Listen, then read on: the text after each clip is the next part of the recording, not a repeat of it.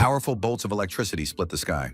At the epicenter was a man who created this discharge, splitting the earth into pieces and scattering his opponents in different directions. He was King Fist. This title was given to a man who had subjugated the Jianghu, and he had done so solely with his fists. The man who was called by his title more often than by his name was known as King Fist, Dan Wusong. His knuckles were covered in blood and repeatedly injured, but that did not stop the man. He was ambushed by a mysterious group, but the members of this group, of course, were no match for him. Now they were all destroyed except for their leaders. These two strangers stood on top of a hill and watched what was happening. The two looked quite skilled, but King Fist did not know them and did not know who they were or where they came from. Dan Wusong addressed the strangers, saying that he wanted to return their subordinate to them, after which the man threw the enemy's body at the feet of his masters. The stranger standing on the mountain asked the demon of his sword to help him. King Kulakov noted that the stranger had cut down his own ally with his sword without hesitation. It became clear that this warrior fought dirty and would stop at nothing. Wusong managed to see the symbol on the sword, and this symbol spoke of the great cruelty of its owner. Wusong asked his enemies if they were representatives of the demonic faction. One of the strangers jumped down from the mountain into the ravine and said that he was impressed by King Fist, who had held out for a very long time and truly deserved his title. Dan Wusong told the man to shut up because King Fist would kill him in just 10 blows. The opponent did not look surprised or frightened at all, but was struck by Wusong's arrogance. The stranger lit his sword and replied that he would see how well his opponent kept his word. After that, a battle began between the men, and the King of Fists prepared his fist. He landed several blows and his opponent was unable to respond, being genuinely surprised and amazed by his strength and speed. The man's breath faltered and pain pierced his entire body, and this was only the first blow. After that, King Kulakov repeated the action several more times, hitting his target perfectly. However, he soon noticed that all his blows were missing his opponent's weak spots. Dan Wusong thought that someone was holding him back, and he was absolutely right. At that moment, the second villain spread his magic at the top of the mountain. This man used special magical effects to prevent King Fist's hands from working at full strength. Dan Wusong was distracted by his opponent with magical powers, and his immediate opponent took advantage of this moment to stab the man in the chest with a long sword. Satisfied with what had happened, although looking quite tired, he announced that the reign of King Fist had come to an end. Dan Wusong, even though his hands were bound with magical ropes and he had been pierced through with a sword, still gathered his last strength and prepared to strike. His opponent did not expect this at all, and for a moment it even seemed that King Kulakov would win. However, he still did not have enough strength, but his opponents could not help but admit that he was really good in battle. When King Kulakov was killed, a second man jumped down from above, who had been activating his magical abilities all this time. He said that it could have been very dangerous, but it was good that everything ended well. The swordsman poked his opponent with his finger to make sure that King Kulakov was really dead. However, at that moment, he received a powerful blow to the jaw because King Fist had not yet finished his battle. Dan Wusong wanted to deliver a few more blows, but he felt his strength leaving his body. He was able to knock out his opponent, but there could be no question of victory and a successful conclusion to the fight. Despite his efforts, King Fist Dan Wusong died at the hands of the demonic faction, and how he wanted to deliver a few more blows. Two birds were flying high in the sky when a powerful flash illuminated everything around them. The events took place in a private estate on Mount Jua. The birds perched near the window and watched what was happening inside. The man in bed was experiencing some kind of shock and strange sensations, and finally saw his assistant, who asked if he was all right. The girl looked worried, not understanding what was wrong with the man, who in turn also did not understand where he was. His head was splitting and spinning, and he couldn't remember anything, but he guessed that someone had probably cured him. The man looked at his hands and realized that he had absolutely no injuries.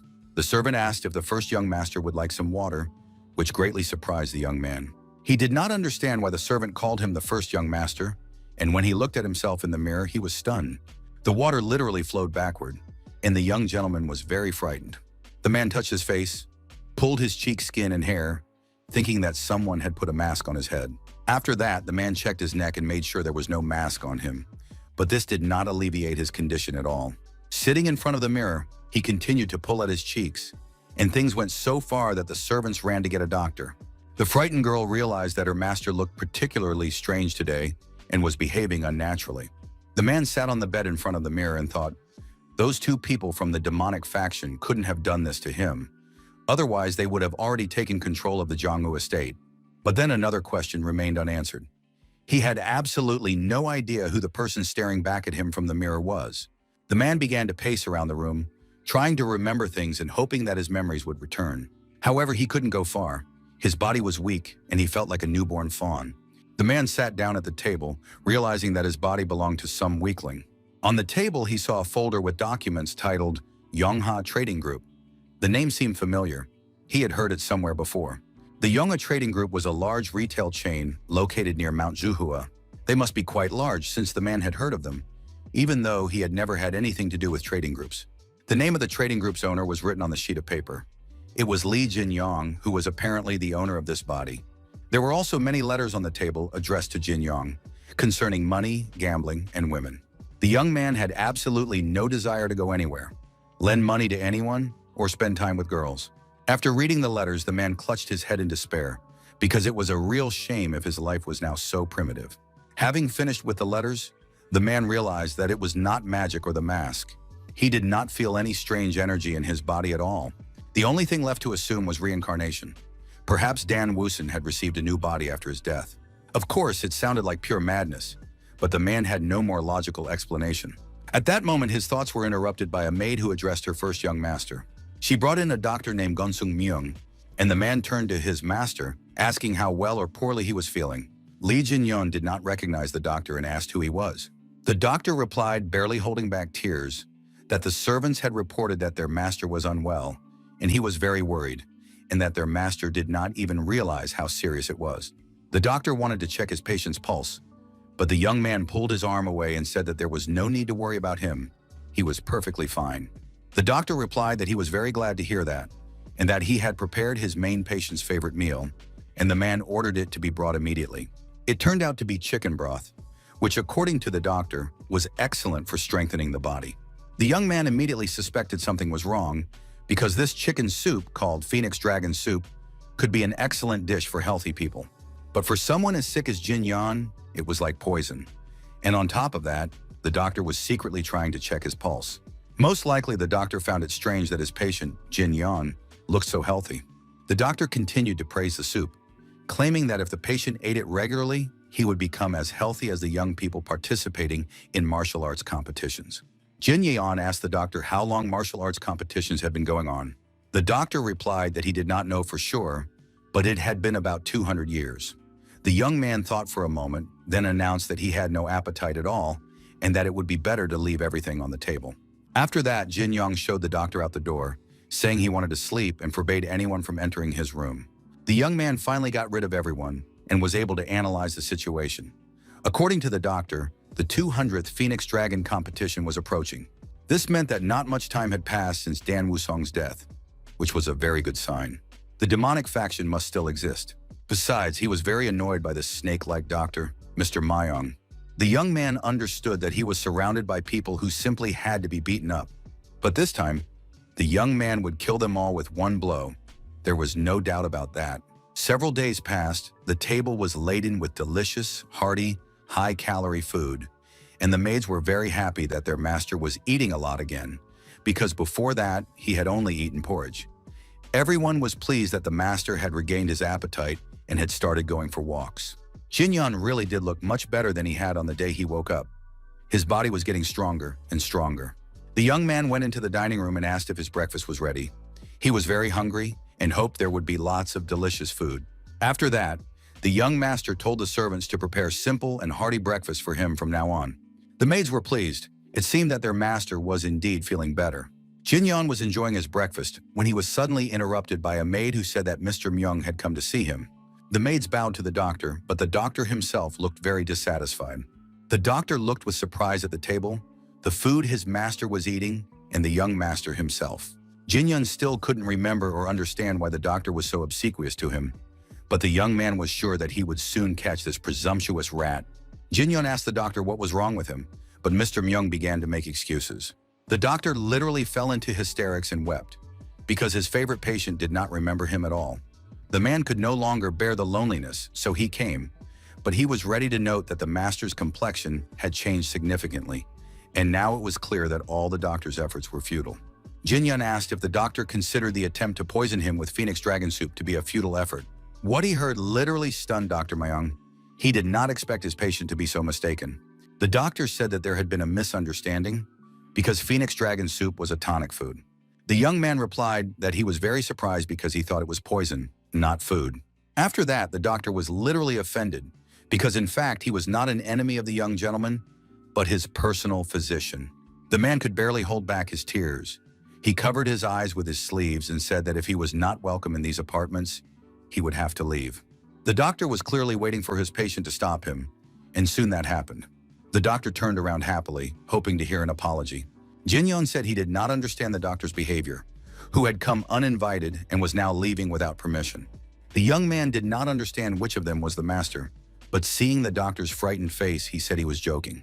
After that, Jin demanded that the doctor bring writing materials from the table because the young man needed to send several letters. The young man said he would dictate and the doctor would write down the letters.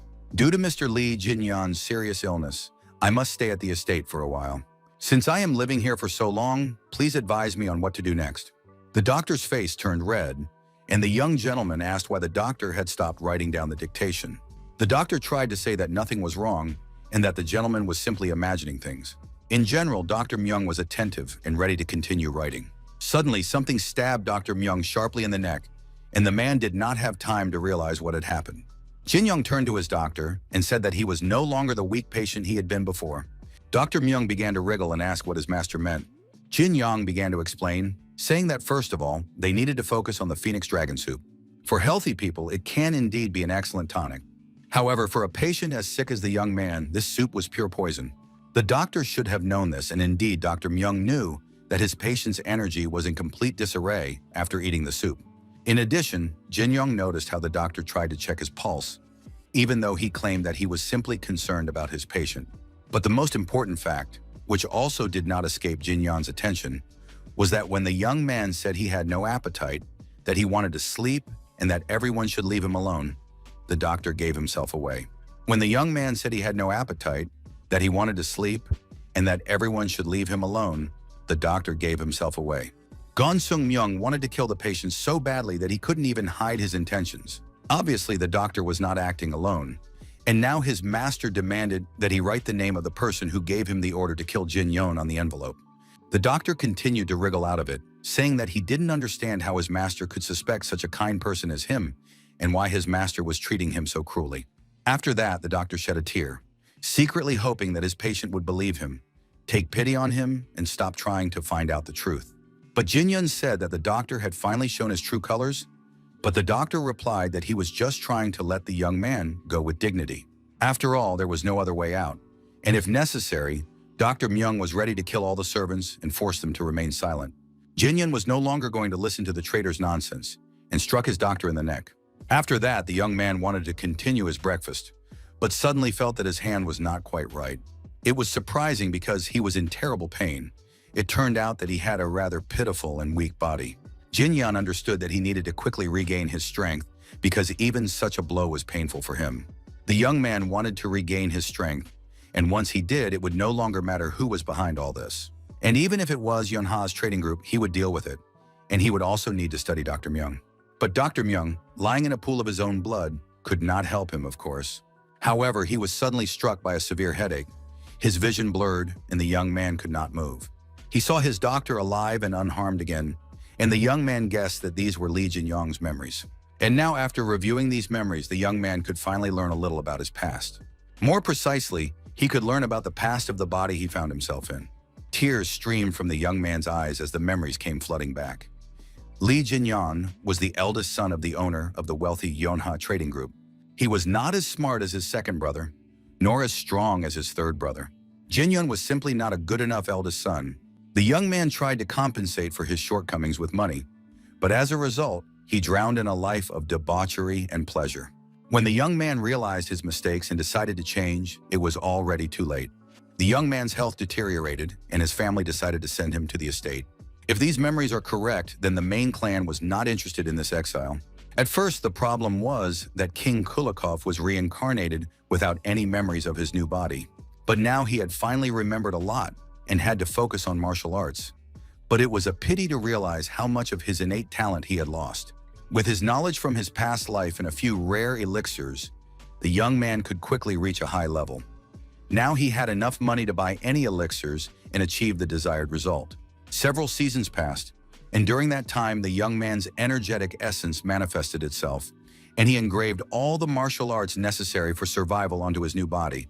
These were the arts of enlightened mobility, the art of the enlightened body, and the quick step, as well as the art that allowed him to control lightning, plus the art of white lightning in 10 phases. At present, the young man had reached the 4th phase of the art of white lightning, and so far everything had gone smoothly. Jinyan had significantly increased his physical abilities, become much stronger, and practiced meditation constantly. The young man was already very fast and could even cut a leaf falling from a tree at tremendous speed. However, the young man was still dissatisfied and felt that this was not enough. The young man's thoughts were interrupted by a guard named Mok Insop, who worked in the security team of a trading group. The young man bowed respectfully to the gentleman and said that he had brought a letter from the main clan. Jinya said he was ready to read it and took the delivered letter. Mok Insop could not believe his eyes. Was this really the young Mr. Jin Yan he knew before? Because the young man coughing up blood was supposed to have died a year ago. Jin Yan stood there with his hand outstretched the whole time because the guard was literally paralyzed by the appearance of the first young master. Finally, the letter was handed over, and Jin Yan studied its contents. The young man learned that his father had fallen ill and was bedridden. This news greatly upset Jin Yan, although the letter did not reveal the cause of his father's illness. The guard in Siop suggested that the illness was most likely the fault of the Uyang clan. It was no secret that the Yunhe trading group regularly paid tribute under the pretext of paying for protection, and these payments had accumulated and now become simply unbearable. Jin Yan wanted to know if the Uyang clan had done anything to deserve this increase in fees. The guard said that absolutely nothing had been done, and that they were not people at all, but real dogs. Even when the small gods sect recently tried to impose inappropriate trade taxes, they failed. The Uyang clan simply said, "We will meet with the head of the Yunhe trading group only in case of serious problems." But after that, nothing was done. The captain of the trading group's security guards couldn't even protest because it was Uyang Hu himself. Uyang Hu was quite famous in the Zhenghu. Many had heard of him. He was a fairly powerful man with great authority. Jin Yong understood that Uyang Hu considered trading groups like theirs to be beneath everything else, so they just needed to deal with the Uyang clan. The guard was surprised to hear that Jin Yang was going to deal with the Uyang clan, but it turned out that there was another reason for the master's father's collapse. It turned out that the second and third brothers had fought with swords, and after the father saw this, he immediately fell ill. This, of course, sounded very strange, but the father was so enraged that his health could not withstand it. He couldn't believe that his sons would fight in front of him, and with swords at that. Jin Yan understood that this did not concern him and that he was not in any danger. But still, the young man could not just sit and watch from the sidelines. Jin Yan told the guard to leave him a letter, and Insiap continued to be surprised because the eldest son's behavior had always been completely indifferent to his loved ones. But then the young man stood up and seriously declared that he would go himself to meet his father and deal with the rest of the family problems. Insiap was very convincing, gesturing and describing everything in detail, although his listeners did not believe a single word. The guard told his comrades that the first young master had changed a lot. He had become a perfect martial artist. His body was simply amazing. The guards literally imagined young master Jin Yan as a young man weakened by alcohol and partying, completely incapable of defending himself and a complete failure. Of course, it was possible to assume that he had become a master of the martial art of sleeping techniques and had now learned to sleep anywhere and anytime. The guards did not believe such jokes, because jokes must be at least somewhat plausible. One could even say that the deputy captain of the guard had a mistress. However, everyone knew that this was unrealistic. Just like the joke about Jin Yan's legendary martial arts skills, Deputy Captain Han Yup asked once again if young Master Jin Yun had really regained his health. The deputy captain remembered the young gentleman from childhood, who had good physical abilities, and one could even be proud of his abilities as a child. Still, it was strange to hear that he had now become a martial arts master. I wonder when he finally plans to return so that everyone can see him. Just then it was announced that young Master Jin Yon had arrived, and now it was clear that the truth would come out. The guards went to greet the gentleman, although they did not like it because they did not consider it necessary to honor this worthless person. But Han Yap told them not to forget who feeds them and to hurry up and go meet him. Jin Yun stood near the entrance to his family home, where he had spent his childhood. Everything looked very rich and seemed absolutely insane. Jin-yun had only heard stories about the Yonha trading group, but he couldn't believe that they were really that powerful, and now he had become a member of this wealthy family. Jin-yun told the maids that he would go to his father himself and advise the girls to go rest, which was also simply astonishing to the servants. Jin-yun walked around the estate, examining and studying it, and the young man had a chance to get his bearings a little. However, it was still strange that no one had come to greet their master. All the guards lined up in orderly rows and congratulated the young master Jin-yun on his safe return home. The vice captain of the security detachment, Han Yop, stepped forward and bowed before his master. The man greeted his master and noted that he had become almost unrecognizable. Han Yop said he was glad to see his young master strong and healthy. However, one of the guards thought that the vice captain had no pride at all. After all, the arrogant Jin-yun always looked down on his subordinates and only gave sharp commands. He would still laugh at his subordinates now. Jin-yun looked at the captain of the security guard group with warmth in his eyes. After that, the young gentleman held out his hands and said that it was a very warm welcome for a problematic person like him. Jin-yun thanked everyone present for the solemn meeting. The guards couldn't believe their ears. Their brains were literally boiling. Did this good-for-nothing idiot really thank them? Insop said that he had warned his comrades. The eldest young master had changed a lot. The other guards agreed that they did not recognize their master. Hanyup also noted that the master's eldest son now seemed to him not an enemy, but rather an ally. The vice captain of the guards led Jin-yup to his father's room and said that he had already warned the master of the house of his arrival. Jin-yup thanked him for everything, but then a loud voice rang out from a young man who had approached. It was the third brother, Lee Jae-yong. He greeted his lazy older brother. However, he immediately noted that his brother's expression was now completely different. And now even the older brother could look menacing. Hanyup remembered how the third brother used to bully his weak older brother and thought that Jin-yun would probably be beaten by his brothers again, as he had been before. The vice captain, holding his younger brother's hand, said how good it was that the two brothers had finally met after a long separation. They must have really wanted to see each other again. However, this action greatly angered Jaeyeon, who punched the guard in the face, saying that he had no right to touch his body and that the guard was taking too many liberties. Jaeyeon said that he had had enough of his talentless older brother. Was the deputy captain also going to behave like a jerk? Jin-yong silently watched what was happening, wondering whether he should teach his younger brother a lesson right away so that he would never even dare to look him in the eye. Jin-yong didn't put off this wonderful event for long and slapped his younger brother. The blow was so strong that Jaeyeon fell to the floor in the middle of the hallway. He looked at his older brother, not understanding what was happening. Jin-young put his hand on Jaeyeon's shoulder and said that he had been very agitated on the way there. The young man began to gradually squeeze his brother's shoulder, who could no longer restrain himself, and called him a damn psycho. Jin-young, without letting go of his brother, said that he should not call him a damn psycho, but his older brother, and that the lesson had been well learned. A group of security guards buzzed like a swarm of bees. They gathered in the hallway instead of doing their job and were discussing something intensely. Lee Hwa-yeon, the middle son, was walking down the hallway at that moment and noticed the noise. The young man asked the vice captain of the guards what was happening near his father's room. Han-yup replied that a quarrel had broken out between the first and third young masters. The third had provoked his older brother. The young man asked why the guards weren't stopping the fight, because the older brother would now suffer at the hands of that nasty Jaeyeon. However, the opposite was true. Jin-yeon continued to beat his younger brother, causing him physical pain, but at the same time did not allow him to scream and make noise under the door of his sick father. Soon, Jin-yeon noticed that their middle brother had approached them, who was now just as surprised as everyone else. In the end, the brothers decided not to stand in the hallway outside the door, but went into the room to talk and enjoy some tea. Hwa-yeon greeted his older brother and said he had heard about his return. The young man noted that his brother looked perfectly healthy.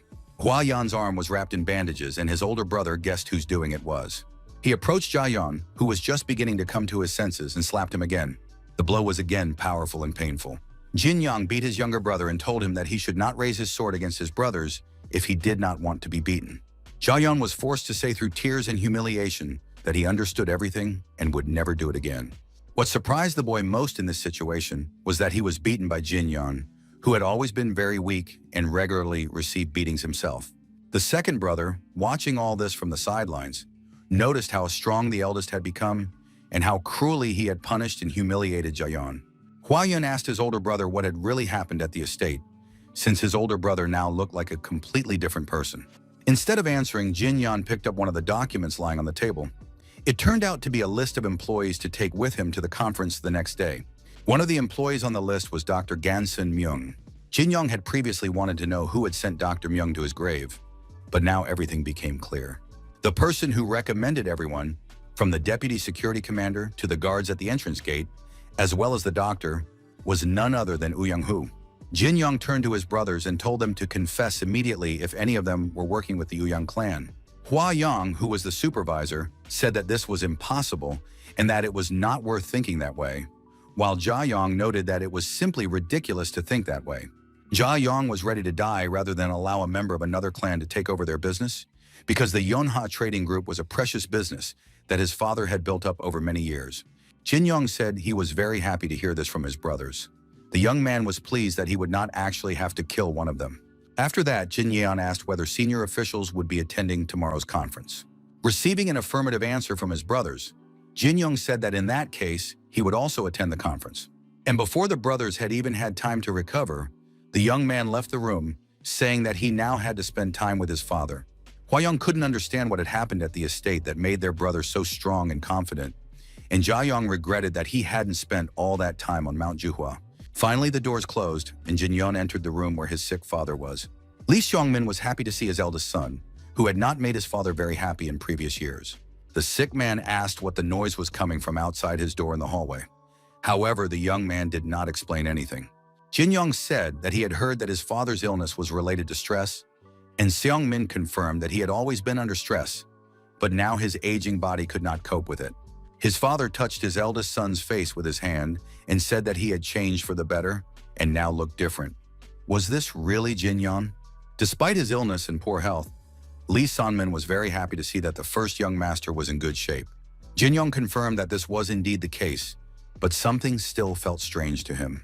He remembered growing up without parents, so he didn't know what it was like to have a father. After all, he had been given up for adoption, and in that life, he had been unlucky with his family. And now, with his new memories of Lee Jin-yon's childhood, he knew that his father had always been there for him.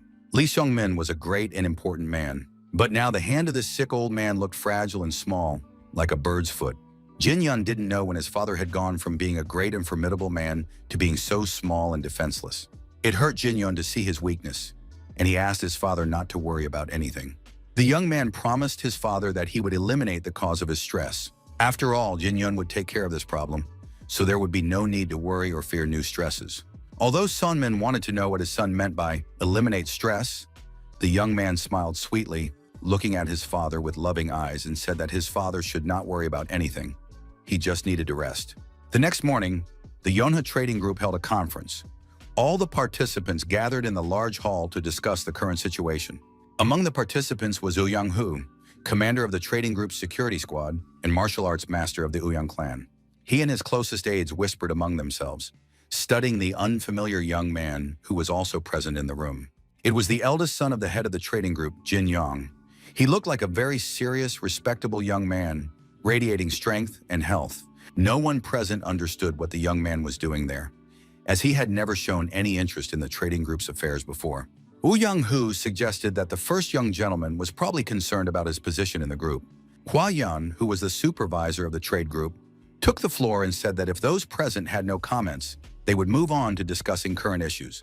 However, at that moment, a hand went up and someone said they wanted to express their opinion. It was Young-hoo. He reported that the first young master still had no guards, even though he had returned, and now the guard commander wanted to recommend one person for the position. Some people noted that Young-hoo could not stop himself, because half of the Yonha trading group was already made up of people from the Young clan. People immediately tried to shut him up, but he said he hadn't made anything up. Indeed, that was the situation. Despite the fact remaining a fact, something knocked the cup of tea out of the speaker's hands, and this had a great effect on everyone present. Young-hoo said it was his fault and apologized to everyone. However, it immediately became clear what would happen to anyone who opposed his words. After that, the man addressed those present once again, asking if anyone had any particular opinions about his proposal. Of course, no one dared to speak up, and Young-hoo was about to name the person he recommended for the position of bodyguard to the first young master. But then his speech was interrupted by Jin Yong himself, who raised his hand and asked to speak. The young man announced that he had a complaint and that he also wanted to make a proposal. In the next moment, Jin Yong quickly approached the commander of the security detachment and said loudly that the essence of his proposal was to dismiss Mr. Yang-hu. Everyone present could not believe their ears. Either they thought it was some kind of joke, but most likely the problem was that the first young gentleman simply did not know how much the commander of the security detachment cared about the safety of the entire trade group. Yang-hu, despite his composure, was genuinely surprised and asked again if Jin Yong really wanted to dismiss him. Most likely the young man had simply forgotten, because he had been in bed for so long, that it was simply not his business. Upon hearing this, Jin Yong did not go into any further details, but swung his powerful fist to strike. Of course, none of those present had any idea what was going on, so the blow was indeed very serious, and the room literally shattered into pieces. Yang-hu, although he tried to maintain a calm appearance, was still in shock. The commander of the security detachment understood that the first young gentleman was probably not even aware of the current situation. But the fact was that at this stage, the Yona trading group already belonged to Yang-hu. The day before, when Jin Yong left his father's room, Hua Yong was waiting for him. The young man wanted to know why his brother was planning to join the general meeting, because in reality they were just a simple group of merchants, and the Ouyang clan was out of their league. Jin Yong stopped and asked his brother if he knew what happened when people underestimated the martial arts master Jung-hu. Those who underestimate and make such incorrect assumptions are likely to be devoured. Jin Yong suggested looking at the current state of the Yonga trading group. After all, right now, an absorption was taking place before their very eyes, which they might not have noticed. Hua Yun analyzed the situation and agreed that his older brother was right. The young man did not notice when the Ouyang clan grew to such a large number within their group. Jin Yan, seeing the concern on his younger brother's face, said that he should not worry, because now his older brother would take care of it. Hua Yun was very happy to hear these words and said confidently, "I hope that will be the case." And now, at the meeting, the young man watched how his brother planned to deal with the Ouyang clan. The clan representatives jumped up from their seats and armed themselves with swords. They were frightened by Jin Yan's behavior. Yang-hu himself understood that the eternal troublemaker had probably finally gone completely mad and was therefore behaving this way. But then Han Yeop intervened in the quarrel. He drew his sword and told the clan representatives to move back to a safe distance, because they did not dare to draw their weapons against the young master. In addition to him, several other guards surrounded Jin Yan, making it clear to everyone present that this young man was under their protection. Jin Yan agreed with the deputy captain, because it was indeed insolent to draw swords against him in his own house. How dare these people point their swords at their employer? Or have they simply forgotten their place? Jin Yong addressed the representatives of the Ouyang clan directly and asked if they really wanted to die right now. Jin Yong announced that he felt a little guilty towards Yang-hu, so he could accept their unworthy behavior as compensation.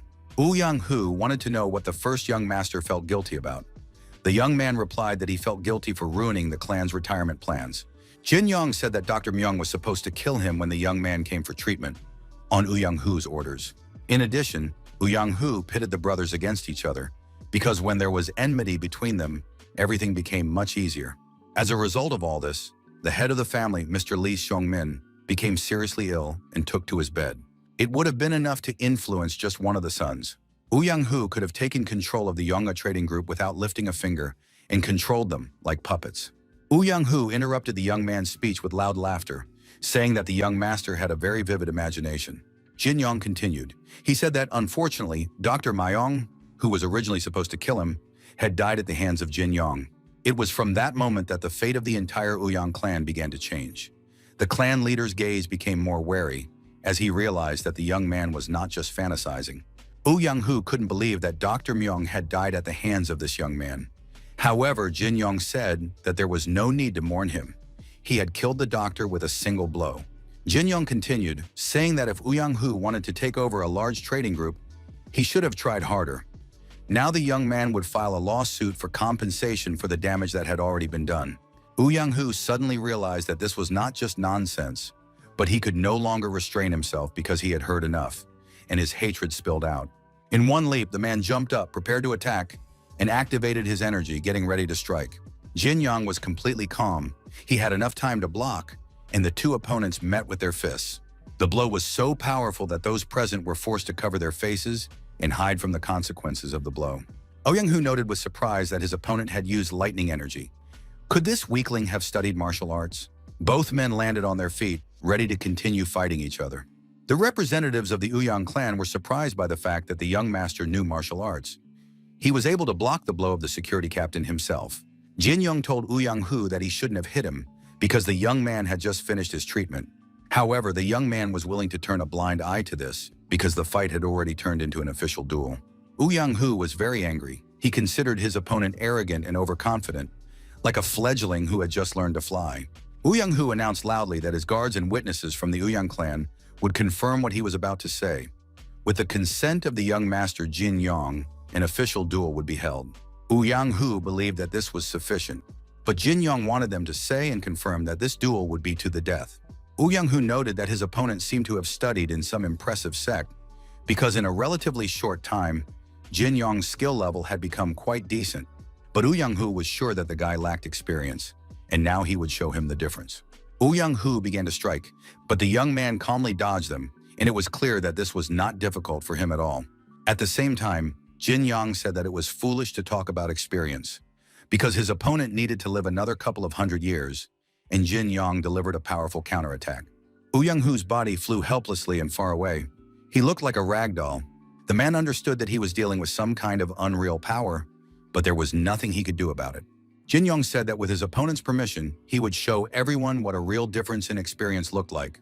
Jin Yong used his enlightened art of movement, and in the blink of an eye, moved from one point to another. Jin Yong flew towards his opponent and struck him, but Uyang Hu, who had already realized that he had to fight with all his might, managed to raise his sword. And although Uyang Hu did not miss any of the blows that rained down on him, he had a very difficult time, and the man began to realize that he was facing a serious opponent.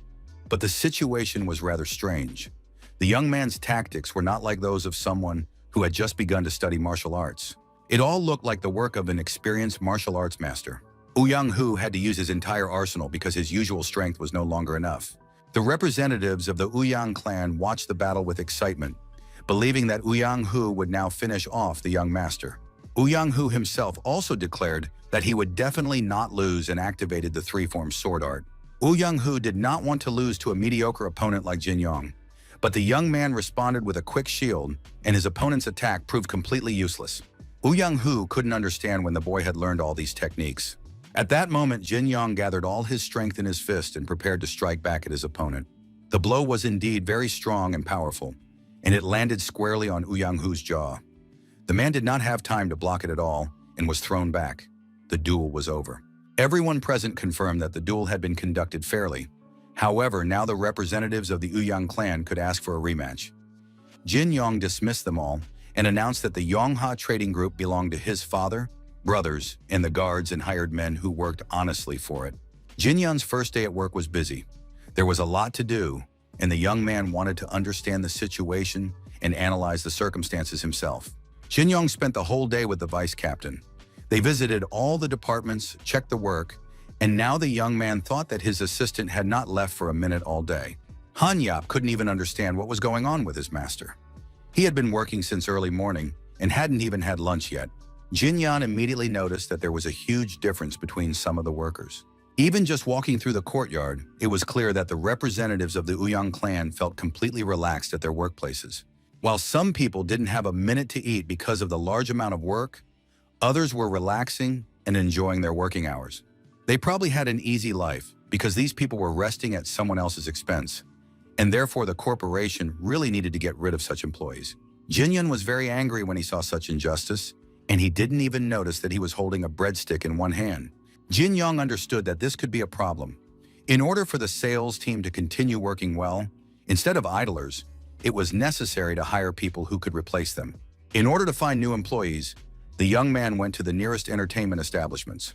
There were indeed many potential future employees there, spending their time drinking alcohol, playing mahjong, and enjoying themselves. Some vacationers recognized the newcomer, for he was the very same weakling, the young gentleman from the Yonha trading group. Indeed, Jin Yan was walking down the corridor, and surprisingly, he did not order any alcoholic beverages and did not seem to be planning to actively entertain himself. The men recognized him but thought he was dead because he hadn't been seen anywhere for a long time. Everyone was curious to see how much money this rich guy would spend on entertainment this time. Part of the premises was blocked off and a prohibition sign hung on it. Jin Yan approached the man standing guard and asked what was going on.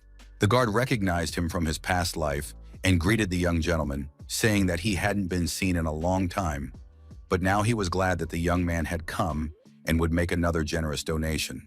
Jin Young immediately said not to touch him, otherwise he would squeeze all the fat out of the fat man and use it to lubricate the wheels. After that, Jin Young demanded that the door be opened. The fat guard, who really did look like a pig, tried to prevent Jin Young from entering, but as you can imagine, he was unsuccessful. Jin Young went inside. A poisonous fox named Chul Myung-ho immediately recognized the guest and said that he looked great and that the treatment had apparently done the guy good. With him were two brothers, Yuk Jinbo and Yuk Myungbo. They also recognized the guy and greeted him. The three men began to talk about how happy they were to see their friend, who had once been ill, but was now finally recovered. However, they did not even ask how he was doing and greeted him very indifferently. Poisonous Fox demanded that the brothers show more care and respect for such an important guest who had visited them. After all, Jin Young and Chul Myung had been friends since childhood. Although this friendship included one-sided use of physical force and financial exploitation on the part of one of them, Jin Young understood that the modern definition of the word friend among young people had changed somewhat. Myung-ho understood that his friend would want to have fun after a long absence, because there should be some great action after he had been sick for so long. Of course, in reality, it was Poisonous Fox who wanted to party because he had no one to give him money. So now the guy said he wanted to celebrate Jin Yan's return and had prepared something great for the occasion. Jin Yan remained silent the whole time, and Poison Fox said that it made him angry. Jin Yan continued to remain silent and said what he was thinking. This was clearly not typical for a young man and greatly surprised his former friend. Jin Yan was actually thinking about whether to kill Myung-ho or let him live. In fact, he had absolutely no need for Poisonous Fox, but the young man needed these twins who carried out all their master's orders. These guys live as bouncers under Myung-ho's command and do whatever they are told. In addition, they are very strong, dispassionate, and loyal. Jin Yan believed that they were too valuable to spend their lives with a loser like Chul Myung-ho. Jin Yang finally spoke up and said he had made a decision. First, the young man held out his hand and demanded that his former friend give him the key to the safe. Myung-ho began to pretend that he did not understand what key he was talking about, because it was complete nonsense. Maybe Jin Yang just needed money. Jin Yang said that yes, he needed money, and he wanted to take all the cash. When the bags of money were offered to him, the guy started counting. He had once invested thousands of coins in this gambling den, plus interest, plus extortion money and medical bills for being beaten up here. Jin Yun announced that he considered about 100,000 yen to be fair compensation. In response, he heard only loud laughter from Poisonous Fox. It was very funny.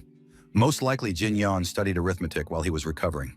After laughing his fill, Myung-ho said that there was not only 100,000 yang in the safe, but also jewels, gold, and silver. However, none of it belonged to Jin Yan, and therefore he would never receive any of it. If Jin Young needed money, he should just ask his friend, and he would lend it to him. Poisonous Fox put his hand on the guy's shoulder and asked why he suddenly asked for the key to the safe right now. After all, Jin Yun had been ignoring his best friend Myung-ho all this time, and good friends don't do that. Before, Jin Yun had behaved like a weakling only because he was sick, and everyone treated him that way. But now he had come and demanded the key to the safe and was ignoring his friend. Myung-ho continued to shout louder and louder, believing that Jin Yun should pull himself together, because he probably knows who he is dealing with and who Chul Myung-ho is. The Poisonous Fox continued to rant, not understanding what was happening to his interlocutor. Perhaps he had simply decided to die right then and there, but Jin Yan did not react in any way. Perhaps he had simply swallowed his tongue. Myung-ho ordered his bodyguards to pin the bastard to the ground and hit him a couple of times to cheer him up. The Yuk brothers happily rushed to carry out their master's orders. They grabbed Jin Yan by the arms and were about to start beating him, but then Jin Yan raised his head and spoke. It turned out that he had decided to show leniency to Myung-ho. Jin Yun took one of the brothers by the arm and pushed him away. Myung-ho's eyes immediately bulged with surprise. Then the young man threw the guard aside as if he were not a huge man, but a volleyball. Jinbo flew across the room and crashed into the wall, breaking everything in his path. Myung-ho was furious and was going to avenge his brother. He rushed with his fists at Jin Yun, who managed to crouch down, preventing him from striking. In the next moment, the young man counterattacked his opponent with his foot. This blow was not just strong, it was enough to break the bodyguard's leg, who howled in agony.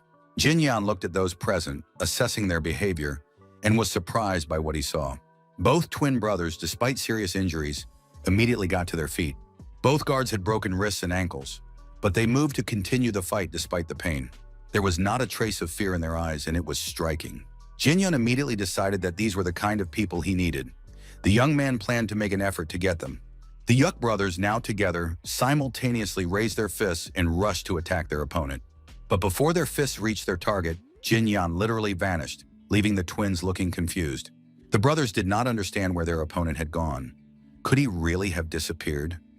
Jin-Yun had simply moved very quickly and was now standing behind the brothers. Jin-Yun put his hands on the twins' Yuk and held these strong and powerful fighters with the strength of his fingers. Jin-Yun was very pleased. He had seen for himself that these two guards were too valuable to just rot away with Chul Myung-ho. After that, Jin-Yun banged the brothers' heads together.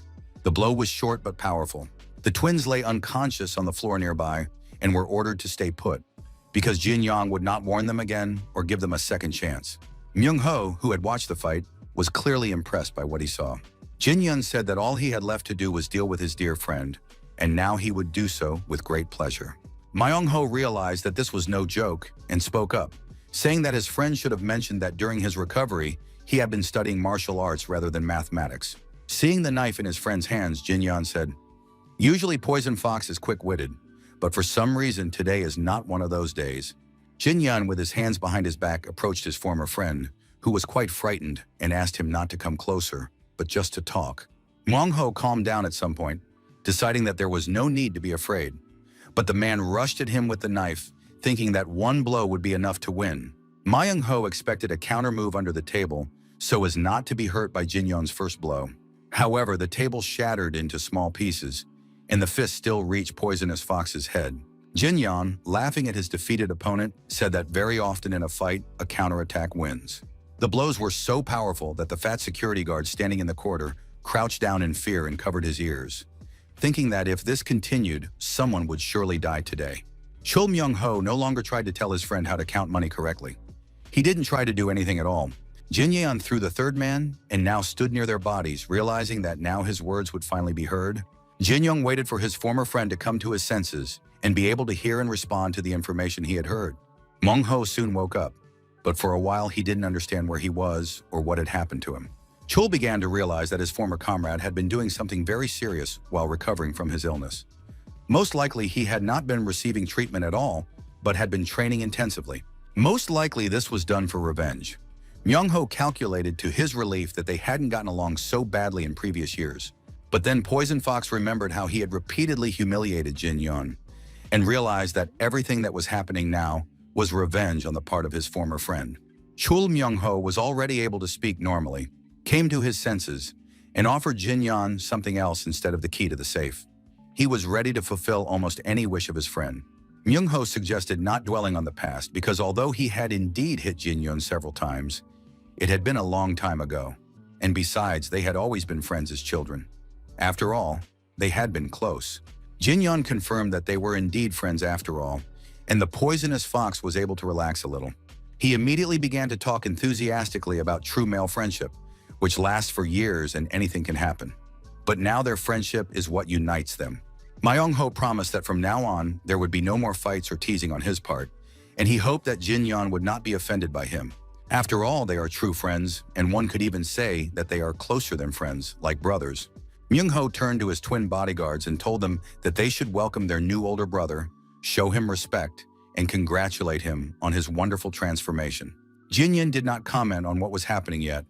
He was, so to speak, stunned to hear all this about friends and brothers. Myung-ho hadn't forgotten how Jin-Yun had humiliated himself for years, kissing his boots and wagging his tail at his every word. The Poisonous Fox was going to grab his twins and get out of there, because with these guys around, he would easily find a new hideout. Jin-Yun then turned to his twin brothers. He said that when he called someone his brother, he swore for life, and now he wanted to know if the Yuk brothers were ready for such an oath. Jinbo and Myungbo did not answer, but only looked at their master Myung-ho, hoping that he would tell them the right answer. After that, they said aloud that they swore to be brothers and would keep their oath for the rest of their lives. Jin-Yun announced that everything was fine now, and he could move on to the next stage. If they were all brothers now, they had to decide which one of them was the older brother. Jin-Yun ordered the twins to leave the room. Now, a conversation would take place between Myung-ho and Jin-Yun, and it would become clear who was the eldest. The Poisonous Fox was unhappy with this turn of events. However, the twin bodyguards left the room, and now only the two former friends remained. Jinhyun said that they needed to decide quickly, and Myung-ho didn't understand what his opponent was up to, remaining very wary. Jinhyun smiled pleasantly, saying that now they would immediately clarify all the issues, and everything would become clear. Jinhyun stated that Poison Fox had been quite effective with these trusting individuals, but that such behavior would not be tolerated going forward. Jinhyun said that from now on, he would take care of their education and clenched his fist, showing how he would do it. Myung-ho already understood that he couldn't handle his friend, so he told Jinhyun to just take all the money. Myung-ho was really upset. He had already been beaten up, and now Jin wanted to take his twins away. The situation led to only one conclusion. Myung-ho simply had to die. It would be better if Jinhyun killed him. Jinhyun didn't wait for another request and immediately kicked Poisonous Fox in the jaw. Jinhyun understood that his friend had worked very hard, making money off him and using the help of his twin bodyguards.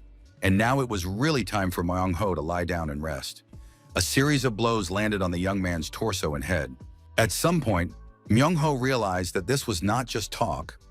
Jinhyun was really going to kill him, and it turned out that he was going to die now. With his last ounce of strength, Myung-ho whispered that he would give his former friend everything he wanted.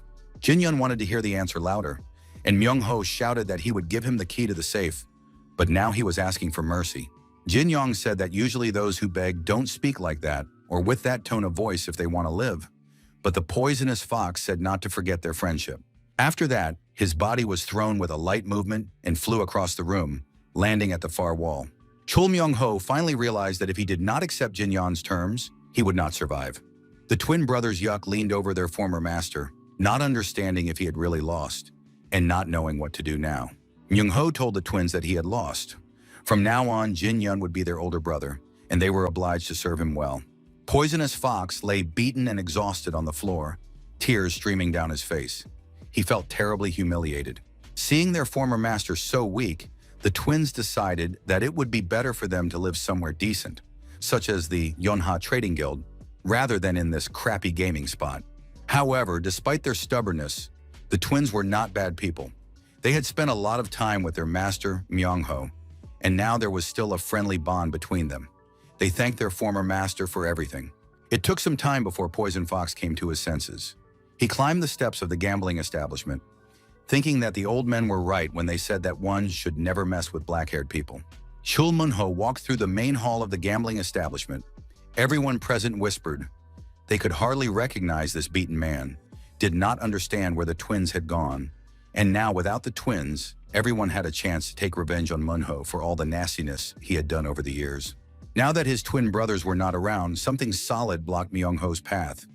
A shoulder. Chul Myung-ho stopped, looked around, and said that all sorts of scum had crawled out of the cracks to take advantage of the situation. However, they were not facing some weakling, but the Poisonous Fox himself. And if the men wanted to attack, let them do it right now. Those present were surprised by this reaction. Myung-ho looked like a walking corpse, but he still behaved arrogantly. Several men actually took out their knives and swords and prepared to take revenge on the Poisonous Fox. Myung-ho understood that these guys were now capable of actually killing him. He deeply regretted that Jinhyun had beaten him badly, and now he was very weak. Chul Myung-ho didn't have time to do anything when suddenly someone's powerful fist flashed in front of him instead of a blow. The punch was so strong that the attackers flew in different directions along with their weapons. Someone's voice announced that these people in the game room used to be afraid to look Poisonous Fox in the eye, but now they were attacking him in a crowd because he was weak. Jinhyun thought this was wrong. If the men wanted to kill Myung-ho, they should fight him when he was not half dead, but make official announcements of a duel and wait for him to recover. Jinhyun ordered the twins to take everything of value from their former master's private rooms. Myung-ho felt relieved by the situation, but Myung-ho still felt humiliated because now Jinhyun and the twins were acting like heroes. The Poisonous Fox left without saying goodbye. After a while, Jinhyun left the gambling house, and the twin brothers Yuk carried boxes of valuables on their strong shoulders. One of the brothers turned to Jinhyun and thanked him for helping Myung-ho. Jinhyun was surprised, but the young man realized that these burly twins were not such mindless and insensitive killers after all. And now he looked at these brothers, and like everyone who had ever been to a gambling den, did not understand why the twins were following Myung-ho. Some people said that the Yuk brothers had been sold as slaves, while others claimed that the brothers were loyal to their master out of fear. Jin Yong had also thought so before, looking at these strange men, Jinbo and Munbo. But now Jin Yun understood that these twins had not been sold, and they were not bound to their master by fear. Dan Wusung was once again convinced that even in his second life, it was very difficult to understand people's true motives. While Jin Yun and his assistants were loading things, a stranger appeared nearby, watching the group and trying not to reveal his presence. The stranger hid behind a column, trying to see if it was really Jin Yun, this strong, confident, and handsome young man with 2 assistants. New members had joined the Yonha Trading Group family, and they were simply gigantic compared to the usual servants. Jae-yong walked through the trading group's residence annoyed and angry. He was tired and dissatisfied because since his older brother had returned, there had not been a single peaceful day. The other day, he brought a mountain of money from who knows where and brought 2 burly men with him. Jin-yong announced to his brothers that they could use the twins' services, but they had to do so carefully. And now Jae-yong saw something unusual again, something that had not been there before. One of the guards drove into the courtyard of the residence in a cart, driving a pair of horses. The cart was loaded with jars, bundles, boxes, and crates of various goods. Hwa-yun gave orders to be careful with this cargo and to put the cart aside because it had brought something important. Hwa-yun, as supervisor, controlled the arrival of new goods, as well as their unloading and accounting. Jae-yong ran up to the commotion and wanted to know what had been delivered. He opened one of the boxes and realized that these were the very same century-old elixirs that people had been lining up for since dawn. At that moment, the head of the family appeared in the courtyard of the residence with his assistants and said that he had ordered all of this. Hwa-yun rushed to his father, saying that it was still difficult for him to go outside and that it would be better if his father stayed in his chambers. However, Lee Seon-min replied that he was feeling much better. Jae-yong asked his father what he was going to do with all these elixirs. Everyone knew that Jin Yun had asked for only 1 elixir, but many more had been purchased. This meant that at least one of the elixirs would go to Jae-yong. But the young man was mistaken. It turned out that absolutely all the elixirs had been bought for his older brother.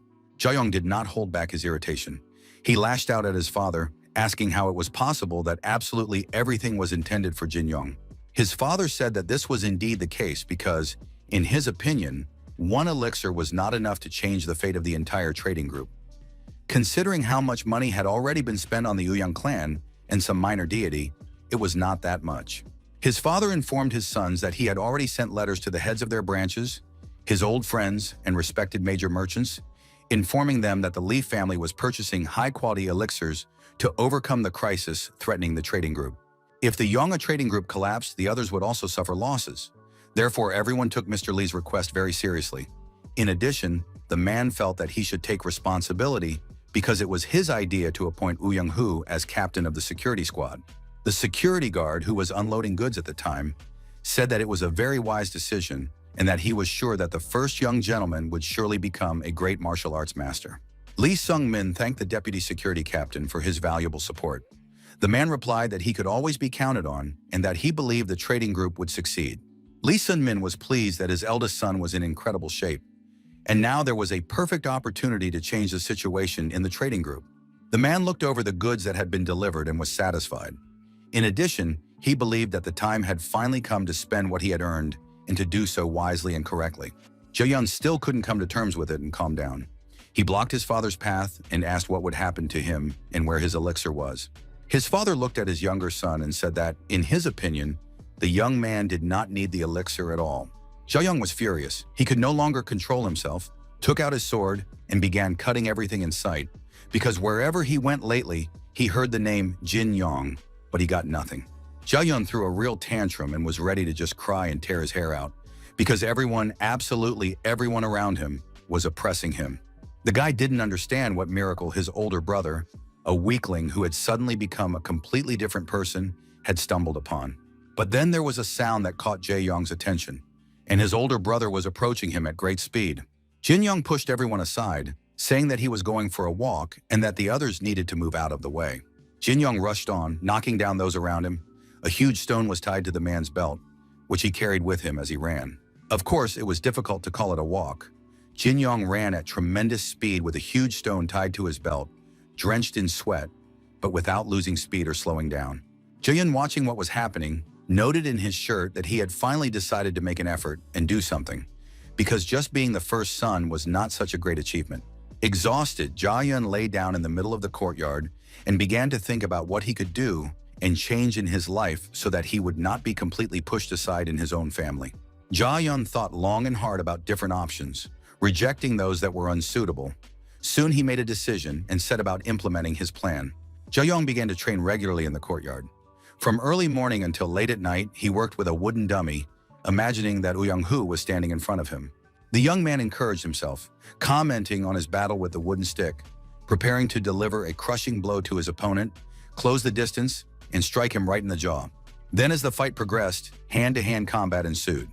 Without weapons, the wooden block was getting the worst of it. Ja Yeon finished the fight with the trainer and said that he didn't understand this damn bastard at all. Jin Young approached his brother and asked what bastard he was talking about. However, the young man was frightened and did not answer his brother's question. Jae-young didn't understand how his older brother had returned from his walk so quickly, but Jin Young said that he had already finished training. If Jae-young wanted to practice movement, he had to do it properly, otherwise there would be no results. Jin Young handed his brother a wooden sword and asked him to show what he had already learned, noting that his repetition of Young-hoo's technique was actually quite good. Jae-young realized that his older brother had been watching him for some time. The young man felt embarrassed. However, it became clear that he could not disgrace himself any more than he already had. So Jae-young began striking the training dummy with the wooden sword again. Jin Young tried to cheer up his younger brother, saying that he had an excellent reception, but his thrusting strike was rather sloppy. Jae-young didn't like the latter comments very much. Of course, he only wanted to hear praise. Jae-young was about to say something rude to his older brother when suddenly a fist flashed in front of his face. Jae-young didn't lose his composure and put his wooden sword between his brother's fist and his face. Jin Young said that after Young-hoo's diversionary tactic failed, all he could do was defend himself. Jae-young ran away from his brother and said he wanted to talk to him and avoid fighting. Jin Young understood that his younger brother wasn't listening to him at all. Jae-young picked up his wooden sword again. Without thinking about the consequences, Jae-young rushed at his older brother at tremendous speed. But when the young man rushed to the place where his brother had just been, it was completely empty. He had disappeared. Jin Young was again much faster and more agile. He appeared behind his younger brother and declared that when people lose their advantages and find themselves backed into a corner, they act rashly. Jae-young turned around in surprise, not expecting his older brother to be standing behind him. Jin Young said that the goal of any fight is to force your opponent to reveal their best hidden trump card. And now his older brother was ready to strike Jae-young in the head. If, of course, he didn't treat this fight as just a training exercise. Jae-young was frightened and understood that in a real fight, this would have killed him. Jin Young added that stabbing blows are less likely to hit than slashing ones. In addition, the three-form sword art that Young-hoo was trying to use must be used with great caution. After all, if the opponent is faster at that moment, the outcome of the fight will be predetermined. Jin Young showed his younger brother an example of this. Jin Young thought that if he were now in the same physical shape he had been in his previous life, none of his opponents would even have time to draw their swords from their sheaths. However, now his body was not even a quarter of what it had been when Dan Wusong was the king of fists. That's why Young-hoo wasn't a victory to be proud of, but it was important not to forget something else. There were also a large number of people in his past life whom he could not surpass, even as the king of fists. This had to be remembered at all times. Jin Young understood that he had to become even stronger, much stronger than he had been before. At that moment, the young man's thoughts were interrupted by a servant who announced that a guest was waiting for the first young master. Jin Young, still very serious and pensive, said he would come right away. After that, Jin Young approached his brother and looked at the abrasion on Jin Young's forehead. But instead of feeling sorry for his younger brother, Jin Young slapped him, reducing him to tears and resentment once again. Perhaps this is what brotherly friendship and love look like. At that moment, several people were arguing inside the residence. One of them demanded that they stop talking nonsense, because everyone knew that Jin Young did not know martial arts. After all, this was the guy who did nothing but chase girls, drink, and party, and now he had suddenly started practicing martial arts. No one would believe that. A representative of the Yoon family named Gu said that he saw it with his own eyes when he got drunk the other day and passed by a gambling house. He saw Jin Young and two twin bodyguards loading all the valuables onto a cart and heading straight for the Yonha Trading Guild. The voice of the man giving orders to the twins sounded very familiar. Soon the young man turned around, and it was indeed Jin Young. But the man did not have time to talk to Jin Young because he left very quickly. Ju Ja-young and Sima Gyeok decided not to argue because they had come here precisely to investigate the rumors. Besides, they wanted to see for themselves and compare how much the information corresponded to reality. Was Jin Yon really the same person? The guests entered the room where the training was taking place and saw Jin Yon in all his glory. The guests rushed to the maid to confirm that this was indeed their young master and the head of the trading group. Had he adopted another child? The maid confirmed that it was indeed Mr. Jin Yon. The guests decided that they were hallucinating because it was impossible to believe what they were seeing, and they had been drinking the night before. Most likely, these were the consequences. It was too absurd.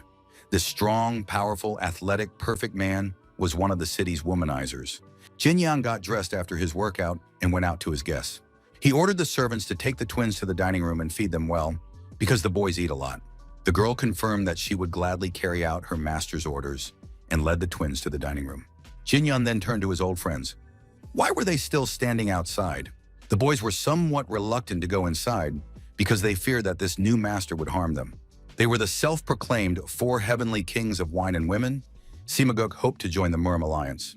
Ju Jaeyoung suffered from irritable bowel syndrome and was always retaking exams. Gu Yun, a representative of the West Wind Security Agency and the youngest heir to his family, led this group of Jin Yun, who were the members of the womanizing group. They all gathered when they heard the incredible rumor that their friendly loser friend had returned. There was complete silence at the table. Everyone ate in silence, not knowing how to start a conversation. Jin Yang didn't really want to start a friendship with them again. In his memories of the past, he remembered what they used to do. They were always hanging out, talking about drinking and women. They also called themselves something like four drunk idiots or something similar. Finally, Jia Yang broke the silence and said that they had come to visit their friend after learning that he had returned. Jia Hama noted that his friend really did look very good, even better than before, but he had a rather stern look on his face. Gu Yong admitted that he still couldn't believe that this muscle-bound hunk was really his friend. Had Jin Yong been training non-stop all this time? Gaiwook understood that such a level of physical fitness could not be achieved through training alone. Jin Yong admitted that it was all thanks to the martial arts he was now practicing. His friends had already heard about how Jin Yong defeated Wu Young-hoo. Everyone wanted to know who had taught him martial arts because it was impossible to learn it on your own. Jin Yong said he was just lucky, but his friends thought it was one of those fateful encounters you only hear about. Jin Yong hardly commented on his friends' questions, giving them the opportunity to fill in the blanks themselves. Jia Yang asked what their friend would do now and what his plans were. Jin Yong said that he still had some debts to pay off. In the meantime, he would help his father's trading group and prepare himself. Right now, he was interested in nothing but becoming stronger. His friends did not understand what had happened to their partner. Perhaps they had come to the wrong house because it was practically impossible to change so dramatically. Gaiwook remembered how his friend had announced that he was going away somewhere to recover. In reality, it was practically exile because the young man had greatly disappointed his father. Gaiwook supported his friend at the time, saying that it wasn't such a bad thing and advised Jin Yon to use this time to recover and change. Jin Yon said that it would indeed be great to change and become a different person. And now Gook watched with satisfaction as his friend had indeed changed a lot and become a completely different person. All of his friends agreed that huge changes had taken place and that it was worth celebrating. Gu Yong suggested kidnapping Jin Yon before he was sent somewhere to work. Gaiwook wasn't talking nonsense because he himself liked to get drunk and disappear for a few days. Although Gu Yun always claims that he had very important business to attend to, in reality he was drinking heavily. Jin Yun listened to his friends' conversations and realized that he really did have true friends. The young man told his friends that he had indeed changed a lot. What about them? Were there any changes in their lives? His friends said that if they changed easily, they would no longer be themselves, and they remained as Jin Yun remembered them. After that, they decided not to talk about change, but just to celebrate their reunion. After all, the boys used to think that they were all just frogs thrown into a well. But one of them had already gotten out and seen the world, so the others also had a chance to change and transform their lives. Their old friendship helped make this evening a success, which everyone present really enjoyed. As they were about to go home, the guys told Jin Yon to ask them for help and keep training hard. Still, the friends were very happy for Jin Yon, who was able to change his life. It was amazing. Of the whole group, the most hopeless one had returned as an adult. It felt as if the guys' youth was coming to an end, and they needed to become serious. Haewook noted that today was somehow particularly melancholic, so they needed to leave urgently. The guys went out to the guests, intending to go home and prepare for the exam, but on the way they came across a house with sweet aromas, and they decided to stop by for one last drink. In the House of Sweet Aromas, a representative of the Uyang clan was giving a presentation. The leader of the small deity sect, Yomji-sang, was furious when he learned that Uyang-hu was dead. It didn't make sense. Could the heir to the Yona trading group really be so strong as to defeat such a formidable opponent? It turned out that Jin Yong had indeed defeated the captain in less than 30 blows. The bodyguards and attendants rushed to the body of their master, Uyang-hu, but there was nothing they could do. It had to be admitted that the opponent was an incredibly skilled warrior. Jin Xiong was impressed by the story and asked what weapon Jin Yong had used. It was unbelievable. A professional swordsman had lost to a young fighter who fought only with his fists. It was a real disgrace. The young man asked the leader of the sect of minor deities how they would proceed with revenge. Jin Xiong believed that there should be no revenge for an honest and open fight. After all, they were not really bandits, but honest warriors. The representative of the Uyang clan began to protest, saying that they couldn't let this matter go because they were friends with his master. Then the guy started saying that it was a matter of honor, and at that moment, Jin Song's patience ran out. He drew his sword and shut the shameless man's mouth once and for all for daring to question his honor. What kind of friendship could there be if his friend was already dead and had lost his life so shamefully? Jisong ordered his servants to clean up his room. After that, the man began to hug his girlfriend, who had witnessed the scene, and the woman was covered in blood and completely shocked. Jisong tried to entertain himself for a while longer, but his mood was completely ruined. Even drinking didn't help, and he decided to leave the establishment. The servants reported that the Yonha trading group was refusing to pay taxes, and now they also had the death of Uyang-hu on their hands. He had to decide how to respond to these events because the situation was becoming delicate. The refusal to pay taxes also made it clear that the Yonha trading group did not recognize the sect of minor deities. Something had to be done about this. The subordinate thought, is Ji-song going to kill the entire Li family? However, the leader of the sect of minor deities said that they could not just go around killing people. After all, they were not really bandits. The subordinate thought that his boss would simply let the Li family off the hook. Just then, Jin Yon's friends entered the room. The guys agreed that they were hopeless, because even after their friend had changed, they continued to tread water, although now they would only drink one glass each. Of course, this was progress, and the guys wanted to change their lives, just like their friend had done. And then at some point, Sim Ga-wook caught up with Yeom Ji-sung as they passed each other in the hallway. At that very moment, Ji-sung said, "To be honest, I want to get my hands on the money from the Yona trading group." Ga-wook heard these words very clearly. He turned around, looked after the stranger, and listened to the conversation. Ji-sung said that this old man, Lee Seong-min, was actually a master negotiator and much richer than he appeared. It would be interesting to know how much the heir to such a trading group might be worth. Late at night, someone disturbed Sun Jin-yeon. He opened the door and was surprised to see that his friend had come running to him again. Sima Gyeok was standing on the doorstep. He couldn't catch his breath for a long time because he was in a hurry and had been running the whole way. Jin-yeon said that this information literally brought him to tears because his friend had come to him so late, despite his fatigue. Sima claimed that the men in the establishment looked as if they were about to attack their comrade. But now the situation had indeed become dire. After Uyang-hu's death, the family residence was practically without proper security. Help was urgently needed. The small deity sect was among those who wanted to drive the Yonha trading group out of business. Jin-yeon thought for a while, figuring out what to do in the best interests of the family. The young man asked his friend where Yeom Ji-sung was now. The boys assumed that he was probably already at home. Jin-young invited his friend to come inside, saying he had some thoughts and a plan for the two of them. Jin-young took his friend to the security warehouse and gave him a raincoat to put on immediately. Jin-young was sure that Ga-wook knew where the sect of minor deities was located. They had to get ready quickly so they could be back in time for breakfast. Ga-wook tried to say something like, "There are only two of us, and there's a whole sect there. Are we really going to go there now, just the two of us?" Jin-young didn't even want to know what these guys were up to. It didn't matter. They had to act first. Jin-young put on his cloak, hid his face under a mask, and demanded that his friend take him to the right place immediately. Jin Yeon was very confident and wasn't going to listen to any arguments, the voice of reason, or fears. The base of the sect of minor deities looked charming. Wonderful cherry blossoms bloomed on the territory, and pink petals flew around.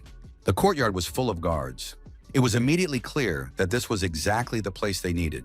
Gaechuk really didn't want to and couldn't take part in all this, because he said right away that he wouldn't be able to help his friend in battle. Jin-yeon confirmed that Gaechuk's work was done. He only wanted his friend to bring him to this place. Ga-wook couldn't let his friend die. The place was full of guards and it was unclear how they were going to get in. Perhaps there was some ingenious plan. Jin Yong thought for a moment, trying hard to come up with the right plan. Suddenly, Jin Yong suggested that his friend remember the past and kick down the gate to the residence. Dan Wusung had never backed down or avoided a fight since childhood. It had been that way ever since he lived as an orphan in a children's home. Later, as a teenager, he wandered throughout the region. Even when his strength helped him take the throne of King Kula, he did not avoid battles. And now, having knocked down the entrance gate, Jin Yong entered the residence and immediately attracted the attention of the guards. Wherever he was, Dan Wusung was a man who enjoyed fighting. Jin Yong walked deep into the courtyard and asked one of the guards where their leader was. The guard was very angry. Some crazy person had just broken into the residence and was now talking nonsense. But the man didn't have time to do anything before his neck was snapped with a single movement of the stranger's hand. The stranger said there was no need to make him repeat himself. The guards were initially taken aback by the stranger's audacity, but then they all rushed to attack the man, who did not understand where he had come and was even less likely to start a fight. A commotion arose in the courtyard, which attracted the attention of the owner of the residence. The man came out onto the balcony and asked what was happening in his courtyard. Seeing the stranger, Jisong asked who he was, while hugging his girlfriend. Jin Yeon replied that his name was Killer and asked the man on the balcony if he was the head of the sect of minor deities. The owner confirmed that it was indeed him, but Jisong himself was unpleasantly surprised. He had never seen the killer enter through the front door before. Jisong noticed the stranger's hands in the mask and saw that his fingers were broken. He immediately remembered a conversation that had taken place a few hours earlier, when he was told that the killer Uyang-hu fought with his bare fists. Jisong addressed the stranger, saying that he was probably none other than the young master of the Yona Trade Guild. Yom Ji-sung did not say it out loud, but he thought that in this situation, he would not hold back and would take full advantage of the opportunity. Suddenly, the man ordered the guards to seize the stranger. However, the young man was quick and flew high into the air at that very moment. It had been quite some time since he had fought several opponents at once. The last time was on the day he died. Jin Yeon grabbed one of the guards by the hair, spun him around, and knocked down a large group of opponents who scattered in different directions. The young man felt great, got into the swing of things, and realized that he hadn't had this much fun in a long time. Although his body was not yet as strong as in his previous life, he was already capable of something. The guards were in shock, terribly frightened. They saw how the stranger, even without weapons, tore their comrades to pieces. Everything around was covered in blood and truly frightening. The men did not understand what kind of monster had gotten past them and destroyed so many of their comrades. Suddenly, someone's sword appeared very close to Jin Yeon's face. The young man dodged at the last moment. A shallow scratch remained on his cheek. Jin Yeon decided that his opponent had simply decided to show off his weapon. It was Yeom Ji-sung, who said he was against the use of weapons because they were very expensive. But since such a distinguished guest had come to him, the man was willing to make an exception. He now held a powerful and dangerous crossbow in his hands. Jin Yeon was very tense. The guards grabbed him by the legs from all sides and pinned him down. They hoped to hold the enemy in place so that their master could hit him with an arrow. If this continued, Jin Yeon could really die here. Yeom Ji-sung understood that he was facing a very strong opponent, and now he was curious to see how the battle would end. All the guards prepared their crossbows, and it was extremely difficult to dodge. The order was given, "Fire!" and a rain of arrows was released from the balconies of the residence onto the enemy. Jin Yeon immediately noticed that this man was not fighting fairly. His own students and subordinates were now under attack. Even in the underworld, such behavior would be repulsive. At that moment, a piercing cry rang out. "Jin Yeon, catch!" And from somewhere to the side, a long dagger flew into the young man's hands. Jin Yeon cut through all the guards who were holding him by the legs with a single movement, and also deflected all the arrows that were supposed to hit him. Yeom Ji-sung was amazed at how skillfully the young man had deflected the steel spikes with an ordinary dagger. As soon as the danger had passed, Jin Yeon turned to his savior and sincerely thanked him. Sima Jiak was happy to help his friend and felt proud of himself. Jin Yeon had no intention of delaying the battle for long and immediately threw his dagger at his main opponent, who was on the third-floor balcony. The man managed to react and turned his head away. However, the sharp blade still scratched his neck. Jin Yeon said that he usually did not use weapons, but now it was a special situation. He made an exception because his opponent was out of reach of the fists. Yeom Ji-sung was terrified. He realized that he was dealing not only with a strong opponent, but also with a crazy one. The man began to yell at his subordinates, telling them not to stand there with their mouths open, but to shoot and kill the stranger. Jin Yeon had no intention of staying in the courtyard and waiting for another rain of arrows to fall on him. He jumped high into the air and leveled himself with Ji-sung. The young man said he specialized in fist fighting and prepared his fist to strike. Just as his fist was about to reach its target, the cowardly Jasong put his girlfriend in front of him, hiding behind her body. Jinyan was forced to strike the residence building, and huge chunks of the walls were destroyed. The girl was in shock and fell down, but at the last moment, a stranger caught her. Jin Yeon held the frightened girl and was finally going to get to his main rival. Jasong was clearly frightened, and now he was in no mood for jokes. He didn't understand who he was dealing with. After all, if this was really a young member of the Lee family, he should be an ordinary guy. But Jin Young could not be called an ordinary youngster. His fighting style spoke of something completely different. The fighter's fighting style was not at all like that of a novice. The warrior fought like a seasoned veteran. Jin Yeon approached his opponent and asked, "What are you staring at? Do you want to say something?" Jisong realized that his life was at stake and asked to wait, because he had saved up a lot of money. Yom Jisong promised to pay generously if his opponent spared him, and said he would spare no expense. Jin Yeon responded to this lucrative financial offer with a kick to the head. Then the young man leaned over the body of his defeated opponent and asked why the cult leader was converting human life into money. Jin Yeon raised his fist to strike and said that he did not need money. Jisong could keep it for himself. After that, the young man pinned his opponent's head with one hand. With 2 fingers of his other hand, Jin Yeon delivered the final blows and ended the battle. From his hiding place, Gaeuk could not see what was happening on the upper floor of the residence. It was still early morning when the 3 men returned to the Lee family residence. Gaeuk accompanied the girl home, while Jin Yeon was going to move on and solve the next problems. The young people said goodbye and went their separate ways. Suddenly, the girl called out to her escort and asked if he was really Simguk. The guy took off his mask and asked how she had guessed. The beauty said that she had often seen him in the house of sweet aromas, and also knew that he was a close friend of Jin Yeon. Then the girl suddenly bowed her head in a sincere bow and thanked her savior, saying that next time she would definitely treat him to a bottle of fine wine. Gaeuk was certainly proud. He was pleased, but he said that he had done nothing to help her win, and besides, Jin Yeon no longer wanted to come to such establishments. The stranger confirmed that Jin Yeon had indeed changed a lot. Gaeuk realized that he also needed to change, and soon. After all, his closest friend had become a different person, and Gaeuk cherished their friendship and did not want to lose their good relationship. A delicious, nutritious breakfast awaited Jin Yeon when he returned home. The young gentleman sat down at the table with his servants, his twin brothers, and told them to eat and not be shy. In addition, Jin Yeon told his brothers that they could eat any time they felt hungry. This was a very cool rule, and the brothers confirmed that they were ready to eat even 7 times a day. Jin Yeon also enjoyed his breakfast and confirmed that the Yuk brothers could eat at any time. The men noticed the cut on their master's cheek and asked what had happened to him. Had something unusual happened during the night? Jin Yeon said that nothing terrible had happened, although the attack had indeed come as a complete surprise. The young man was ready to admit that the crossbow shot had momentarily confused him. In his previous life, something like this would never have happened to him.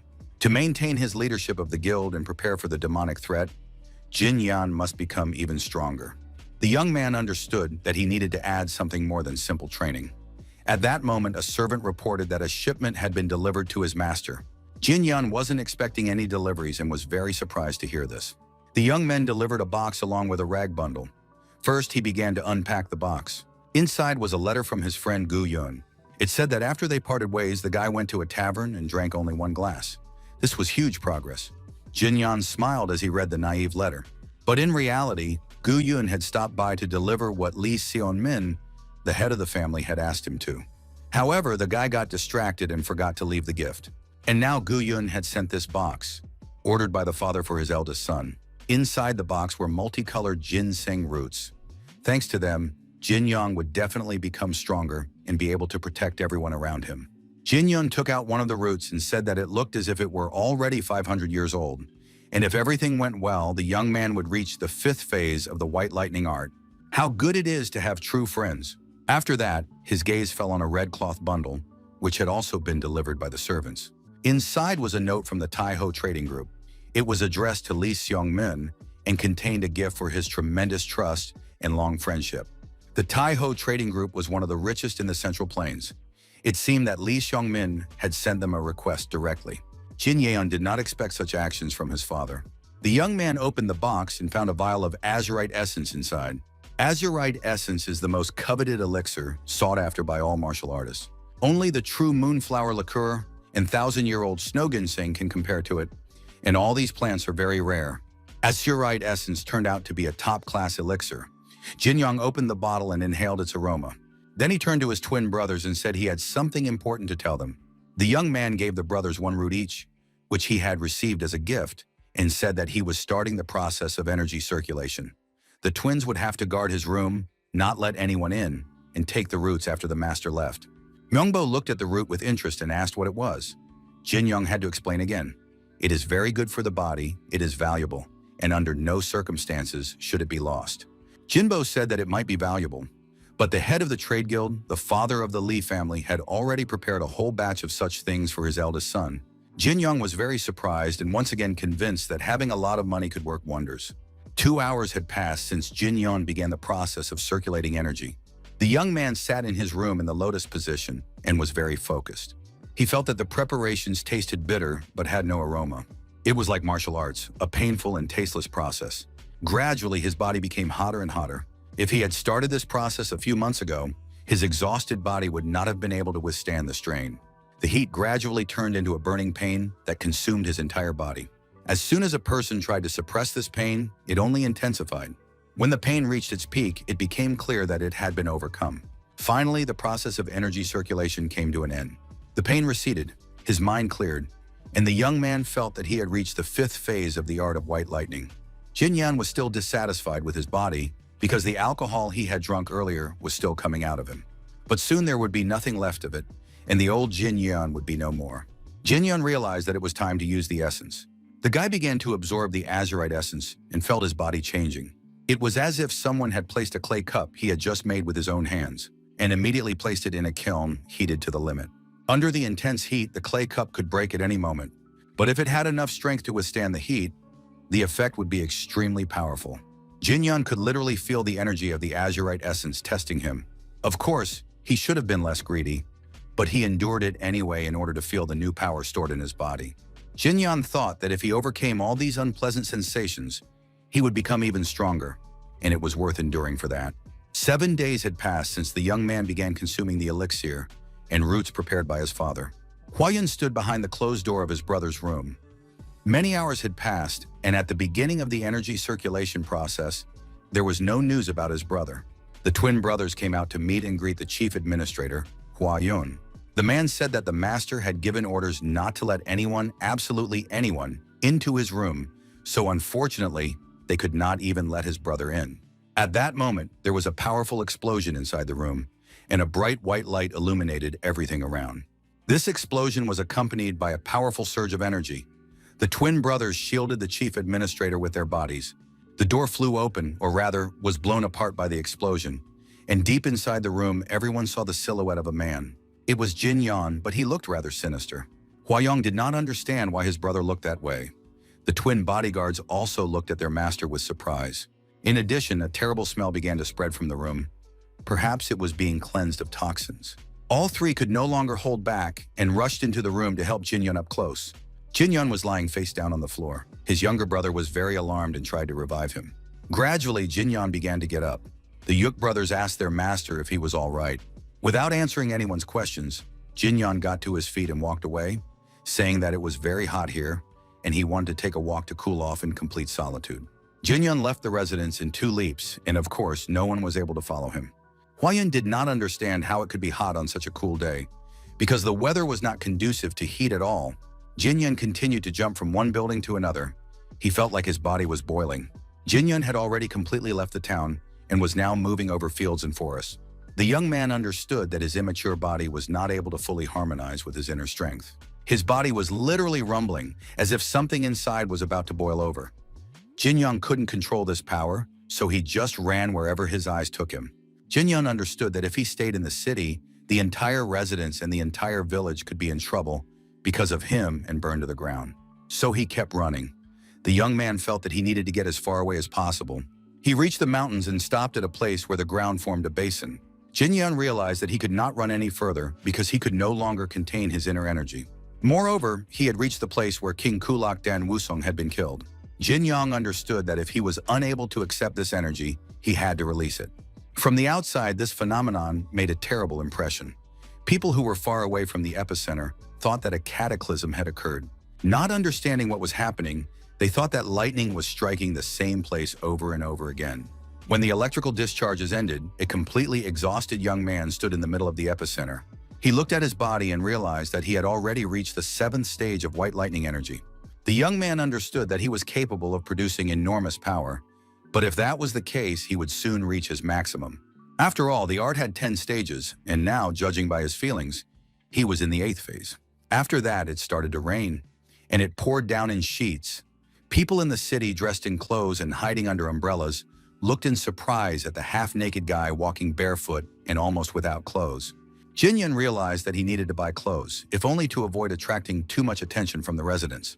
The young man made his way to the nearest store and completely revamped his wardrobe. Now he looked simply gorgeous. Jin-Young put on the outfit and asked the salesperson how much the clothes cost, but the salesperson did not want to accept money from the young gentleman. The salesperson wanted to thank Jin-Young in this way. Since the leaders of the Uyang clan and the sect of minor deities had been beaten up, there were fewer hooligans on the streets causing problems for businesses. The salesman confessed to the young man that as a result, he could now bring his children to the store without worrying about their safety. It was a way to thank Jin-Young, but it was raining outside, so the shopkeeper's daughters offered the man an umbrella as a gift. Jin-Young understood that it was necessary not only to be able to give, but also to accept gifts, and he did so with great gratitude. Hiding under a large red umbrella, Jin-Young went on with his business. The young man noticed that the city had indeed become calmer than before, but at the same time, he had never cared what the streets looked like. Now he remembered the words of the shopkeeper and realized that he had done good deeds not only for himself and his family, but also for everyone around him. People were no longer afraid to walk the streets with small children. It was a wonderful step towards universal happiness. And the feeling of gratitude from strangers was very pleasant. Of course, he wanted to experience it again and again. At that moment, in all this idyllic silence, a cry rang out, demanding that everyone disperse along the road. Jin Yeon looked back and saw a group of men running, trying to catch some villain and prevent him from escaping. Jin Young recognized the fugitive. It was his former friend, Chul Myung-ho. Myung-ho recognized his former friend, so to speak, and stopped next to him, saying that they hadn't seen each other in a long time and that the situation really seemed very funny. Jin Young noticed his friend's pursuers and said that he was still living a very active life. At that moment, all was quiet and peaceful on the grounds of the Moyeon clan's residence. An imperial meeting was being held inside the Great Hall. The head of the Dongko-Mian clan said he was pleased to welcome the elders of the Imperial Assembly, who had finally gathered after a long time.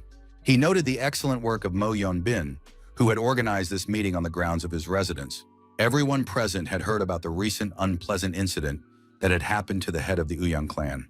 Uyang-hu challenged a member of the trade group to a duel and lost in front of everyone. A representative of the Uyang clan had to confirm these rumors in front of the entire assembly. This information was very surprising, as Uyang-hu was one of the most experienced martial arts masters. Moreover, there were rumors that he had caused a disturbance in the guild, created a big commotion, and was then severely punished. All these rumors and speculations made one of the attendees laugh, who couldn't hold back and laughed out loud. The leader of the Imperial Assembly, the strongest martial arts master in the world, the Emperor of the Blade Namgung-woo, laughed uncontrollably, not believing that he could be defeated by any of the merchants. Not everyone present shared his laughter, because one of their acquaintances had actually died. And in any case, it was not funny. Young-sen, a representative of the clan, took the floor. He said that Young-hu had already been practically expelled from their clan. But now, sitting at the meeting and listening to the laughter, Young-sen came up with an idea to propose to everyone present. He believed that the time had come to show this merchant brat the true power of the Uyang clan. At the same time, Jin Young was in the city with Myung-ho. One of the men who had been pursuing Myung-ho demanded that they hand over this villain and not get involved in other people's business, lest they suffer themselves. Jin Young wanted to know who he was talking to and asked his companion about it. He replied that at the moment, they were the most notorious gangsters in the criminal world from the Crimson Reaper Alliance. These villains kept the entire population in fear, and recently they had been trying to take over the city center.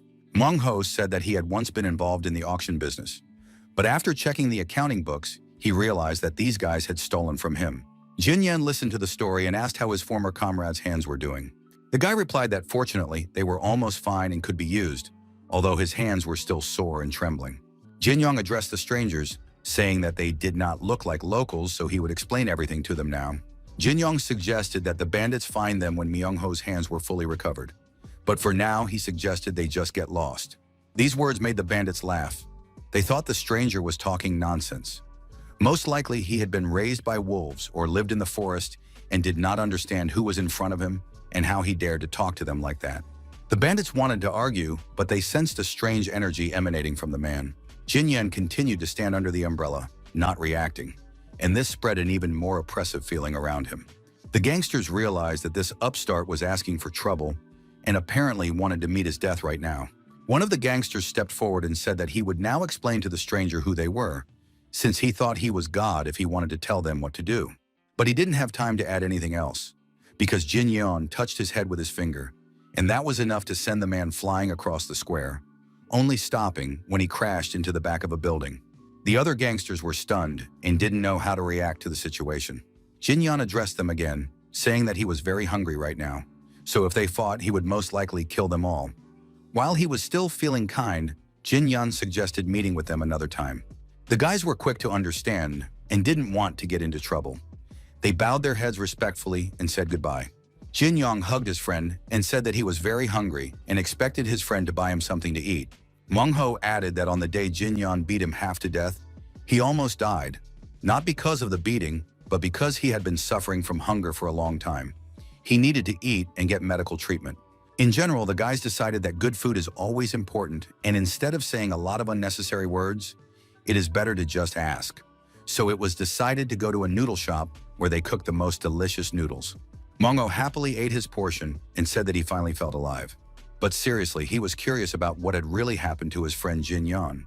He used to eat like a bird, very little at a time, but now he was wolfing down food non-stop. People shouldn't change so suddenly. They should follow the natural order of things. But in the meantime, they ordered 4 more servings of delicious noodles from the noodle shop owner. Meng Ho asked how the twins were doing. Jin Yeon, continuing to wolf down his food, said that they were fine and training well. Myung Ho suggested that the brothers must have become even stronger, although the cost of food for these guys was probably enormous, because they were not humans, but voracious spirits. Jin Yong continued eating and said that he was rich, so it wasn't a problem for him. The number of empty plates continued to grow. Myung Ho asked where his friend had learned martial arts. Mong Ho said that he was very interested to know, because now he had to deal with the Crimson Reaper fighters. And to do that, he needed to learn martial arts in order to survive. The Crimson Reaper was the leader of the gang they had encountered today. This guy had a lot of subordinates, and every time they fought, it looked like a swarm of bees. Mungo imagined that he would hardly come out of the battle with them alive. But then Jin Yeon asked if the guy wanted to learn martial arts from him. Myung Ho said he would be very grateful if that happened. Jin Yeon asked Myung Ho if he would follow all his instructions to the letter. Poison Fox happily confirmed that he would do everything his friend said, because it was not for nothing that he was called Poison Fox. Jin Young pointed his finger at the floor and ordered his comrade to bow to him. The situation was very humiliating. Myung Ho even paused for a moment and scratched the back of his head. But at the same time, he was Poison Fox who wanted to live. Therefore, ignoring the sidelong glances of those present, the young man fell to his knees and bowed low before Jin Yun. After that, the young man returned to the table and said that if Jin Yan did not teach him martial arts, he would relieve himself in front of the gate of the Yona trading group. In the next moment, Jin Yan grabbed the umbrella that was standing near the table and raised it above his head. Jin Yan demanded that he swear allegiance to the umbrella, but this provoked a surge of aggression in his interlocutor, because he had already bowed to his comrade, and now he had to go straight to the trading group and throw shit at the gate. He didn't have time to say anything else or go anywhere, because the umbrella hit him hard on the head. Jin Yan told the jerk to shut up and took the umbrella with one hand. The young man explained that it was a gift he had received from good people, so he couldn't give the umbrella to the guy forever, but he would lend it to him for a while and ordered him to wave it around like Jin Yun had just done, 100,000 times, and then return it. He had to do this as soon as possible if Myung Ho didn't want to give up studying martial arts. Myung Ho asked again how many times the master had ordered him to do this. It was no more and no less than exactly 100,000 times. Jin Yang was already losing his patience and said that Poisonous Fox was talking too much. If he couldn't do it, he should put down the umbrella and get lost right now. Jin Yun reached out to take the umbrella, but Myung Ho did not want to lose the opportunity so easily. Jin Yun grabbed his comrade by the scruff of his neck, pulled him toward him, and looked at him with a demonic gaze. He explained that even if he learned a few childish tricks, he wouldn't be able to kill anyone. But if he swung that umbrella 100,000 times, he could at least take down half of those guys, even with a wooden sword. Instead of destroying these bandits, what path did Myung-ho choose? He chose to run away like a wet, cowardly rat. And if Poisonous Fox is going to live such a miserable life, he'd better die right now. Myung-ho said he didn't want to die. The young man was beginning to understand that his life was changing right now. Jin-yun said that if the guy was a rat, he should know his place, and if he was Poisonous Fox, he shouldn't talk big. After that, the friends sat in silence at the table for a while, watching the rain that continued to pour down on the street. Myung-ho apparently had a change of heart, considered all the options, and asked his friend to lend him an umbrella. Taking it, the Poisonous Fox left the noodle shop. The waitress then approached Jin-yun and asked him to pay the bill for both men. Jin-yun did so without hesitation, but in reality, he wanted to see if the eternal fool Myung-ho would now get his act together. He remembered how the guy dreamed of defeating the Crimson Reaper if he studied martial arts.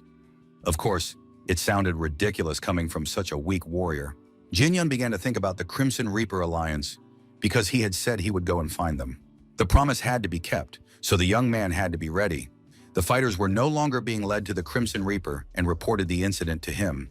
He tore one of the messengers in half with his bare hands. Jin-yun did not understand why his servants had let Chul Myung-ho go.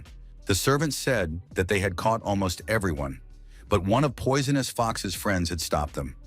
It was the son of a family from the merchant group who was able to resist them all. The frightened servants swore that it was true. The boys admitted that the stranger was very strong and skilled in martial arts.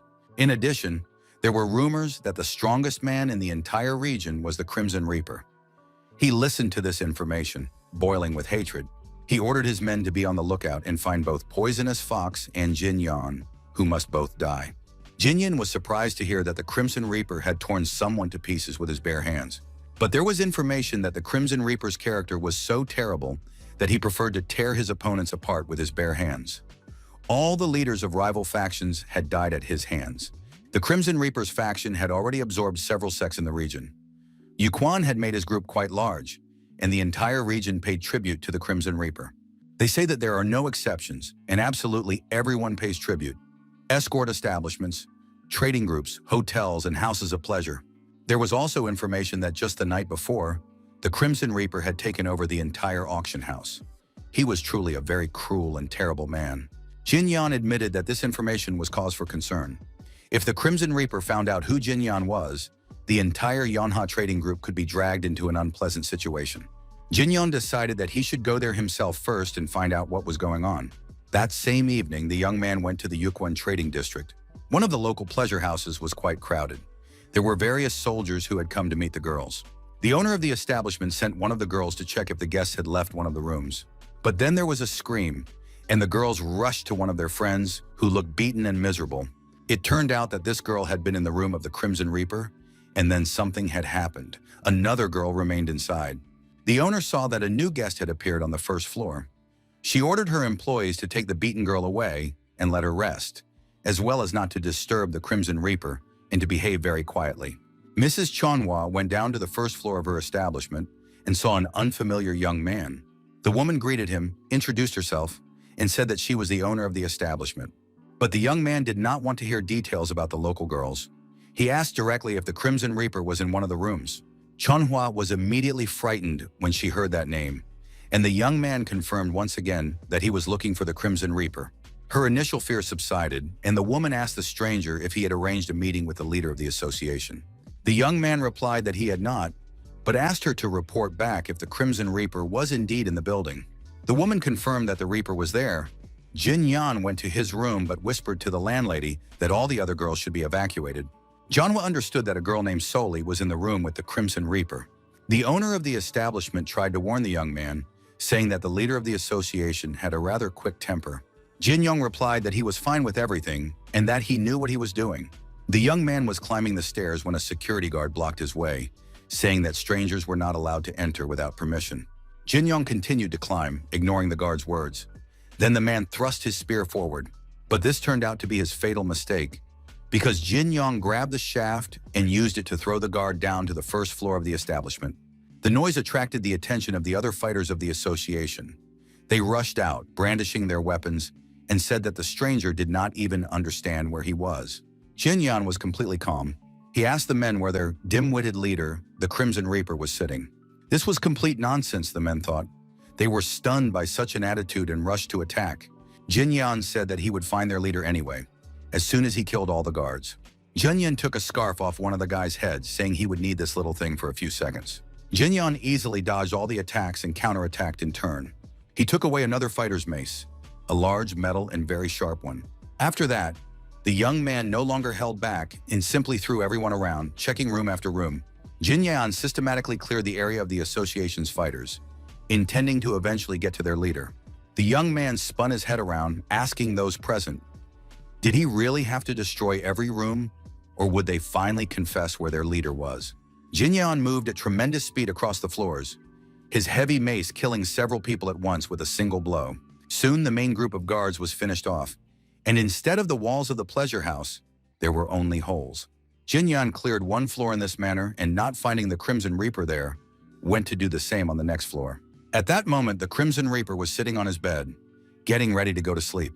Suddenly, the door to his room flew open, and the body of one of the guards flew in, managing only to say that the son of the merchant group had arrived. The doors opened, and the silhouette of Jin Yan appeared in the doorway, who had finally found the Crimson Reaper. The Crimson Reaper honestly admitted that he was curious to know what all the commotion was about. The man thought that Jin Yan had come to pay his friend's debt, but instead of answering, Jin Yan made sure he was on the 5th floor. Jin Yan thought it was too high. The previous floors were already littered with the bodies of slain gang members. The Crimson Reaper got out of bed. He realized that the stranger had enjoyed the opening party, but hoped that climbing to the 5th floor had not been too difficult. Jin Yan confirmed that it was not a problem. He had particularly enjoyed the climb. The Crimson Reaper moved closer to the young man and said that his specialty was looking down on everyone. He was indeed tall, very powerful, and strong. The man was literally bursting with energy. His body was almost perfect, and one could say that he was one of the most handsome men in the criminal world. Jin Yan enjoyed warming up his fists on his way through all these small-time gangsters. He had just warmed up his strength properly. The Crimson Reaper admitted that he couldn't control his strength, so one of the beauties couldn't take it and died. Jin Yan understood that this man was beyond rehabilitation. He no longer tried to restrain himself and only asked his opponent how he preferred to be killed. The Crimson Reaper said that he really liked his opponent's gaze, but that all the people who had tried to kill him had had the same gaze. However, the Crimson Reaper had torn all his previous opponents to pieces with his own hands, and he was going to do the same now. The frightened girls ran out of the house of pleasure, screaming and squealing, scattering in different directions in fear. People asked each other what was happening and said that some madman was destroying the house of pleasure. The man did not have time to comprehend the situation when a strange man with an umbrella in his hands appeared behind him. He said it would be best to leave quickly. The man struck him with the umbrella and uttered a rather strange phrase, 2,874. It was Chul Myung-ho. He took off his mask and announced that he had come here to crush his enemies one by one. Several more people were lying on the ground. Myung-ho knew that when he finally delivered the required number of blows, there would be a long trail of dead and crippled enemies behind him. Myung-ho once again brought the umbrella down on the gangster's head, when suddenly a powerful explosion sounded nearby and caught his attention. Myung-ho raised his head, trying to understand what was happening while he was busy hitting the villains on the head with his umbrella. And at that moment, to the guy's surprise, the Crimson Reaper flew out of the building's window, thrown from the 5th floor by someone. Following him, a man with his hands wrapped in bandages jumped out of the window. One after another, the men landed right in the middle of the street, and the powerful impact caused the asphalt to fly high into the air. The Crimson Reaper, standing in the middle of the destroyed road, said that it was quite amusing, and now looked at his opponent with interest. Fighters from the Crimson Reaper sect lined up nearby, and their leader took a spiked ball, the weapon he intended to use in battle. The man spun the metal ball and approached his opponent, but Jin Yan managed to dodge before the ball hit him in the back, as the Crimson Reaper had intended. Jin Yan grabbed the spiked ball by its chain while it was in flight, preventing the weapon from harming him. Without letting go of the ball, the young man began to pull the Crimson Reaper toward him. The villain resisted and dug his feet into the ground, unable to understand how a boy from a simple merchant family could possess such powerful strength. Realizing that he would not be able to hold the chain for long, the Crimson Reaper let go of the weapon and rushed to attack, knowing that he would have to act very aggressively. The Crimson Reaper prepared his fist for a strike, realizing that it was almost impossible to block it. Jin Yan commented on the fight and said that they had already practiced the meteor hammer technique and were now starting to practice the meteor fist technique. Jin Young noted that the villain's movements were very clean. It seemed that he had been trained by a true martial arts master, but this was practically useless against an opponent like Jin Young.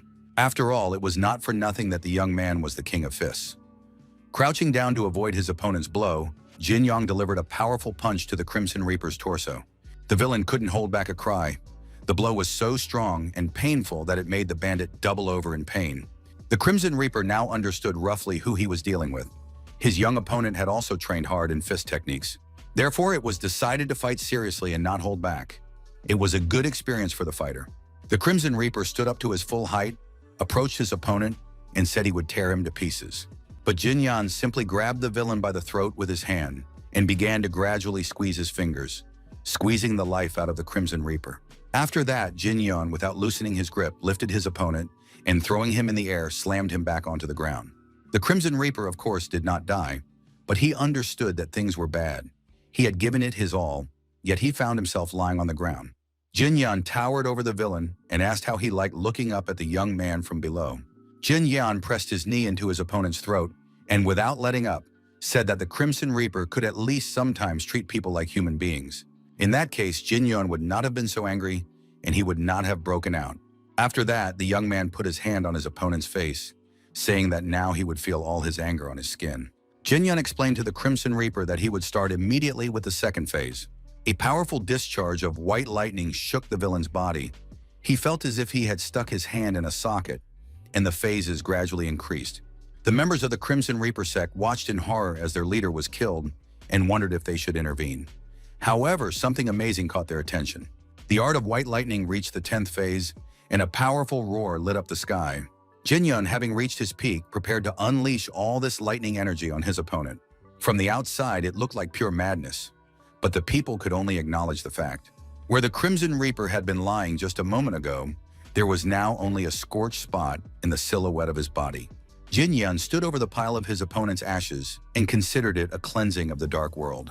Jin Yun couldn't understand what these gangsters thought they were doing, collecting tribute from honest, hard-working people. By what right did this group of idiots treat peaceful citizens this way?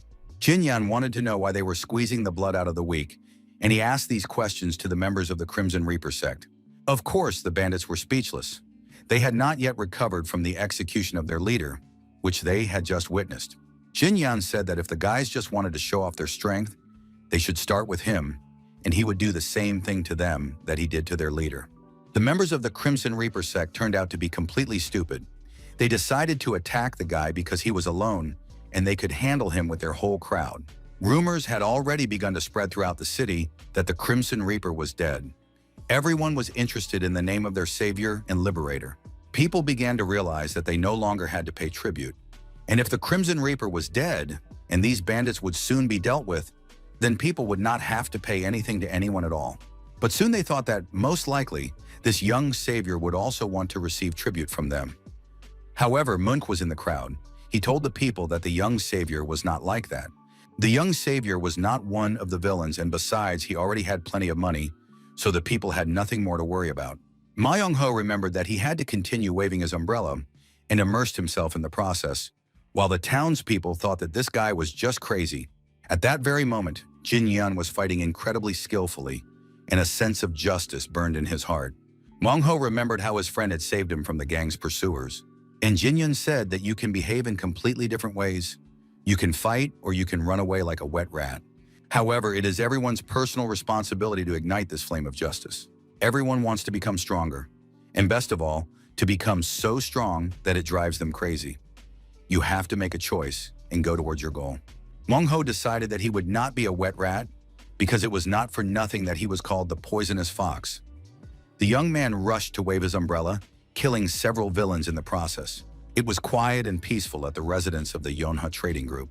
Hua-yun tried to find out from his older brother where he had been the day before. Jin-yun, his clothes covered in blood and his face smeared with blood, said that he had just gone out for a drink and had only recently returned. Hua-yun wanted to ask something, but the sight of his bloodied brother confused him. Jin-yun reassured him, saying that it wasn't his blood. Hua-yun realized that the elixirs were apparently very effective. The young man was going to prepare a gift to thank the people who had sent these elixirs. He thought long and hard about what they could offer in return to the Taiho Trading Guild, because their elixir was very valuable. Giving gifts to people who already had everything turned out to be very difficult, so this simple question made the brothers think. Hua Yan voiced his options, but none of them appealed to Jin Yan. The young man wanted to do something that was not only expensive, but also useful, and then he had a brilliant idea. Jin Young told his brother that it would be a good idea to create a trade alliance. Hua Yan, although he was a supervisor in the company, did not understand what a trade alliance was. Among those who provided the elixirs were large trading groups, but also small ones, such as the Western Wind Security Agency, which did not have its own security. If an alliance were created, it would be possible to provide protection to all those in need, and that would be sufficient gratitude. Hua Yan thought this was too ambitious a plan. Jin Yan suggested not starting with something grandiose, but including only the Taiho Trading Group and the West Wind Security Agency for now, because in reality, the Yanha Trading Group had received something that could not be compensated with money. It was necessary to come up with other ways to pay for the help. It was decided to create rules for the participants. It was also necessary to consider and articulate the main goal of this alliance. Jin Yan couldn't forget the conversation with the clothing salesman, who was happy when the streets of the city became calmer. In addition, the young man remembered how he was asked for protection in case he became even stronger. Jin Yan announced that the main goal of his trade alliance would be to protect the lives of merchants. In addition, it was necessary to create a rapid communication system. This was necessary for better communication and to enable problems to be solved immediately. However, if a problem arose with a large trading group, various sects would be called in to take action. This was especially true for those gangs that possessed the dark powers of Jianghu. If this really happened, then Jin Yang would personally come to the defense. Of course, it sounded very strange, but the medicine sent by his father's friends was truly priceless, and it gave the young man enormous power. Jin Young confirmed to his brother that these elixirs had indeed made him stronger. Hua Yang decided that they would form an alliance. All that remained was to come up with a name for it. Nothing good came to mind, so Jin Yan told his brother that he had to come up with something suitable himself. Hua Yan replied that he already had much more work to do after his brother returned and took over the management of the trading group. But in fact, this was very good for a merchant, because the more business there was, the better it was for business. At that moment, there was a knock at the door, and the brothers' conversation was interrupted by unexpected news. One of the trading group's guards rushed into the room, shouting that it was all over. The man was out of breath and stood in the doorway, struggling to catch his breath. He couldn't even explain what exactly was over. Finally, the guard said that they were lost because Lord Ouyang himself had come with his disciples. Hua Yan was frightened to hear this news, and Jin Yan was frightened because he didn't want to get involved in any nonsense. Representatives gathered in the main hall of the Yonha Trading Group. The head of the Ouyang clan, Mr. Ouyang Sen himself, appeared as an unexpected guest. The mere memory of the shameful meeting between the rulers was enough to make their blood boil. The man addressed the three people present and said that each of them must fight Jin Yan. One victory would not be enough to restore the clan's honor. Ouyang Sen wanted the insolent boy Jin Yang to not just die a peaceful death. Shin Sobek, a relative of the clan, said that he usually did not use weapons and always fought with his bare hands, considering it more acceptable. The second son of the clan leader, Ouyang Meng, said that he preferred fist fighting and was better off without weapons. But the third son, Ouyang Wun, was unsure, so he preferred to use a blade.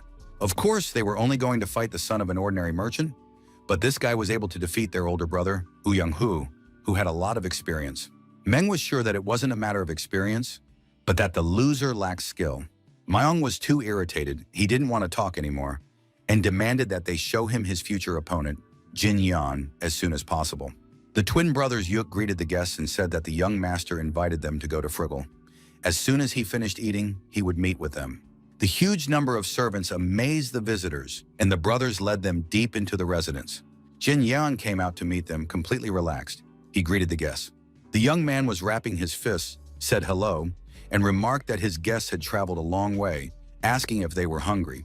The three men folded their hands in a welcoming gesture and introduced themselves. Jin Yang greeted the head of the Ouyang clan and said he was surprised that the head himself had come to visit him. Ouyang Sen apologized for coming without warning, but honestly admitted that he wanted to see Jin Yang's strength for himself. Jin Yang realized that the men had come to him for a duel. He was ready to fight them and offered to choose the format of the duel. Ouyang Sen said that his sons wanted to learn from the young man through this fight, if he would allow it, of course. The rules were very simple. Stepping outside the ring, losing consciousness, or being unable to move would be considered a defeat. Jin Yong agreed that everything was indeed simple and clear, so there was nothing more to discuss. The fight could begin. The head's second son, Ouyang Meng, was the first to face his opponent. Ouyang Sen prepared to watch the fight closely. He waited impatiently for the moment when this merchant would beg for his life. Ouyang Meng had strange feelings. It seemed to him that he was not standing in front of the merchant's son. The energy around him suggested that he was facing a seasoned, experienced warrior. Ming even wondered for a moment whether his victory over Ouyang Hu had been a mere stroke of luck. Jin Yong asked his opponent why he wasn't drawing his sword. In response, he heard that it was none of his business. The warrior was going to do as he saw fit. Everything was true, of course, but there was no time to think about it. In the next moment, Ouyang Mayong was already flying across the ring from a kick. Jin Yong didn't even seem to exert himself, but he knocked his opponent out. The latter was only able to stop when he crashed into a stone wall. Ouyang Sen, in his anger, smashed a cup in his hands and could not find the words to comment on what he had seen. It was like a joke. If it weren't true, it would seem that Ouyang Meng was holding back. Jin Yong invited the next fighter to the duel. Ouyang Wang volunteered to participate next and asked Mr. Shin to take care of his older brother. Wang entered the ring and announced that judging by his opponent's skills, there was no need to hold back his techniques. Jin Yong did not comment on these words but suggested moving straight on to the fight. Ouyang Wen drew his long sword and rushed into the attack. He did it very quickly, lightning fast, one might say. Jin Yong assessed the man's movement, saying that it was a bold move and that he was facing a man who was very skilled with a sword. However, he had no intention of messing around, so he began to activate the energy of the white lightning and parry the sword blows with his bare hand. As the white lightning phase rose, he deflected Ouyang Wen's attacks faster and faster. He had only reached the third phase when his opponent realized that the fight would indeed be difficult. Jin Yong used the art of white lightning and created a roar of lightning that proved to be very powerful. As a result of just one strike, the opponent lay motionless and showed no signs of life. It was clear that he was unlikely to get up to continue the fight. Shin Sobek understood that even the third young master had been easily thrown back by the opponent. Jin Yong was truly an extraordinary merchant's son. Ouyang Meng, still exhausted and sitting on the ground, asked if perhaps it was time to stop and end the sparring. If all three lost, it would cause a huge stir in society. But Shin Sobek did not respond and immediately rushed into the ring without warning. He took his place opposite his opponent, intending to spar differently than his comrades. Shin said that the older young gentleman was an outstanding master, but as a practitioner of palm-striking techniques, he could not miss such an opportunity. Sobek took his stance and hoped that Jin Yan would fight him once. Jin Yan assessed his opponent and thought that at least one of the guys looked like a more or less skilled warrior. The guys rushed at each other and started fighting. They were quite skilled. Both tried to strike while having to dodge counterattacks and plan their next moves. Shin Sobek soon noticed that his opponent was not attacking at all. Was he just going to block the blows? Even if that was the case, Shin Sobek decided to deliver a blow that he believed would be impossible to block. It was a spinning, crushing palm strike, like a wheel. Jin Yan was clearly enjoying this fight. He dodged again, noting that his opponent's movement was not bad, but too sweeping. To prove his point, without moving from his spot, he simply grabbed his opponent's ankle with one hand. Jin Yan squeezed his opponent's leg until a loud cry and scream rang out over the ring. The young man noted that it was indeed a good fight and thanked Mr. Shin. After that, Jin Yong threw his opponent to the ground with all his strength, thus ending the fight. Ouyang Meng was very upset. Now 3 guys had lost, and there was clearly nothing good about that. Jin Yong turned to the head of the Ouyang clan, Ouyang Sen, and said that the fight was over. However, Mr. Ouyang looked extremely dissatisfied, if not boiling with hatred and anger. Ouyang Sen still couldn't believe that the young master from the Merchant Guild had defeated them several times in a row. This was clearly no ordinary person. Even if the Ouyang clan brought in someone else, it would still not be enough. At this rate, not only would the pride of the Rulers Association be trampled on, but everyone around would begin to endlessly mock the Ouyang clan. Such a terrible outcome had to be prevented. Ouyang Sen suggested that Mr. Jin Yon take a walk with him around the city. He said that it was a peaceful city and that the Yonha Merchant Guild probably had many suppliers here. Ouyang Sen decided not to beat around the bush and directly asked the young gentleman to join the Rulers Association. The offer did not apply to the entire Yonha trading group, but only to Jin Yan himself. If he joined, the Rulers Association would protect the Yonha trading group. The Rulers Association was an organization headed by 4 great clans, Dongko, Myeong, Shimen, and Namgun. In fact, it was a group of organizations that competed with the Murim Alliance. Ouyang Sen honestly said that the people who had previously been under Ouyang Hu's command were spreading rumors everywhere. and because of this, the reputation of the entire clan was ruined. The Uyang clan had only recently joined the association, and it was obsessed with saving face. Of course, Jin Yong could not be blamed for spreading rumors, but in order to stop them, Jin Yong must join and help restore the honor of the Uyang clan. After all, it's not such a huge request. The cunning Uyang Sen hoped to bring Senior Master Li into the association and make it appear that the young man was personally subordinate to him. Jin Yong asked what the man would do if he refused to join. Uyang Sen did not understand why he should refuse. After all, the young man had nothing to lose. On the contrary, the son of a great trading guild should be able to calculate profits and losses. Jin Yong didn't understand what he would do in the association. The young man already had enough money, and now he was being offered the position of an ordinary warrior. Jin Yong didn't want to listen to anything else. If Uyang Sen wasn't going to fight him, the conversation was over. He said that the walk had not been a pleasant one, turned around, and went about his business. He heard Uyang Sen shout after him, saying that he was giving the young man one last chance. In fact, Sen wanted to say, "Does Mr. Li really want to see with his own eyes how the entire Yonga trading guild is wiped out?" With the power of the Uyang clan, only one guy could be spared by declaring him an enemy of the entire martial world. Uyang Sen asked him not to doubt that he had the power to do so. He also asked if the guy was strong enough to stop Sen, and even if he was he sure he was ready to make the Rulers Association his enemy? Uyang Sen didn't have time to say anything else. No threats, no tricks, because Jin Yong rushed at him to attack. The young man grabbed the man by the throat, squeezed his hand, and asked what Uyang Sen thought about the possibility of being killed right there in the middle of the street, followed by the entire Uyang clan being wiped off the face of the earth. Jin Yong said that he could pin all the blame for what had happened on Uyang Sen's eldest son. Uyang Sen replied that of all the vile words he had ever heard, these were the most unforgettable words of a man without manners, restraint, or shame. Uyang Sen suggested keeping these words until the young man proved his strength. Suddenly, a green mist enveloped the men. It was a poisonous toad strike that Sen had practiced to defeat the leaders of the four great clans. No matter how strong the opponent was, he would not be able to withstand the poison. But it turned out that the poison burned like lightning. It consumed, and now everything was not as clear-cut as it seemed at first. Jin Yong threw his opponent away and thus blocked his poisonous attack. Despite his immense arrogance, his opponent was weaker than he appeared, most likely because the art of white lightning had already reached its 8th phase.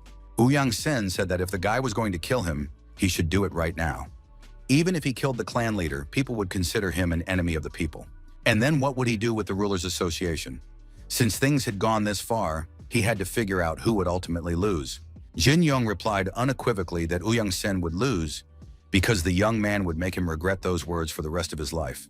In the courtyard, the presidents of the Yonha trade chambers and servants helped the 3 representatives of the Uyang clan recover. They dressed their wounds and bandaged their abrasions. The gates of the residence swung open, and Jin Yong entered, dragging the body of the clan leader by his hair. The representatives of the Uyang clan jumped up from their seats in anger and fear. Uyang Sen's sons did not understand how Mr. Li could treat their father this way. Jin Yong told them to be quiet, or he would have to do the same to them. The boys were upset. They didn't even know if their father was still alive. Jin Yong replied that the man was still alive for now, then left the residence. Uyang Won turned to the host and asked if there was a good reason for such an action. The young man wanted to know the reason. Jin Yong replied that the clan leader had threatened that if the young man did not help him, the entire Yonga trading group would be destroyed, and Jin Yong would be blamed for everything. He said he would go straight to the Association of Rulers and report the situation. The young man ordered the guards to follow him and witness the incident. Shin Sobek stepped forward and asked if Mr. Li knew where the association was located, since they did not have an official residence. It turned out that the house of the rulers of the 4 great clans served as their meeting place, and the nearest estate was the house of the Moyan clan. Jinyan instructed his guards, as well as his twin brothers, to keep an eye on the members of the Uyang clan so that they would not do anything foolish. Huayan was tasked with handling the current case and submitting a report to the Muram Alliance. After giving all the orders, Jin Yan set off in the direction of the Moyan clan. Jin Yan looked out the window with interest at the nature and land they were passing through. He had spent too much time in taverns before. Uyang Sen was riding with him in the carriage and wanted to know where they were going. The man said he was dying of thirst and asked for water. Shin Sobek did not even try to move to find water for his clan leader. He only said that young Master Li would most likely not allow it. Jin Young turned to the young man, noting that the clan leader himself was asking for water, yet his servant remained so indifferent. What was the matter? The thing was, these three young men were not warriors of the Uyang clan. In fact, they were just hired assassins. At that moment, the carriage in which the men were traveling was illuminated from within by a white flash of lightning. The servants asked what was going on, but Jin Yong said everything was fine and ordered them to continue driving. Jin Yong asked the young man again if they were hired assassins, and if so, what their group was called. Shin said that they were indeed members of the Gold and Silver Assassins. They were divided into Gold and Silver Warriors, and Shin himself belonged to the Silver Warriors. Jin Yong wanted to know how much the head of the Uyang clan had paid before hiring them. Uyang Sen initially did not want to answer the question, but Jin Yong threatened to cut off some of his extra body parts, and then the man confessed that he had promised 800 yuan for the head. Jin Yong asked the hired killer again if that was really the amount that had been agreed upon. The hitman confirmed that this was indeed the amount, and that it was more than they usually paid. But Jin Yong said that this amount also included their lives, because the leader of the assassins had sold them to Uyang Sen. After all, the hired killers would be killed after completing the task. It was easier to kill than to listen to words of contempt from his clan for doing dirty work. Jin Yong explained that the clan leader had thought everything through. He didn't want to get his own hands dirty. This is how some factions work. Everything looks clean and beautiful on the outside, but inside it's filthy. In other words, these guys' lives were worth only 800 coins. That's too cheap. They should have trained better, then they wouldn't have been sold for such a low price. Although no, you can't call people who take money for the lives of others. They are real monsters. Jin Yong didn't even want to imagine what a terrible life now awaited these killers. Of course, the company for the journey was not very pleasant, but he had to endure it. Soon, the carriage approached the residence of the Moyon clan. Jin Yong entered the residence, and his appearance had a huge effect. People whispered among themselves. They saw the terrible condition Uyang Sen was in, didn't understand who was with him and what had happened. Soon, the owner of the residence appeared and asked the head of the Luo clan what had brought him there. Mo Yun Bin was the head of the Mo Yun clan and was alarmed by what had happened. He was interested in what had happened to Uyang Sen. The young man noticed that he did not know everyone, introduced himself by name, and asked who was in front of him. Li Jin Yong, the young master of the Yona Trading Guild, greeted the owner. He was surprised that the head of the Moyon clan was not Moyon Chu. Mo Yun Bin asked why the head of the Merchant Guild had brought Uyang Sen with him as a criminal. Jin Yong took the floor and explained the whole situation, hiding nothing and telling all the details. There were 3 hired assassins near Uyang Sen, and now Mo Yun Bin knew the whole situation in detail. Of course, threatening a merchant group was a serious crime. If rumors of this spread, the entire Muram alliance would laugh at them. Mo Yun Bin wanted to know why the young Mr. Lee had come to him and told him everything that had happened. The man assumed that Mr. Lee was afraid of retaliation and had come himself to tell the whole truth.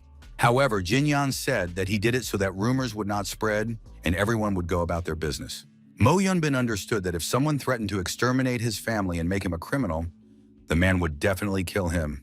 However, if that someone was Uyang Sen, everything would become a little more complicated, and all eyes of the Uyang clan, as well as the entire alliance, would be on the man. Uyang Sen no longer held back and said that Mo Ying Bin, who had mocked him, was also to blame for the whole situation. Uyang Sen couldn't have lost to some kid from the trade group if they hadn't laughed at him during the association meeting. Uyang Sen admitted that he had made a mistake, but that mistake had been caused by his comrades' mockery. They had started it, and now they had to help him get out of the situation. If Mo Ying Bin helped deal with Mr. Lee now, the Uyang clan would serve him faithfully forever. These words left no choice. Mo Ying Bin was practically disgraced in his own home, so he struck Uyang Sen with his own hands and ordered his guards to put the hired assassins in prison and provide for them. After that, Mo Yun Bin apologized to the young Mr. Lee because his hospitality had been shameful. The man acknowledged that the association should not harbor such parasites, and unfortunately, the Lee family had suffered because of them. If young Master Lee was not in a hurry, the owner of the residence offered to share a meal together as a sign of reconciliation. Thus, this trip turned out to be very productive and ended with a favorable outcome. Mo Yun Bin watched the eldest son eat and wondered how this merchant's son had managed to defeat the head of the Uyang clan. It remained a mystery where such a unique person had come from. Mo Yun Bin asked how, in the opinion of the young Master Lee, this matter should be resolved. The man said that he would not personally kill Uyang Sen, but would deal with him fairly. Mo Yun Bin decided to hand Uyang Sen over to the Murma alliance. It was better for the Uyang clan's hatred to fall on them than on the Rulers' Association. The Rulers' Association would suffer damage, But this issue was no more important than honor. The man was confident that the heads of other clans would agree to his proposal. Jinyoung said that he was perfectly fine with this plan, and in turn asked where the former head of the Moyon clan, Moyon Chu, was now. Moyon Bin looked at his interlocutor with a sad and sorrowful gaze. He realized that the young Mr. Lee was very poorly informed about the affairs taking place in neighboring lands. It turned out that his father, Mr. Mo Yun-chu, had disappeared over a year ago. It was truly shocking news that the clan chief had disappeared without a trace. Mo Yun-bin said that all members of the main clan had been sent out to search for him, but nothing had been found, and now Mo Yun-bin was living as a disobedient son. Jin Yan thought that it had been exactly a year ago that he had received this body, which meant that not only Dan Wusung had died, but Mo Yuan-chu as well. Perhaps something similar had happened to his soul, and he now lived in another body. Jin Yan asked if there were any rumors that Mo Yun-bin's father had encountered a demonic faction shortly before his disappearance. The guy thought for a moment, trying to remember, and then said that the encounter was not with the underworld faction, but with the demonic faction. But they say that it has been inactive for more than 20 years. If this demonic faction had rebelled, things would not have been so quiet and peaceful. Moreover, it was very strange that they had attacked only Mo Yun-chu. Jin Yeon knew that he had never had any contact with representatives of the demonic faction. They didn't just suddenly appear and ambush him. Jin Yan wondered if Mo Yun-chu would have been able to handle it if several swordsmen had attacked him at once. His son said that the fight would have been quite difficult, but his father would not have died from a few swordsmen. But if those swordsmen had bodies that were impervious to blades, then the outcome could have been completely different. Jin Yan recalled his past life. Some of those he had fought survived even after being struck by the lightning energy of the 9th phase. This meant that their bodies were subject to some kind of demonic power. Even in Jin Yang's body, the energy of the 8th stage was unbearable for ordinary people. And considering Dan Wusong's previous level of power, it was unnatural that the swordsman did not die from his blows. At the very least, they must have possessed bodies that were impervious to blades. If such people joined forces with those who possessed magic, something terrible would happen. The only ones who could oppose them would be those outside the heavens. It was also strange that the son searching for his father could not find any traces of the demonic faction. It was unclear why they were hiding. Perhaps it all comes down to their goals and motives, which they pursue and serve. In his past life, the sword demon was happy that they had finally found the one they were looking for. And what they were looking for then was the Sword King. The sword demon thanked the heavenly demon for his excellent work and ordered him to prepare for the performance. The two demons agreed that it was time to hunt down the Sword King. Jin Yun continued to stay at the Moyun clan's residence. The guys got along great and now tried to figure out for themselves what had happened to Mo Yun-chu. Jin Yun also wanted to know about the current situation of the other strongest martial arts masters. Mo Yun-bin said that he had recently met with Emperor Blade, who was in good health. Ouyang Sen had recently accused the young man of mocking him, but to be precise, it was Emperor Clink who had laughed at the situation. The others just exchanged awkward glances because the atmosphere was very tense. Ouyang Sen might have felt out of place at that moment, but Emperor Clink was not the type of person to pay attention to such things. He usually ignored those he did not like. As for the sword god, he had gone into seclusion about a year and a half ago because this man had practically reached heaven, so he could no longer improve, and the imperial sword wanders without a permanent residence, so it is impossible to know its whereabouts. However, it is aware of Mo Yun-chu's disappearance. As for the Sword King, he has half retired and is now teaching students. The King of Fists had a very fierce temper, and even his father found it difficult to control him, but there has been no news from him for a long time. He is probably either wandering the world in search of students or smashing some sects from the underworld to smithereens. Mo Yun-bin said that it was very difficult to befriend such a person. Jin Yun wanted to know what it was about King Fist's character that prevented other people from getting close to him. It was known that King Fist often beat younger disciples of orthodox sects for their arrogance. He also punished senior fighters from the demonic faction if they annoyed him. He also destroyed every representative of unorthodox factions he encountered. Even the young heirs of noble clans received slaps from him. Indeed, it was hard to disagree that this man was not very good at making friends. Mo Yun-bin did not personally communicate with King Fist, but his father was on good terms with this eternal brawler. Judging by his father's stories, it seemed that King Fist lived a rather lonely life. Jin Yun suggested that perhaps King Fist wasn't as lonely as he appeared to be. Jin Yun then tried to change the subject, saying that the food was very delicious. Jin Yun began to say goodbye to the host, saying that he needed to return to the Yonha trading group, which was now unprotected. Mo Yun-bin suggested that the young man visit the Murim alliance with him, and it really seemed like a good idea. The next day, the Mo Yan clan's estate was preparing for departure. Mo Yun-bin suggested that the young Master Li testify directly to the alliance, and then the case could be steered in the right direction. The Mo Yun clan delegation was just returning from a nearby assignment, so it would be convenient to go to the Murim alliance together. Mo Yun-bin introduced an alliance member named Bayek Han-gyong. He was a guy with his head bandaged. As for Uyang-sen, the Moyan clan was going to personally escort him. They would follow behind and arrive a little later. Jin Yan asked the Mo Yan clan to look after the Yonha Trading Guild in his absence. Mo Yun-bin said there was no need to worry about this because his clan's fighters should have already arrived to protect the trade group. Jin Yan thanked the clan leader and said he would never forget his kindness and concern. Jin Yeon also thought that the hired assassins who had come to settle scores with him belonged to an organization called the Gold-Silver Assassins. Jin Yan wanted the Rulers Association to investigate the matter, and if they found the headquarters, the young man wanted to join them. In conclusion, Jin Yan said that he had arrived the day before at the Moyan clan, a clan ready for open confrontation. But the head of the Moyan clan, Bin, showed rare wisdom, and now the young man was leaving with a light heart. Mo Yun-bin thanked him for his kind words. After that, Jin Yeon and Han Gyong left, using special techniques for fast movement. Mo Yun-bin, left alone, thought about how the senior young master of the trade association had come alone, ready for battle. Lee Jin-yun was truly an interesting person. 4 days passed, and the travelers finally reached their destination. Han Gyong noted that the young Master Lee was as silent as he was. After several days of travel, they had exchanged only a few phrases. These were words like, "Let's go," "Let's rest a little," and "Come on." But then Han Gyong's thoughts were interrupted by an unpleasant incident. A passerby bumped into him with his elbow. The stranger apologized. His face had a long scar across his cheek. Judging by the scar, the stranger was Wulin. He was one of the most wanted criminals by the Murim Alliance. He had to be either killed or captured. Wulin belonged to one of the unorthodox clans and was very dangerous. Han Gyong rushed to attack. However, the criminal noticed that he was being pursued. Wulin pushed people aside in the square and ran away. Han Gyong noticed that the criminal was running away with a lot of noise, not afraid of attracting unwanted attention to himself. Recently, many exiles had been dissatisfied with the actions of the Murim Alliance, so they began to hunt down and kill its members. But it was incredibly brazen for one of the bandits to walk down the street without a mask. Of course, it was strange. However, it turned out to be a banal trap set for Han Gyong. Judging by the missing hands, these were bandits who had lost to the leader. Then several hands flew off and were thrown away. It was surprising that these fighters survived.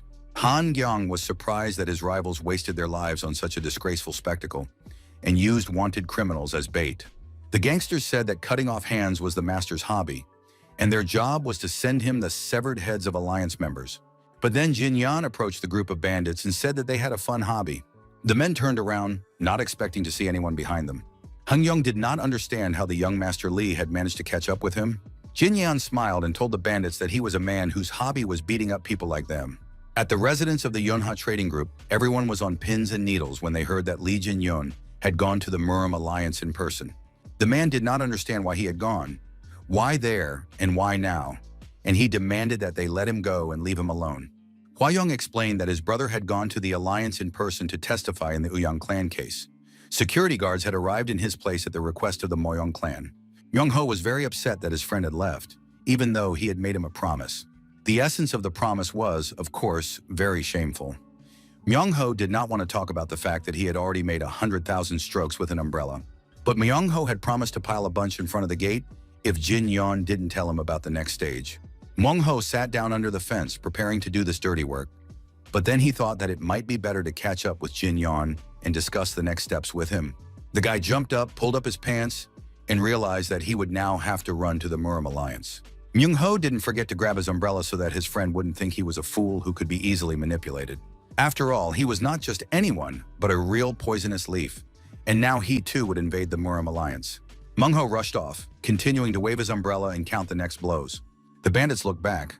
They didn't believe that this young guy could cause them any discomfort, and they just wanted to laugh in his face, because he was not a warrior, but an ordinary puppy. Wulin said he wouldn't even waste his time on the stranger, despite being attracted by his appearance. Jin Yeon began to provoke the man, saying that he was probably going to the toilet and couldn't spare any time for a fight. Jin Yan asked Han Gyun if he could kill the wanted criminal. In response, he was told that since Wu Lin was officially on the Alliance's list of enemies, it was permissible to do so on the spot. Han Young watched as his companion, with whom he had spent the last few days on the road, wrapped bandages around his hands instead of resting. In addition, this young man, who was always serious and taciturn, smiled for the first time as he tightened the bandages on his hands. The bandits did not wait for the young man to finish, because they were dishonorable bandits, and the three of them rushed into the attack. They threw their swords at their opponent, saying that it was still unknown who would kill whom. Jin Yan caught all three blades thrown at him with his bare hands. After that, the young man said that he would simply return all these blades to their owners. Wulin guessed that the young man had deliberately missed him. When throwing the blade, Jin Yong did not want to kill the bandit right away. He was curious to know what crimes Wulin had committed to end up on the wanted list. Wulin did not want to be frank, saying that men do not ask such questions. After that, he said that he had trained one part of his body that his opponent could not use against him. Wulin suggested that his opponent fight him with all his might, and activating some demonic power in his palm, rushed into the attack. Jin Young responded that he would simply tear off his opponent's hand if he intended to use it. Everything happened much faster than even Jin Young himself had expected. A few seconds later, Wulin was sitting in the middle of the street, crying. The man said he would surrender and go to the Murim Alliance himself to accept punishment, but asked not to have his arms torn off. Jin Yan wanted to know why the gangster was giving up so quickly. Wulin replied that in this case, his case would be closed very quickly, because the man had information about the whereabouts of other wanted gangsters. Jin Yan hit him several times, but the criminal did not understand why the guy was bothering with him, because it was much more useful to keep him alive. Jin Yan said that he did not belong to the Murim Alliance, and that he had no need for Wulin to surrender. In the end, after a few seconds, all the gangsters were lying dead. Jin Yan later thought that maybe he really should have taken the wanted man to the Alliance. Han Young, who had been watching the battle from the sidelines, said that it would be better for him to die and not to worry about it. After that, the men decided it was time to eat, because they were starving. The guys made it to the nearest restaurant, and finally they could relax a little and fill their stomachs with food. Han Kyung was completely delighted with the young Master Lee. After watching his recent fight, all of the man's doubts were dispelled. To be honest, he had heard that the heir to the Merchant Guild had defeated the head of the Uyang clan, but it was hard to believe, especially considering that Jin Yon's name was completely unknown. However, now, having seen the fight, the man believed that he was indeed in the presence of a highly skilled fighter. Han Kyung promised that he would confirm the young man's strength and that there was no need to worry about witnesses. Han Kyung decided that the time was right and offered Jin Yon to join the alliance. The alliance pays little, and the work is hard, but the only thing that matters there is strength. According to the leader, the individual abilities of each warrior are valued more than their background. With his talent, Jin Yan could achieve a lot in the alliance. In addition, the guy has connections with the Imperial Assembly. In reality, the Murim Alliance is completely different. Of course, the Imperial Assembly pays more, and the work there is easier. But it is an organization built entirely on the influence of clans, and outsiders have no chance of success. The great clans promote their own people, and the rest are just mercenaries chasing high pay. In a real battle, they scatter like autumn leaves, which is why Han Kyung offered a convenient collaboration. Jin Yan was sure that not everyone in the Imperial Assembly was like that. And at that moment, an unfamiliar voice said, "He's right." An unfamiliar man in the forest joined the conversation and said that the Murim Alliance was nothing more than an alliance of slanderers. He demanded that Han Kyung stop slandering others and not dare to insult people. After all, comparing the Imperial Assembly to autumn leaves and other trash is simply outrageous. Han Kyung stood up, bowed his head in respect, and apologized, saying that he had been hasty and wrong, but would like to know who he was dealing with. The stranger replied that his name was Autumn Leaves and his surname was Autumn Wind. Jin Yan suggested that his friend ignore them, since he had already apologized. Han Kyung suggested that the strangers had probably come because of the Dragon and Phoenix tournament, which was to take place in the near future. Jin Yan knew nothing about this tournament and listened with interest to Han Kyung's story. The guy replied that young Mr. Lee, the Hammer of Iskison, fully met all the requirements for participation. It was a great tournament that the whole of Murin was watching. It offered invaluable experience and a chance to gain fame. Jin Yan replied that he was not interested and that fame does not come that way. It is earned naturally as you become stronger. It turned out that the winner would receive a first-class elixir, and upon hearing this, Jin Yan immediately expressed his desire to participate in the tournament.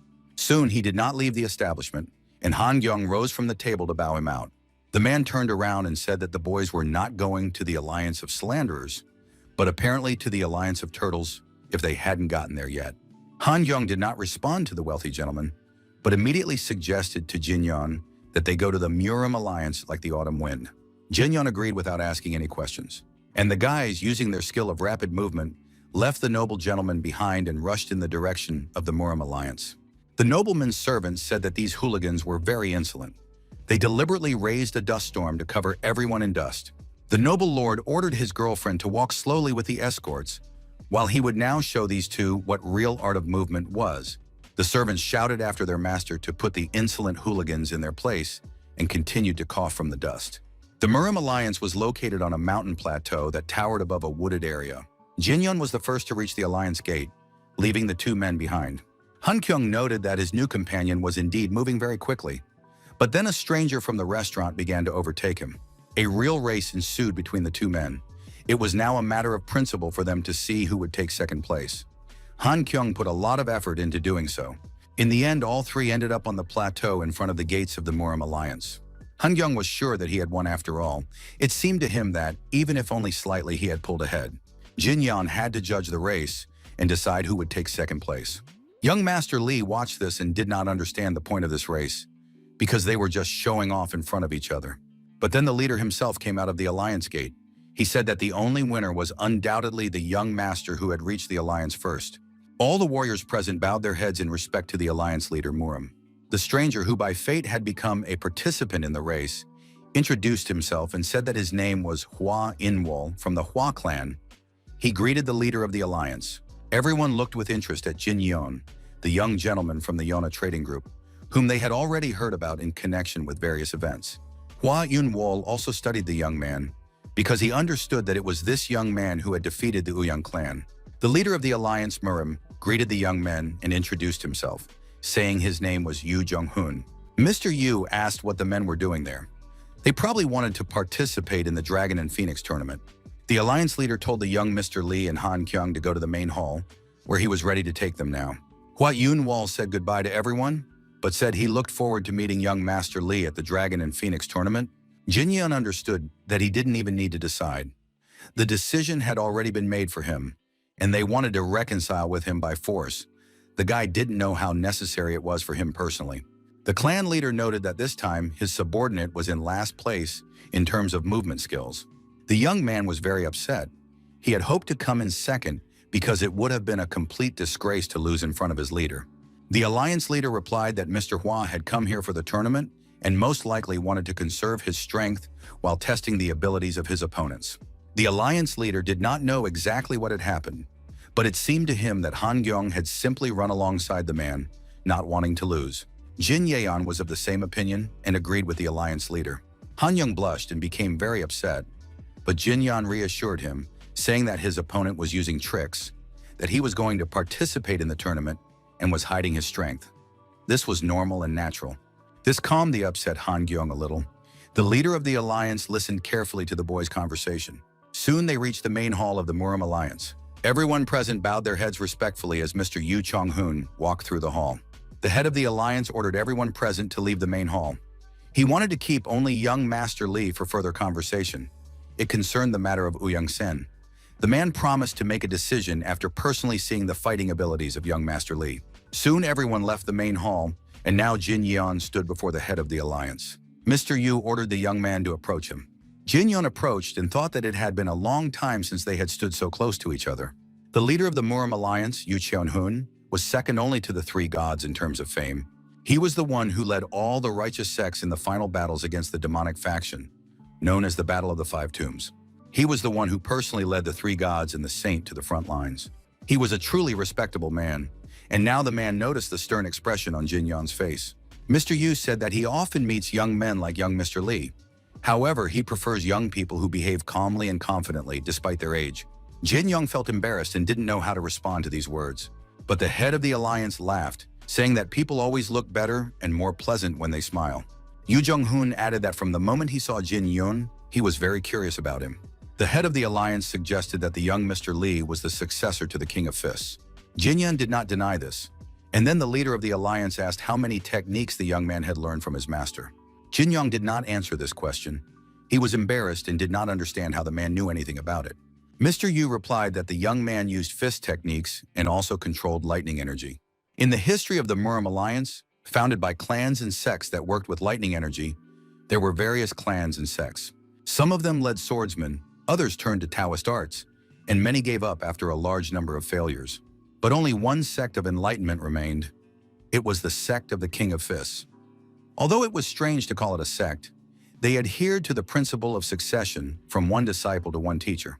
This was exactly the approach expected of the leader of the alliance, and Jin Yang was not disappointed in this man's wisdom. Jin Yang confirmed the information that Mr. Yu had told him and said that he was indeed the successor to the King of Fists. The leader of the alliance said that fate had brought them together. He understood this immediately.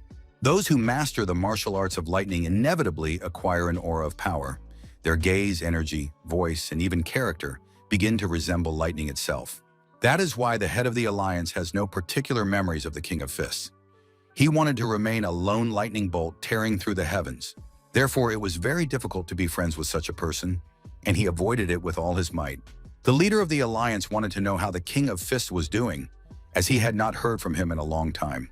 The young man replied that the King of Fists was like the former leader of the Moyen clan, with whom there was also no contact. He very rarely sent any news. The alliance leader confirmed that contact with both of them had been lost. They had become true recluses and avoided communication.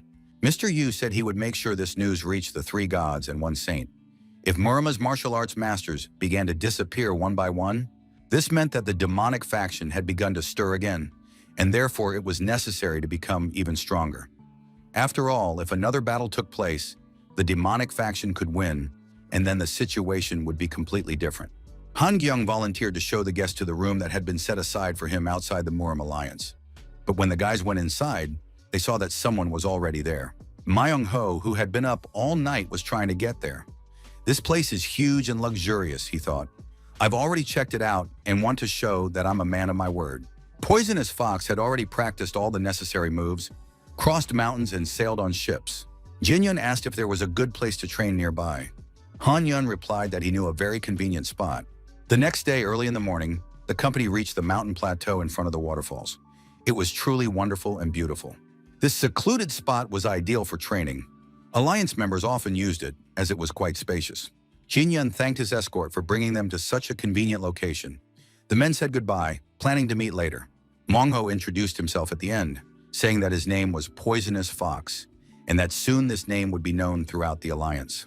When the friends were left alone, Myung Ho did not understand why Jin Yeon was going to train, since he was already quite strong. And last time, he even knew how to throw lightning. Jin Yeon said that he couldn't rely solely on the art of white lightning. His inner energy had deepened, so he was going to practice the divine art of the ghost flower as well. Myung Ho understood practically nothing of what he had just heard from his friend, but Jin Yeon said not to pay attention and to forget about it, because Myung Ho wouldn't be able to understand anyway. After that, Jin Yan jumped in one leap to the middle of the river, where there was a stone ledge. Mong Ho felt that his friend was looking down on him, and he didn't like it at all. Jin Yong said he would explain only once, so he should listen very carefully. The art of the white lightning, which Jin Yong possessed, focused on powerful attacking techniques. But one attack was not enough to defeat true martial arts masters. One must also be able to counterattack and exploit the weaknesses of one's opponents. In addition, you need to be very good at redirecting the attacker's moves. The divine art of the Phantom Flower is a martial art. It specializes in the principle of turning an opponent's technique against them and requires a high level of professionalism. The highest secret of the divine art of the Ghost Flower lay in its technique. This technique allowed her to move distant objects without touching them with her hands, as well as to deflect the trajectory of an opponent's weapon. With its help, it was possible to snatch weapons right out of an opponent's hands. In short, for any close combat fighter, such as the boys, it was an extremely important art. It was not just important, but absolutely necessary in order to reach a high level and withstand serious battles. Myung Ho assumed that it was some kind of thieving trick. Jin Yan was very surprised to hear this, but he realized that it was not even worth trying to explain this technique to his friend. Jin Yan hoped that Poison Fox would at least begin to understand something, and it seemed that the 100,000 blows with the umbrella had not been in vain. But Myung Ho rolled up the sleeve of his kimono, showed his friend his powerful biceps, and said that he felt absolutely nothing. Only his arms had become thicker, but this did not add to his confidence in his strength and fighting abilities. Myung-ho was dissatisfied that his comrade had not warned him from the very beginning that it would not be easy. Jin-yeon knew that he had given his former friend a huge opportunity because he saw potential in him. But not every fighter has the strength to take advantage of such an opportunity.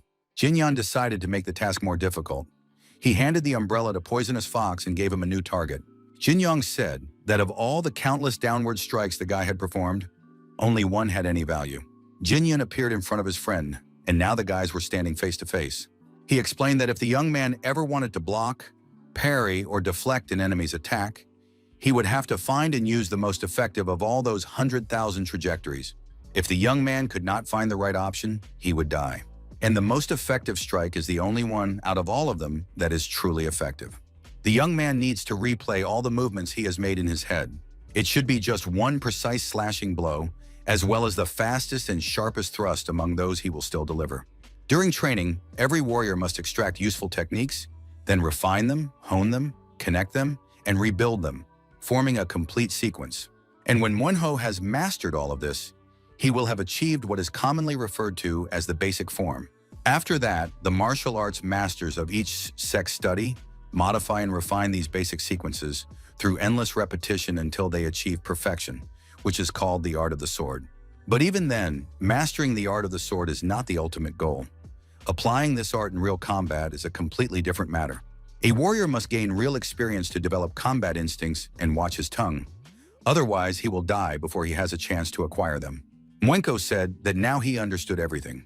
He finally understood why martial arts masters during training, after all, they are all completely insane damn psychopaths, and there is no one in the whole neighborhood crazier than Jin-young. Jin-yeon told his friend not to worry, because he wasn't going to teach him complicated sword techniques. Myung-ho didn't understand why not. It wouldn't prevent him from becoming stronger. There were many fighters around who had trained harder in the great techniques before, and they had become stronger than Myung-ho could ever be. Jin-yeon believed that joining a famous sect, learning its renowned sword techniques, and training under a great master were not the most important things. Myung-ho listened carefully to his friend's lecture and realized that he was completely confused. Jin-yeon said that the most important thing in becoming a warrior was something much deeper. It all depended on one thing: when you live your life more seriously than you thought before and really want to live it. At that moment, the head of the alliance appeared on the hill and watched the guys. He saw Jin-yeon explaining the philosophy of a warrior to his friend. Han-gyung noticed the head of the alliance and began to apologize to him. He did not know that the gentleman was going to train here today, so he brought these two guests. The head of the alliance said that everything was fine. He was not going to conduct training, but on the contrary, he was greatly enjoying the show he was watching. Jin-yeon did not notice the arrival of the observers and continued his explanation. In any case, when it comes to the greatest sword techniques, 9 out of 10 fighters would name the 9 strikes of Dako as the best techniques. Myung-ho said he had heard this name since childhood, but Jin-yeon continued his story and said that there was another sword art that surpassed even this one.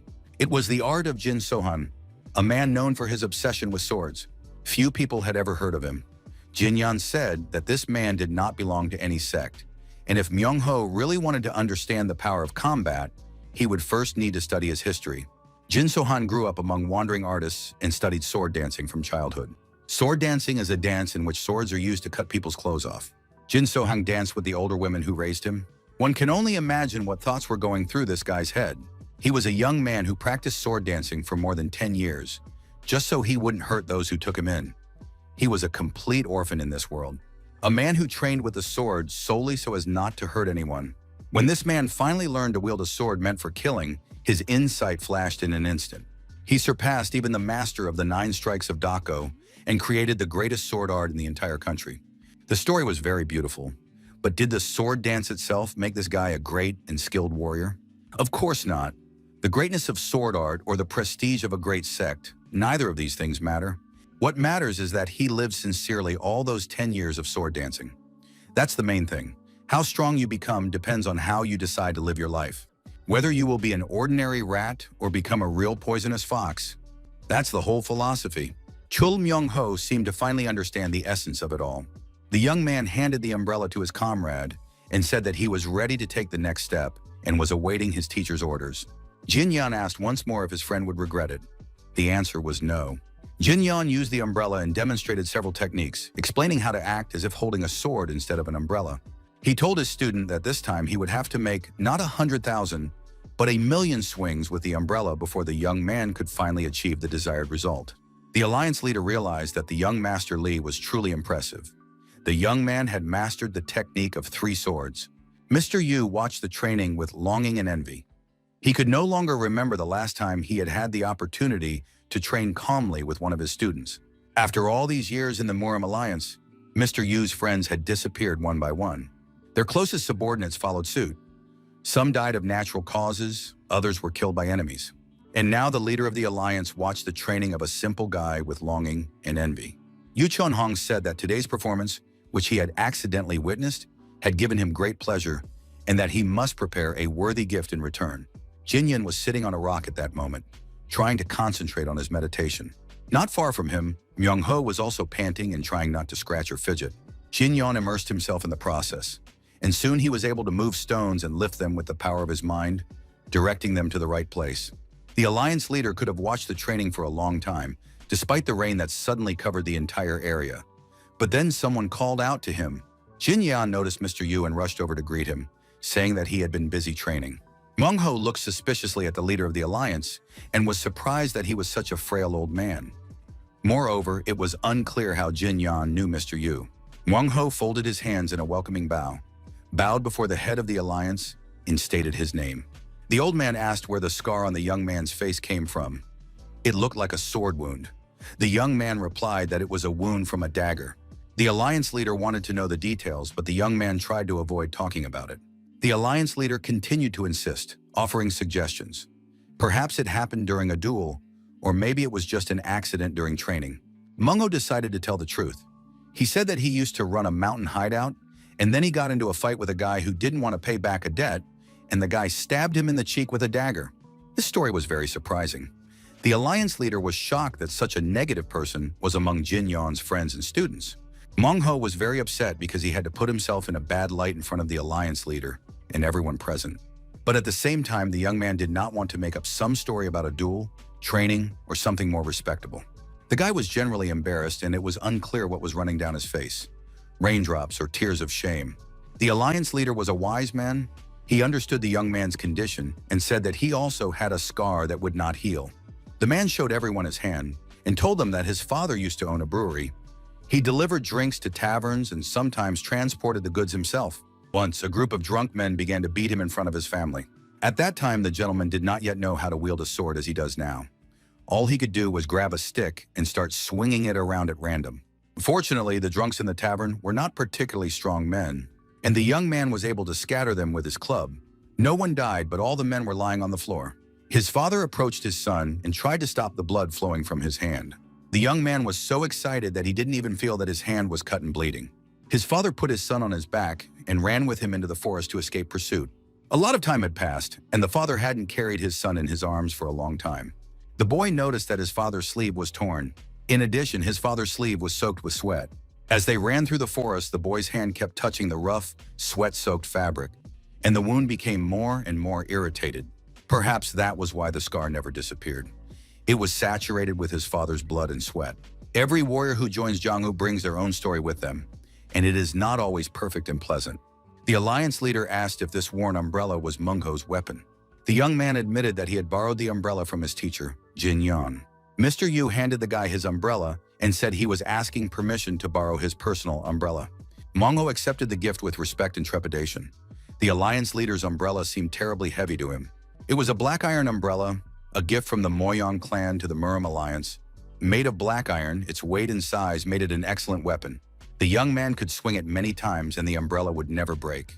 Mungho accepted the gift, thanked the alliance leader, and said that he had never even dreamed of receiving something like this, and that it was a great honor for him. In response, the alliance leader told the young man to choose a life in which he would not have to be ashamed. Moyo promised that he would definitely do so. The young man stood silently for a while and said that he was confident in his choice and that now he would never have to be ashamed of his actions. Yu Jung-hoon was very pleased. He knew he had done a good deed. The alliance leader added that if yesterday's mistakes could be corrected, today's life would be much better, and it was always possible to become a good person. There was no need to blame oneself for the past. Meng was very moved by this situation. He thanked the head of the alliance and promised to become a worthy person. Mr. Yum then said that he understood that it was very tiring for young people to spend a long time talking to an old man, so he was leaving them. The head of the alliance turned to Jin Yon and said that he was looking forward to meeting him at the Dragon and Phoenix tournament. Mr. Yum walked away from the young men and said, "It doesn't matter whether they wave their fists or umbrellas, but they will definitely meet me again, and it is desirable to do so on the side of the Orthodox faction." Both young men were very pensive when the alliance leader left them. After that, Jin Yan suggested that his friend go to lunch, but Myung-ho refused and said that he would train a little longer and then join him. Myung-ho couldn't contain his excitement and emotions because the alliance leader himself had entrusted him with a weapon. Now the young man had to prove to everyone around him, including himself, that he was worthy of this weapon. From the outside, it was unclear whether he was crying or laughing. Several days passed and the eve of the Dragon and Phoenix tournament arrived. Jin Yan stood on the balcony and watched. The herald stood in the ring and announced that since the beginning of the Dragon and Phoenix tournament, a large number of people had already gathered to participate. Due to the large number of applicants, a festival was held on the eve of the tournament where anyone could challenge anyone they had long dreamed of fighting. But that wasn't even the most important thing. If a warrior realized tonight that he was not yet ready, he would not even dare to show up at the tournament the next day. After all, no one needs random weaklings who will drag the competition out until sunset. Jin Yun heard about the festival on the eve of the main tournament for the first time. It sounded quite amusing. At that moment, Myung-ho was in the crowd among the spectators. One of the guys turned to him and said that the young man had already told everyone about his weapon and could now demonstrate his umbrella skills. Jin Yun heard his friends start to distract them and say that the guys had started it and were coming at him with their weapons. But the unfamiliar warriors did not calm down. They continued to laugh and whisper about the umbrella weapon, confident that nothing could be achieved with an umbrella. Myung-ho now stood in the center of the circle, confused. Did the Murim Alliance really forbid the use of umbrellas as weapons? Jin Yon understood that his friend's character had not changed. Meanwhile, Myung-ho began to tell everyone that they had no idea where he had gotten this umbrella. Myung-ho waved his umbrella and said he was ready to satisfy everyone's curiosity. The young man raised his hand with a black iron umbrella and said that he was Chul Myung-ho, the one who had swung a sword 100,000 times and had recently learned how to slash and stab. The spectators watched him and thought he was crazy. He was talking about training for children, but perhaps it would be better to leave him alone. He would grow up in time. But then a warrior approached and said that he was interested in the three-ball technique and wanted to know who was teaching the boy this technique. The stranger said that the teacher was probably a fool, because he had only taught the boy what all street gangsters knew. The man continued to provoke Muen-ho, adding that he had no intention of interfering, but simply could not stand by and watch such a fool disgrace the Dragon and Phoenix tournament. Muen-ho said that he didn't give a damn about this tournament, but he would never turn down a good fight. The stranger accepted the challenge, and soon an unusual fight was about to take place. Jin Yeon watched the situation with concern. Now Muen-ho stood in the ring with an umbrella in his hands against an unknown warrior. It was announced that whoever struck first would be considered the winner.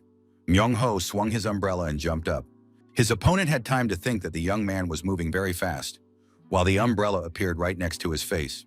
However, his opponent managed to dodge the blow, and now Muen-ho was practically lying on the floor with his umbrella. Myung-ho thought that the umbrella was shorter than usual, which is why he couldn't reach his target.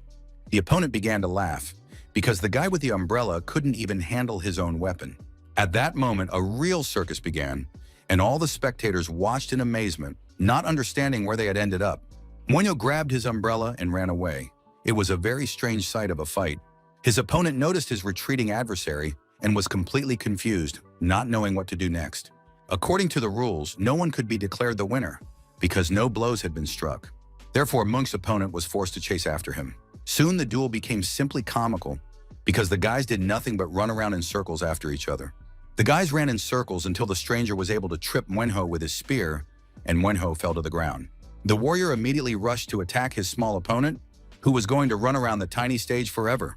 The man approached, saying that his opponent was running around like a funny little rat, but now he would get up, and finally they could show how real men fight.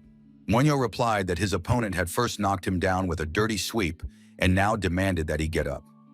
This is some kind of twisted joke, thought the young man. How can I even compete with this? The situation was becoming increasingly comical and absurd. But then the stranger rushed into the attack again with his spear, preparing to deliver the winning blow. Munch grabbed the spear shaft, preventing the blow, and immediately counterattacked with his opponent's spear. Unfortunately, the distance was too great, and Munchu was also unable to strike.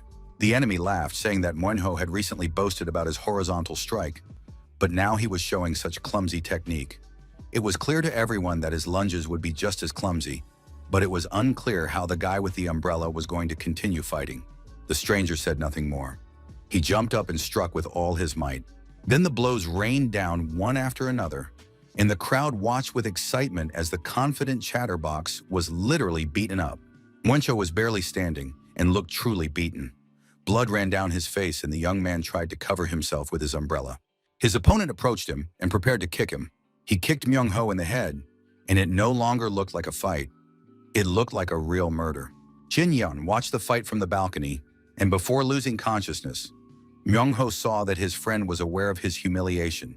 Myung-ho regretted having lived his life like a complete fool. Gathering all his remaining strength, the young man got to his feet, leaning on his umbrella. Blood was literally pouring out of him. His opponent waited for Myung-ho to get to his feet. The crazy bastard couldn't seem to come to his senses. But finally, the time had come to end this fight, and the stranger rushed at his opponent with his spear. Was Myung-ho's whole life going to be like it had been before? Like a real fool? Myung-ho now regretted the previous years with a vengeance. That's why, from that moment on, he decided to live a completely different life. The guy raised his umbrella and managed to dodge the spear. The next moment, he thanked his opponent for closing the distance just enough to deliver the decisive blow. Muncho brought his iron umbrella down with all his might on the fighter's head. Spectators again did not understand what was happening. This is what it means to let your guard down, and it is unclear what power this umbrella possesses. Myung-ho crouched down, leaning on his umbrella. His breathing was uneven, but his defeated opponent lay at his feet. Myung-ho raised his umbrella, pointed it toward the balcony where Jin-yeon had been standing all this time, and addressed his teacher with the words, "Thank you, my teacher, for sparing me once. I will definitely repay you for your kindness and for your lessons too. I will do this because I am not some kind of rat that is always running away. I am a poisonous fox who always repays his debts, and today I have won." Jin-yeon watched his friend with a smile and satisfaction. He understood that he had once correctly understood his friend and given him the opportunity to believe in his own strength. Finally, the audience began to come alive. The spectators realized that the winner was the guy with the umbrella, and he had defeated his opponent with just one blow. Myung-ho stood swaying over his opponent's body, calling him a pathetic weakling. Although the young man himself could barely move and was struggling to stay on his feet, he didn't have time to relax before he heard someone shout. Another warrior climbed into the ring, saying that Myung-ho wasn't going anywhere, because one lucky victory didn't make him special. Myung-ho looked at this guy and said that he would show him his place too, because freaks couldn't calm down and fight one at a time. More and more guys climbed into the ring. Myung-ho didn't show it, but he knew things were bad. He couldn't take another fight. But then his friend and teacher Jin-yeon appeared next to him. No one even noticed how the guy got into the ring. Jin-yeon said that he wanted to warm up before the festival began and was ready to satisfy everyone who wanted to spend the eve of the tournament in the same way. After the warm-up was over, Jin-yeon received an invitation from the Hwa clan to spend the evening together and have a drink before bed. The young man quietly entered and bumped into the host's sister. The girl said that she didn't like this fighter at all. Jin-yeon didn't hear anything else because the conversation was interrupted. It was clear that the girl was very annoyed, and it was unclear why. Jin-yeon thought she was just crazy. Hwa-yun clearly enjoyed the situation. He thanked the guest for accepting the invitation and said that the girl who was making noise in the room was his younger sister. She was one of the main contenders for victory in the Dragon and Phoenix tournament, and also an imposter. The beauty introduced herself and said her name was Hwa-yun-sol. All the young people sat down together at one table to relax and chat on the eve of the important and responsible tournament. Yun-sol did not understand why she was sitting there at all, because she was not interested in her brother's affairs at all, and besides, this self-proclaimed imposter, the son of a merchant, annoyed her greatly. There was a strong mental connection between the brother and sister, so they could communicate with each other without saying a word. In-sol suddenly told the guest that the day before, his sister had confessed that she had watched young Master Li's battle, and it had made a big impression on her. Therefore, the girl had something she wanted to give him as a memento of herself. Jin-yeon did not understand what she was talking about, especially since he had done absolutely nothing. Yun-sol explained that it was a treasure belonging to their clan's fist guard. She handed the young man a pair of handguards. They were not metal offensive gloves, but ordinary leather guards designed to protect the knuckles. The girl asked him to accept this small gift as a gesture of goodwill. Jin-young expressed his gratitude, accepted the gauntlets, and said he would try to use them wisely. After that, the conversation became much livelier because the young people relaxed a little. The hosts asked their guest if he knew who the favorites were for tomorrow's Dragon and Phoenix tournament. Jin-young had no idea, and Hwa In-wol thought this was bad because the young man was completely unaware of current affairs. The guy asked his sister to explain the details in the situation. The girl didn't really want to do this because her older brother could explain everything himself. But her mischievous brother threatened to tell stories about Yoon-sol's childhood, so the girl didn't argue. Many names were mentioned as possible winners, but in reality, the competition was between two major forces, the Murima Alliance and the Rulers Association. The Murima Alliance nominated Jin Gyul from the Hwa Mountain Sect and Lim Jiryeon from the Wudin Sect as their main candidates. However, their participation is still in question. The Hwa Mountain Sect risks life and limb in every fight, and the Wudin Sect does not want to interfere in world affairs at all. As for the Rulers Association, they support Doko Han and Nam Gong-wi. Well, if these two meet in the final, neither of them will leave unscathed. The thing is, these guys are rivals in love.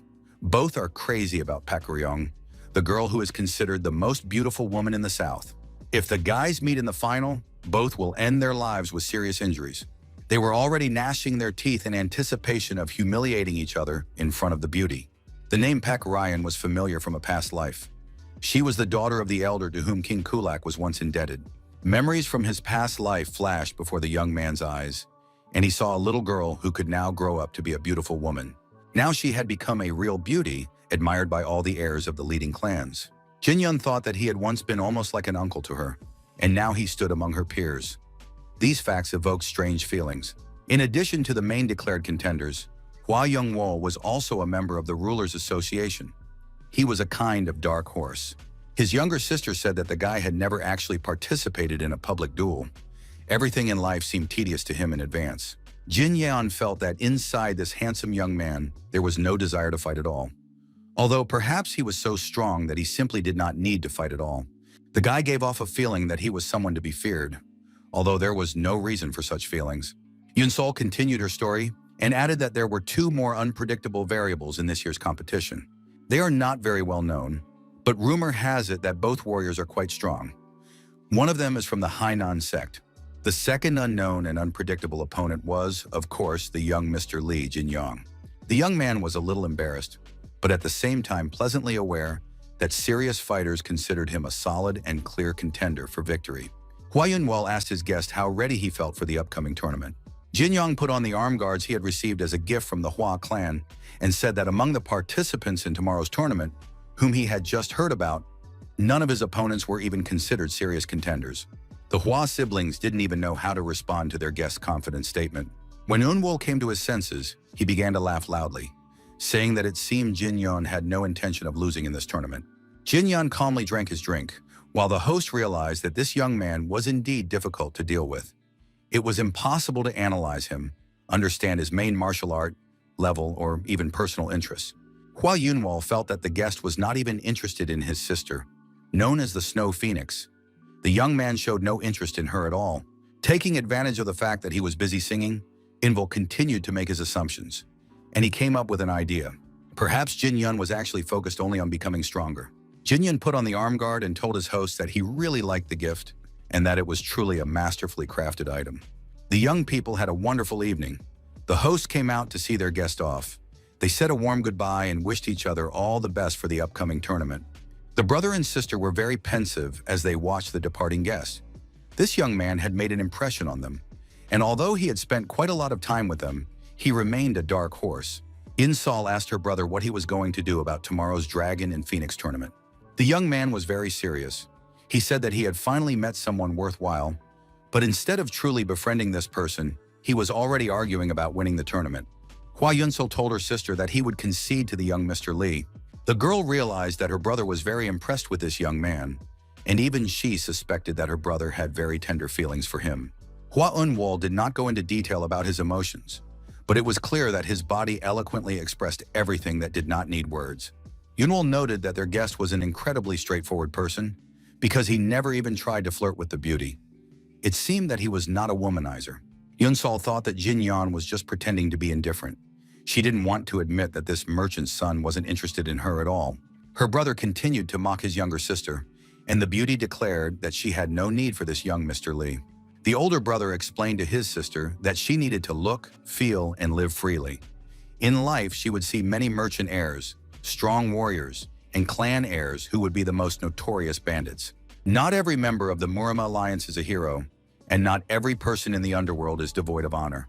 She needed to look with her eyes, listen to their words, and choose a worthy man. It is a worthy man that Insel should love, and all the talk her brother had just given her was just ordinary jokes. The guy hoped that his sister would not take them to heart.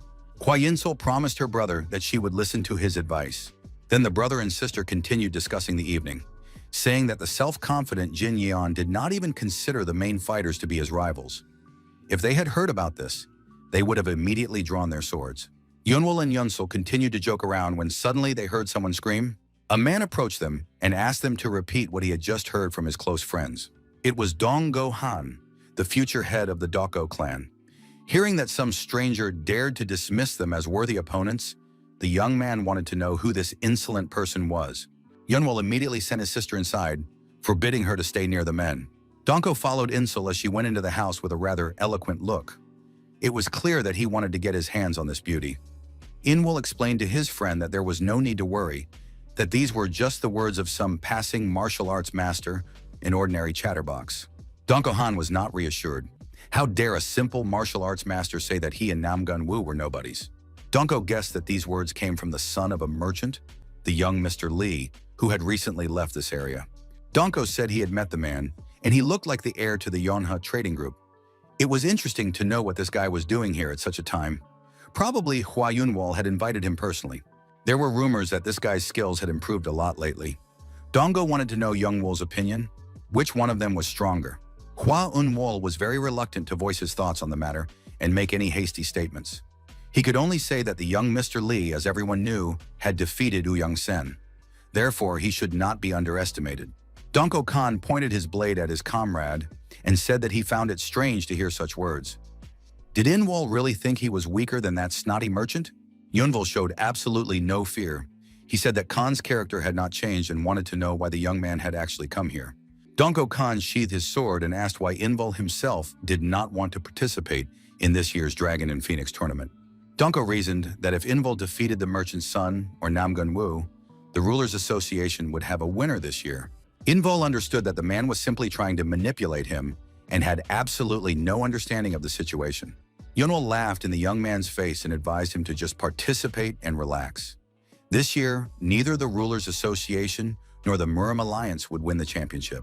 Hua Inwol smiled mysteriously, without going into further explanation, and said that this was his prediction as the future chief strategist of the Association of Rulers. Donko didn't know how to respond to that, but he wanted to know how confident Inwol was in his prediction and whether he could back it up with action.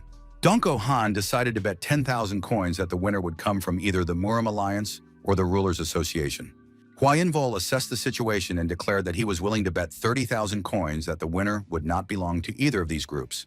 These guys were now bound by their agreements, and their financial situation also depended on the outcome of tomorrow's tournament. Donko advised them to prepare the money in advance and say goodbye to it, so that it wouldn't hurt so much the next day. Hua Inwol wished his opponent luck, confident that his prediction was indeed correct. The next day, the Dragon and Phoenix tournament began with the qualifying round. The contenders gradually gathered in the city center and registered for the preliminary fights. If the warriors collected 3 name tokens, they could advance to the main round of the tournament. Li Jinyang also came to register. He was asked what name he would like to see on his name tag. The young man did not know, but it turned out that he could use a pseudonym. It was not necessary to give his real name in the preliminary fights.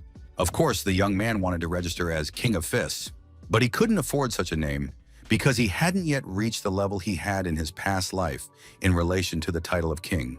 Jinyon asked to write Warrior of the Fist on the sign. They wrote it down for him, wished him luck, and handed him the sign.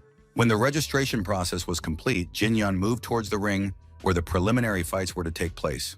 The atmosphere before the tournament was very tense. The stakes were too high, and all the participants wanted to win. Jinyong paid attention to the fighters.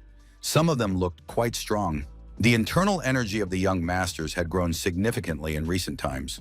However, the presence of internal energy did not guarantee victory for these guys. Jin Yan put on protective gloves and thought about what he would prove. Internal energy alone was not enough. This time he was going to test the body techniques he had perfected. The young man approached the ring and noticed how the referee broke one of the fighters' scorecards. The referee explained that the guy had neither the skill nor the character to advance to the main round. Therefore, he needed to have pride, stop throwing tantrums, and calmly leave the tournament. The young man did not understand why he was disqualified after winning and asked for another chance. However, the judge was adamant. He stated that this was the Murim alliance. The guy was disqualified and had to leave. The referee accused the young man of attacking his defeated opponent with extreme cruelty, which was not the behavior of a martial arts master. After that, the referee called the medical team to help the beaten warrior stay healthy. Jin Young noticed the guy's violent temper. He knew that sometimes orthodox schools were just as annoying as the Uyang clan. Nevertheless, thanks to righteous elders such as the judge, the world remained in balance. Jin Yeon understood that he could never truly hate the orthodox side. Jin Young was lost in thought and did not notice where the referee had gone. He turned to the stranger, wanting to know where the referee had gone. However, the man said that a spot had just opened up in the ring due to an injured participant, and therefore Jin Young had to enter the fight immediately. Lee Jin Young stepped into the middle of the ring, bowed his head in greeting, and saluted his opponent. At that moment, the malicious judge appeared, saw this, and said that he had not seen such a well-mannered young man in a long time. The old man asked for the sign with the fighter's name. The referee read the name written on the plate and wished the fist warrior good luck in the tournament. The old man was very attentive and meticulous. He noticed the young man's protective gloves and said that he had not seen such gloves in almost 50 years. The judge said that the material of the gloves resembled the rarest thread of the heavenly silkworm, which was once produced by the Bakley clan. Jin Yun learned that these gloves were very valuable, and now understood that the gift from Yun Sol was not just a souvenir. But it was time to stop talking and get straight to the first fight. The old judge announced that the fight could be considered started and thoughtfully left the ring. Jin Young's opponent said that, judging by the gloves, his rival also fought with his fists. It looked like it was going to be an interesting fight. The young man did not have time to finish his sentence, because at that moment Jin Young jumped at him. Lee Jin Young hoped that his opponent was ready to start the fight. The guy threw a punch, although it seemed that the stranger was not expecting it. The opponent was knocked down by this light blow and lay motionless in the ring. The referee immediately rushed into the ring and announced that the fight was over and that the winner was the fist warrior. The referee thought about how he had sensed this guy's unusual aura and how his punch had been executed perfectly. The next opponent was the Reaper of Life. He entered the ring hoping to win and advance to the qualifying stage. Jin Yeon did not look at his opponent at all. He was completely focused on the fight. The Reaper of Life saw the last blow Jin Yeon delivered and realized that he was facing an unusual fighter, but one whose level was unclear. The man understood that in such moments, he needed to put all his inner energy into one decisive blow, and he rushed into the attack.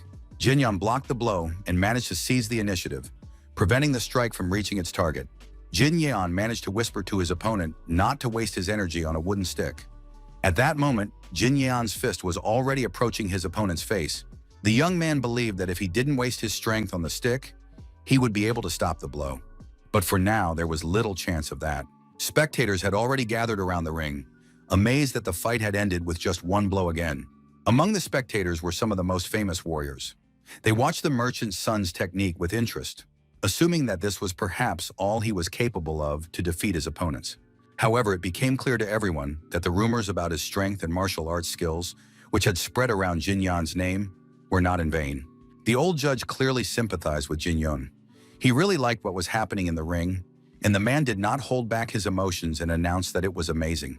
After that, the judge invited the next participant. But the contenders realized what would happen in the next round, so the next contender withdrew from the qualifying tournament.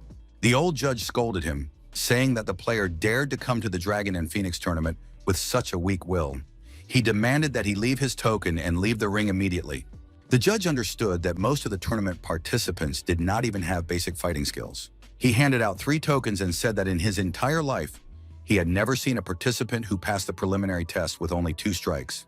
But now the old man had seen such a warrior and was happy to welcome Jin Yeon to the tournament. He added that he would be happy to see him in the main round. The first day of the tournament was taken up with the qualifying round. It was already evening, and it was possible to draw up a fight schedule for the warriors who had passed the qualifying stage. The judges had to distribute the participants according to their combat power ranks, so that fighters of the same level would not meet each other in the first round. The old judge said that of all the warriors he had evaluated, the only gap was the fist warrior. He was the first warrior to advance to the main bracket.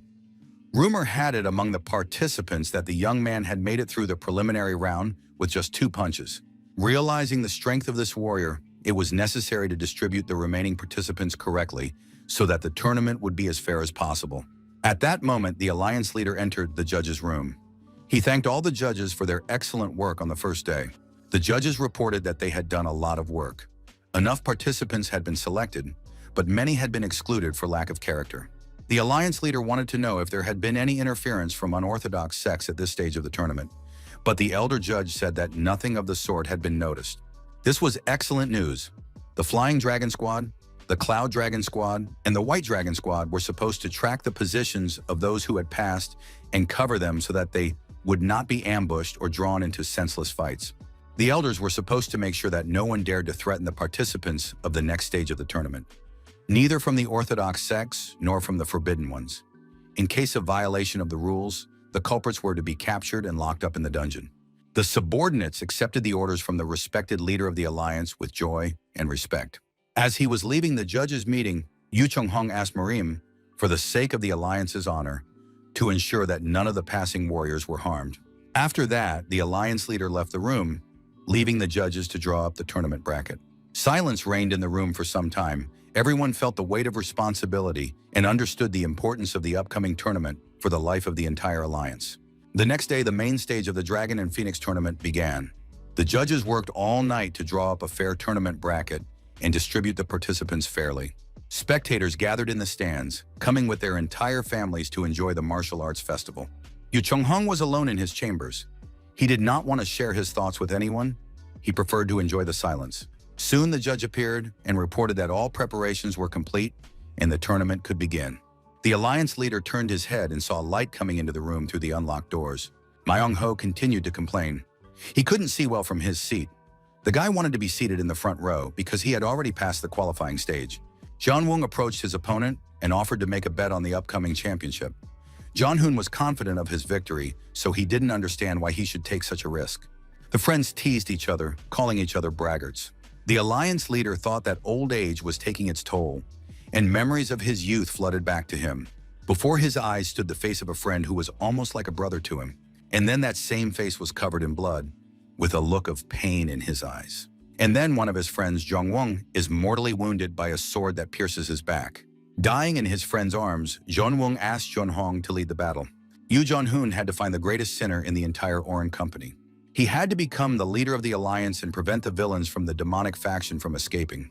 But Jeon-hoon himself was also sinful, as he was the commander at that moment. His fighters obeyed their commander and willingly gave their lives. But how could martial arts masters start this war? The weak could have simply run away and saved their lives. And now the alliance leader understood that in the world of Jianghu, it would have been enough if the strong had gathered and sorted things out among themselves. There was no need to drag ordinary people into their merciless fights. The alliance leader was struck by the fact that such thoughts still tormented him. The man went to the tournament, hoping that perhaps the outcome of today's competition would be his liberation and his last battle. The spectators were happy to see their idol alive, because the alliance leader was almost a god to ordinary people. People chanted his name, welcomed him, and called him a great hero. Yu Chonghong simply waved calmly to his subjects in response, knowing that he was not really a hero. The alliance leader began his welcoming speech. He said that 45 years ago, a young man with tousled hair came here, borrowed money to participate in the competition, and now stands before all the people. Jin Yan, like the others, listened attentively to the leader. He respected this serious and fair man. In those days, even winning 1 or 2 fights was considered a feat. Sometimes it happened that someone died in an accident. Something like that happened in the very first fight, when a martial arts master won. He belonged to a respected clan, and in the second duel, a master from the Golden Blood sect won. The man who took second place began to live in the Muram Alliance, and his name was Chong-wong. Over time, this warrior received the Star Sword. At that time, Cheon-hong already possessed the Water Moon Sword. The winners were not awarded prizes, but the alliance leader and elders voluntarily gave the swords to the young men.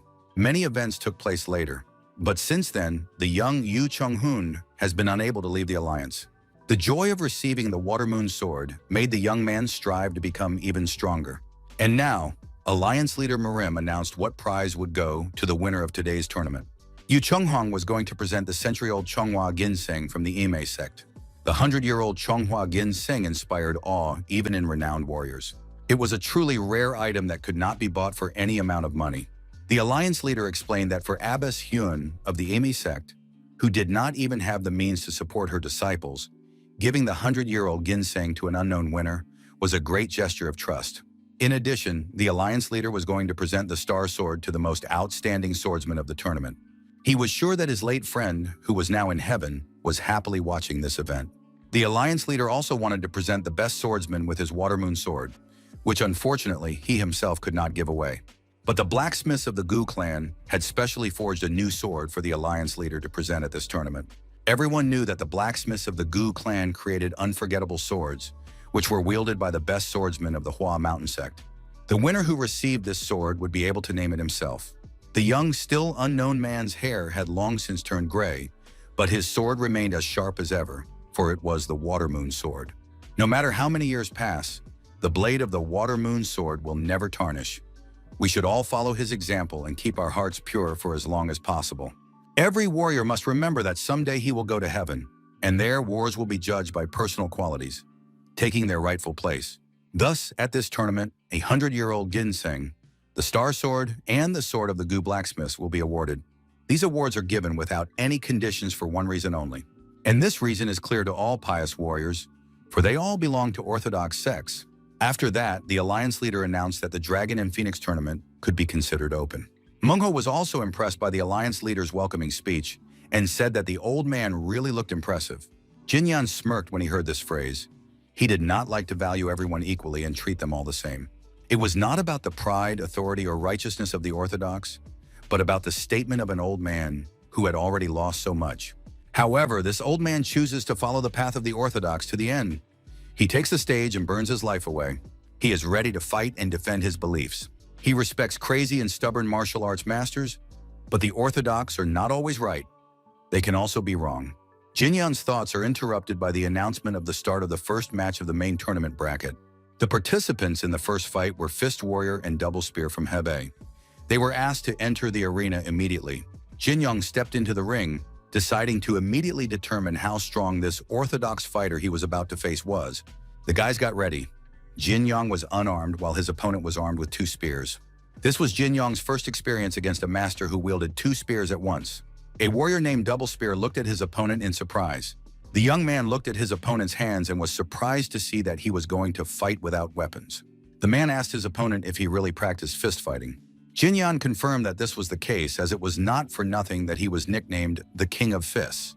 The spear warrior understood that there was a huge difference between practitioners of fist fighting. He had never seen this young man before, so he assumed that he was probably a novice and that victory would be easy. Finally, the referee shouted for the fight to begin and left the ring. At that moment, the opponents rushed to attack each other. The warrior named Double Spear realized that his opponent was unusually fast, dodging and counterattacking perfectly, like flowing water. He thought that if Jin Yan got close, it would be dangerous, so he decided to attack from a distance and, pushing off from the ring with his spears, rose high into the sky. Jin Yan calmly waited for his opponent to descend to a closer distance. Then the young man grabbed both spears aimed at his chest with his bare hands and held them. His opponent opened his mouth in surprise. He was confused, realizing that his attack had been parried without weapons. He had no time to think of anything else, because at that very moment a powerful kick struck him right in the head. As a result of this blow, the warrior flew across the entire ring and fell directly into the arms of Elder Sun, who was absolutely thrilled and said that it was absolutely thrilling. The warrior was not seriously injured, but lost consciousness from the blow. It was immediately announced that the winner of the first match was the Fist Warrior. Jin Yun could barely contain his smile. The audience was shocked. How could it end so quickly? They had come for a real show. Mwongho applauded his teacher with joy and pride, noting Jin Yun's incredible strength and how much more he could learn from him. Chol Myung-ho waved to his friend as he stepped down from the ring, wanting to personally express his admiration for his skills. Hua In-wal also came out to greet the winner of the first fight. Chul Myung-ho took the opportunity to introduce himself. "I am Poisonous Fox, not Umbrella. Jin Yan thanked him for congratulating him on his victory. Yunwal smiled in surprise when he heard such a funny nickname. Mung Ho asked which match the young Master Hua would be participating in. The young man replied that he himself was not participating in the tournament, but admitted that he had succumbed to Dogohan's provocation and bet a huge amount of coins on Jin Yan's victory. The amount was so large that it could buy 3 huge mansions. Jin Yan agreed that it was a good bet and promised to make sure that Hua Yunwal did not lose the money. By the way, Jin Yan wanted to say something about the gloves he received as a gift from the Hua family. The day before, the senior judge had said that they were made of the finest white silk from the heavenly silkworm. Huayan confirmed that Elder Song was absolutely right. They were indeed valuable gloves. The thing is, some time ago, the leader of the Beckley clan had given him a sword, and the man had liked the gift very much. In return, he gave these gloves as a gift, since the Beckley clan, which had been focused on swords for many generations, decided that the gloves would find a better owner elsewhere. Jin Yan listened carefully and analyzed. The patriarch of the Beckley clan was pleased with the sword. Both brother and sister Hua also possessed swords, and young Master Hua carried a fan, which meant he possessed several types of weapons. It became clear that the Hua clan was hiding a power far greater than what the world thought of them. At that moment, the man on whom Invol had placed his bet entered the ring. He wielded a large, heavy black sword. Dako Han was considered one of the strongest participants, so the fight would most likely end quickly. Mongho did not understand why every participant considered himself the strongest. Could they not realistically assess their own strength? And indeed, after just a few moments, Dako Han's opponent was defeated in the ring. Dako Han was declared the winner of the fight. He was descending the steps from the ring when Hua Yunwal waved to his friend in greeting. Dako Han was in a great mood. Just one punch and the fight was over. He didn't want any unnecessary fuss.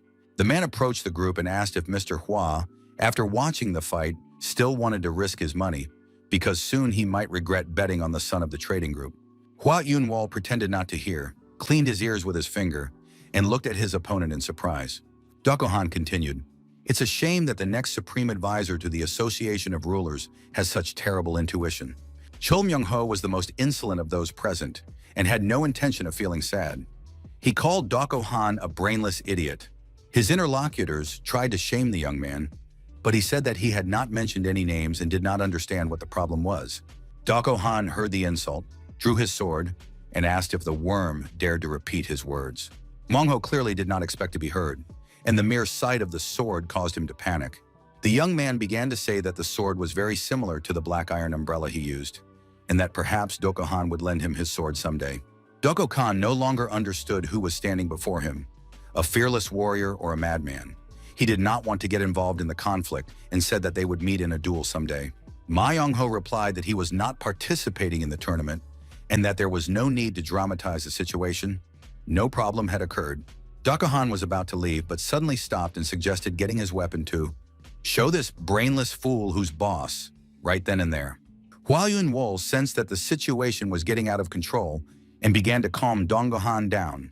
But at that moment, someone appeared right next to them and ordered everyone to move aside. It was the strongest swordsman of the Namgun clan, Namgun Wei. It turned out that the guys were just standing in his way. Wang Ho, as usual, remained defiant and asked directly, "Who are you to interfere in our conversation?" Namgun turned to Dongko, saying that he had wasted his inner energy on an insignificant opponent and was now quarreling with ordinary people. He probably had too much free time on his hands. Donggo Han could only repeat Namgun Wei's name. He didn't dare say anything else. Everyone knew that this guy was the grandson of the Emperor of the Sword. Even outwardly, he was very similar to his illustrious grandfather. Despite his young age, Namgung Wei gave the impression of an experienced fighter. He also recognized the young Mr. Lee from the trade group. At that moment, Namgung should have been focusing on his own fight instead of interfering in other people's affairs, but he probably had too much free time on his hands. Namgun said that he had already finished this duel and was about to leave the ring. Mong Ho couldn't understand what was going on, because the last fight had just ended, and Donggo Han had participated in it. Namgung explained that since the previous fight had ended with just one blow, he had to take this situation into account. Therefore, the guy didn't waste much time, and the referee took the next loser out of the ring. Jin Yan was not surprised that the next fight was also over very quickly, because Namgun Wei himself was participating in it. And now a visual battle began between the two main contenders for victory in the tournament. It is unknown how it would have ended if two beautiful women had not approached the guys at that moment. Hua Yun-sul turned to her brother and said that her friend wanted to greet him personally. Hua Yun-sol was delighted to see Lady Beck, whom she had not seen for a long time. The girl thanked him for the sword he had given her earlier and said that she had found a great use for it. After that, Hua Yun-sol introduced the girl to the men standing next to him.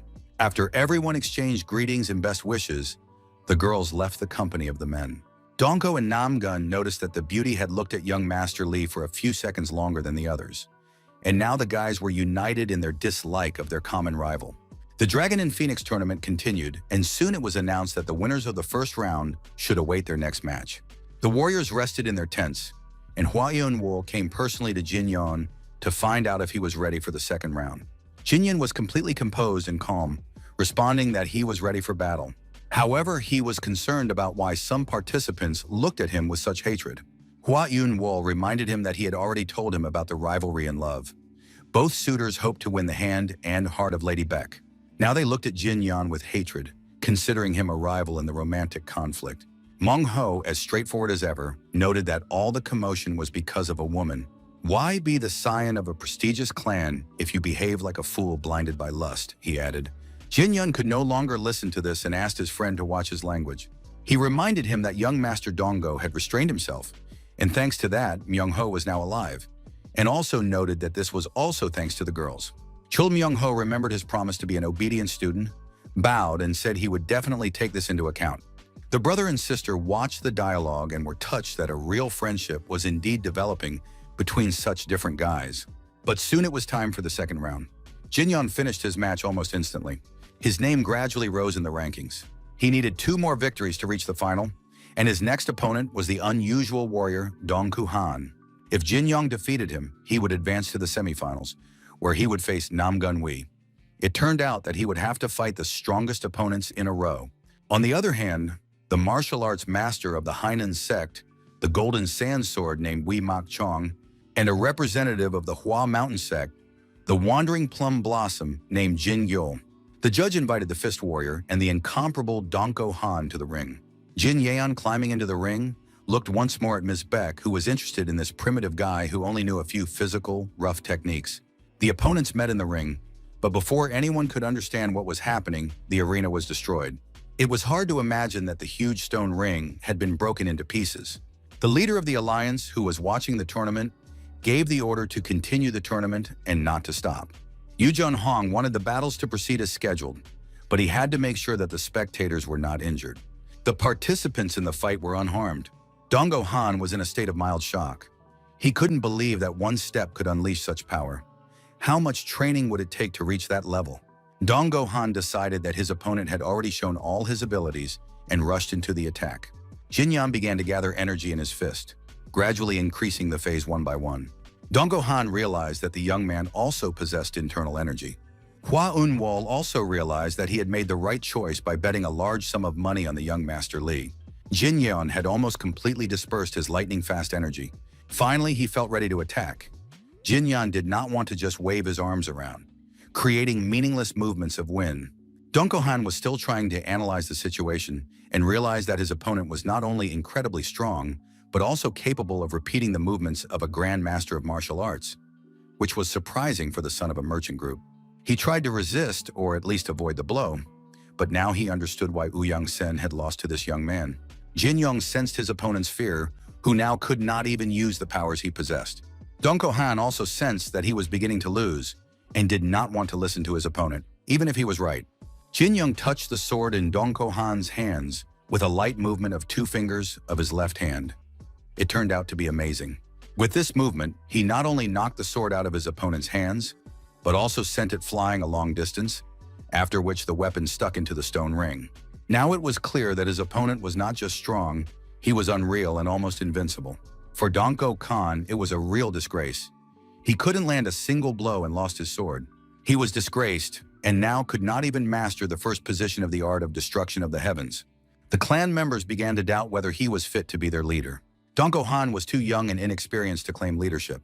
Jin Yan calmly waited for his opponent to recover and continue the fight. Finally, Dongko Han got to his feet and picked up his sword again.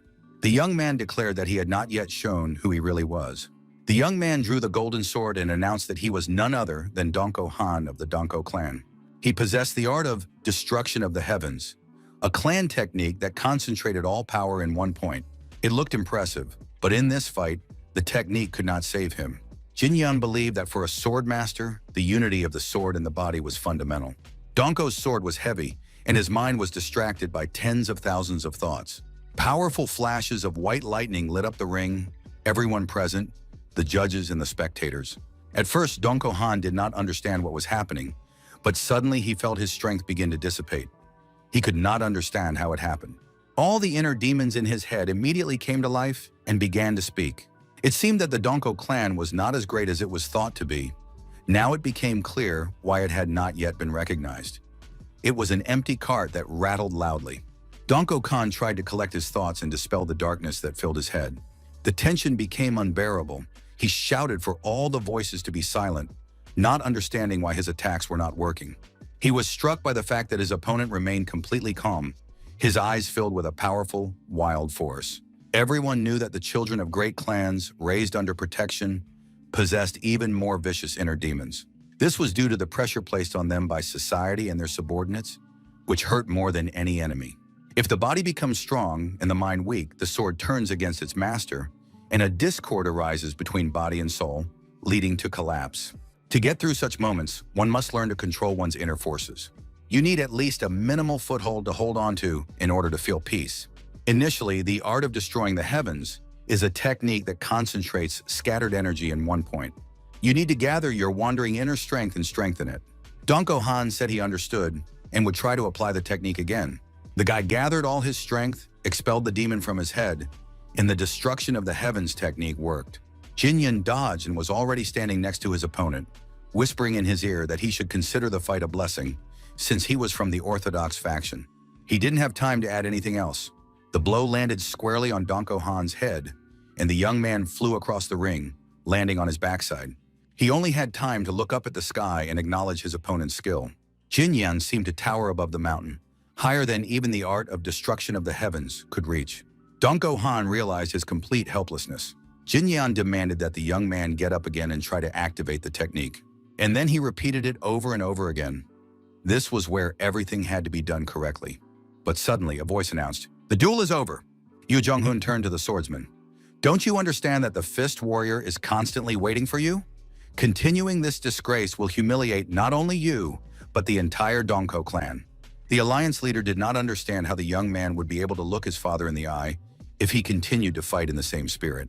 But if this duel was viewed as a lesson, the experience gained could be used for more diligent training in the future. Donko Khan understood what the alliance leader meant.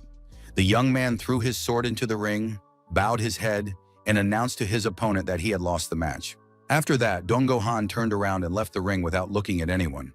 Jin Yeon was declared the winner of the fight, but in reality, he was not in a joyful mood despite his victory. When the fight ended, the spectators and warriors did not disperse, but whispered among themselves, discussing what they had seen. Nam Gung-wi said he regretted not being able to defeat his main opponent himself, but what happened turned out to be even better than he could have expected. Now Nam Gung-wi had the opportunity to tear apart the smiling face of the young merchant with his own hands. After the fight, Hua Yun-wol approached his opponent, thanked him, and said that he had learned a lot, and also congratulated him on his victory. Nam Gung-wi was amazed that Jin Yan had hidden his inner energy until the previous fight. He turned out to be much more calculating than he seemed at first glance. In fact, Nam Gung-wi felt very excited. He did not understand how to fight against the young Li now. The main thing was not to suffer such a humiliating defeat as Dongo Han. Dongo Han's fighting style consisted of crushing his opponent with overwhelming force. But with this approach, he was no match for Jin Yan. In terms of pure skill, Jin Yan was far superior to everyone else. But Nam Gung-wi believed that he had more information and knew the only way to win. Once Nam Gung-wi suffered a defeat, went to his grandfather, and honestly admitted it. He said he had expected to win, but even at checkers, his grandfather beat his grandson. His grandfather explained that being confident without calculating every move is the lot of amateurs and weaklings. Those with Namgung blood in their veins always rise above the rest. You have to look at the board from above and control the moves, not just play with the pieces. The grandson must remember, the Namgung clan will never be just a pawn on the board. He must read the moves and command the entire game. This is the only way for the Namgung clan. Namgung Wi thought that one must look at the board from above, but first one must draw the opponent into one's game. Finally, the time for the duel had come, and the strongest swordsman of the Namgung clan was invited to the arena. Next, Li Jinyan, the fist warrior, entered the arena. The opponents stood facing each other, greeted the audience and guests of honor, and prepared for the start of the fight. The stands were in a frenzy as the spectators cheered on their favorites. Myung-ho was literally bursting with excitement for her teacher, hoping for his victory. Jin-young assessed his opponent and noticed that the warrior looked much more composed and serious than Dong Ku-han. He decided to make the first move and immediately rushed into the attack. Nam Gun-wi managed to raise his sword, and the punch landed right on the blade. Jin-young noted that his opponent's center remained completely motionless. The warrior possessed the unsurpassed art of the ruler's sword, and it was necessary to take the fight as seriously as possible. Hua Yunwal watched the fight closely and immediately noticed that Nam Gun-wi was using the 8 strikes of the ruler technique. Initially, this sword technique uses internal energy with extreme precision to gradually deplete the enemy's strength. Now it was more like a barrier tailored for defense.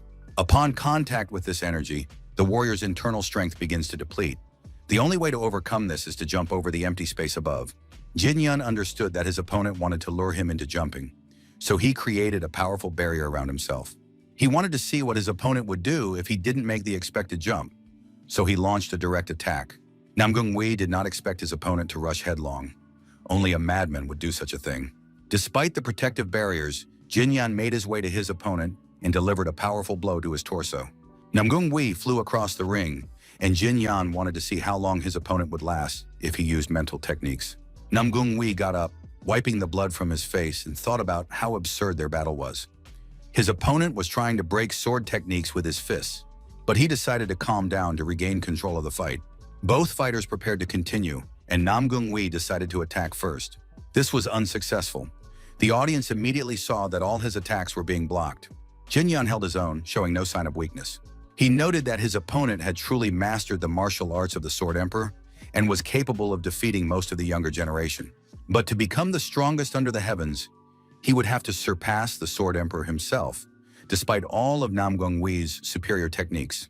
Jin-yan took this duel as a lesson to better prepare for the upcoming battle with the Sword Emperor. Nam Gun-wi was already feeling tired.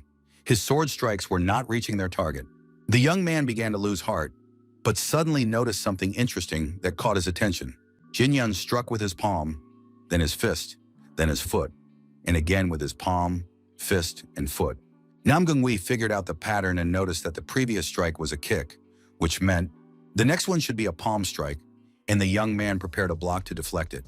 But Jin-yan laughed in his opponent's face and said he was wrong. Now there would be a punch. Nam Gun-wi missed the blow, but managed to think that his opponent was a master of fist fighting who also used sound techniques. It became clear that from the very beginning, there were no rules on the game board. There was a variable that the young man had never encountered before. The Namgung clan had always sought to dominate the board. But Jin-yan turned out to be a man who destroys this board himself, creates rules, and does everything his own way. Nam Gun-wi sat in the ruined arena, his head bowed, unsure of what else he could do in this situation. The spectators whispered among themselves, wondering how the Namgun clan could suffer defeat so easily. The servants approached their master and asked if he was all right. They were concerned. Nam Gun-wi was bleeding from his forehead and looked very bad. But Nam Gun-wi showed no emotion and seemed not to hear anyone. There was only one face before his eyes, Lady Bakri. The servants helped their master to his feet. Nam Gun-wi looked at his opponent in the middle of the ring and could not understand how he had suffered a complete defeat. The young man believed that the whole world was a game board that he controlled, but now he clearly realized that this huge board was no bigger than the palm of his hand. Nam Gun-wi folded his arms in a respectful gesture and loudly admitted his defeat, thanking his opponent for the lesson, thanks to which he had learned a lot. Jin-yan replied that the loud voice with which the loser had declared himself was a truly manly trait. They would meet again because Namgun was the strongest swordsman. Nam Gun-wi left the arena, realizing that next time he would prepare a game board that his opponent would not be able to break. Jin-yun was declared the winner of the semifinal match, and his friends rushed to congratulate him. The Golden Sansword named Wee Mak-chung approached Jin-yun to greet him, extended his hand, and said that he had enjoyed watching the fight. It was a magnificent battle. The young man added that he was looking forward to their match and hoped to meet in the final.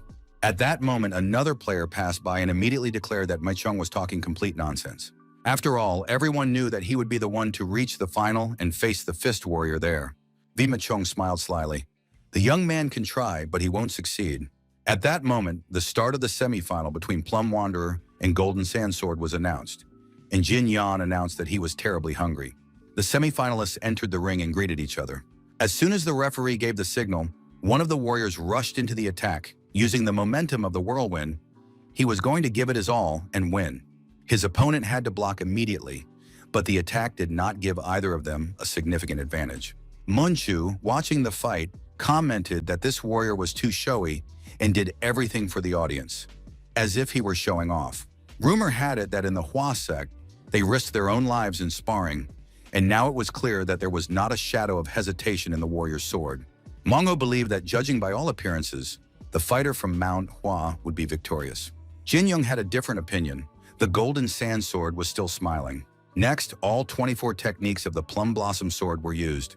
After that, the warrior used the blooming plum whirlwind, but it was all in vain. His opponent immediately clarified the balance of power.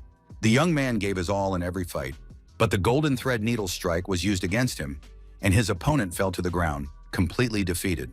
He could not move his hands. An invisible golden thread seemed to bind them, making it impossible for him to even move his fingers. His opponent approached and pointed his sword directly at Jin Yo's head, offering him to surrender. The outcome of the fight was already clear. The only question was whether the young man would give up his life, since it was only a friendly duel. Jin Yo admitted defeat. The boys remained friends and agreed to fight again. Next time, victory would surely go to Jin Gol. Finally, the finalists of the Dragon and Phoenix tournament were announced: the Golden Sand Sword and the Fist Warrior. The day was drawing to a close, and the time for the final battle was approaching. The spectators were waiting for the most interesting fight. Everyone knew that the title of once-in-a-century genius did not come easily, and many believed that Golden Sand Sword would be victorious.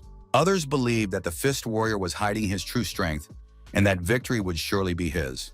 The arguments remained arguments, and it was better to watch the fight itself. The finalists entered the ring, the referee greeted them, and gave the signal to start the fight. At that moment, Ma Chong rushed into the attack not with a sword, but with his fists. Very unusual. The swordsman began with close combat techniques.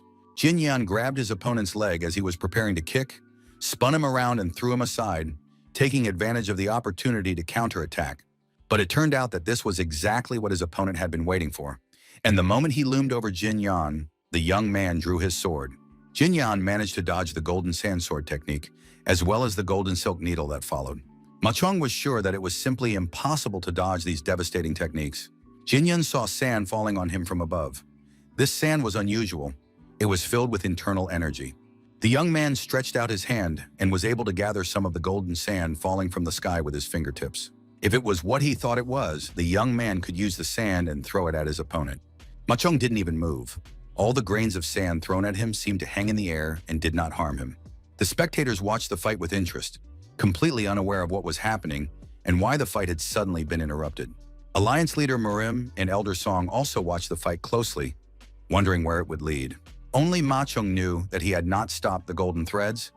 In fact, it was Jin Yan who had frozen them with an incomprehensible force. They were so thin that they were barely visible, and his opponent had copied the technique and controlled his internal energy. Ma Chong realized that he was facing a truly overwhelming force. He approached Jin Yan, shook his hand, and admitted defeat, expressing his hope to meet him in a fair fight in the future. Thus, the champion of the Dragon and Phoenix tournament was determined, and the head of the alliance was pleased to announce the winner's name.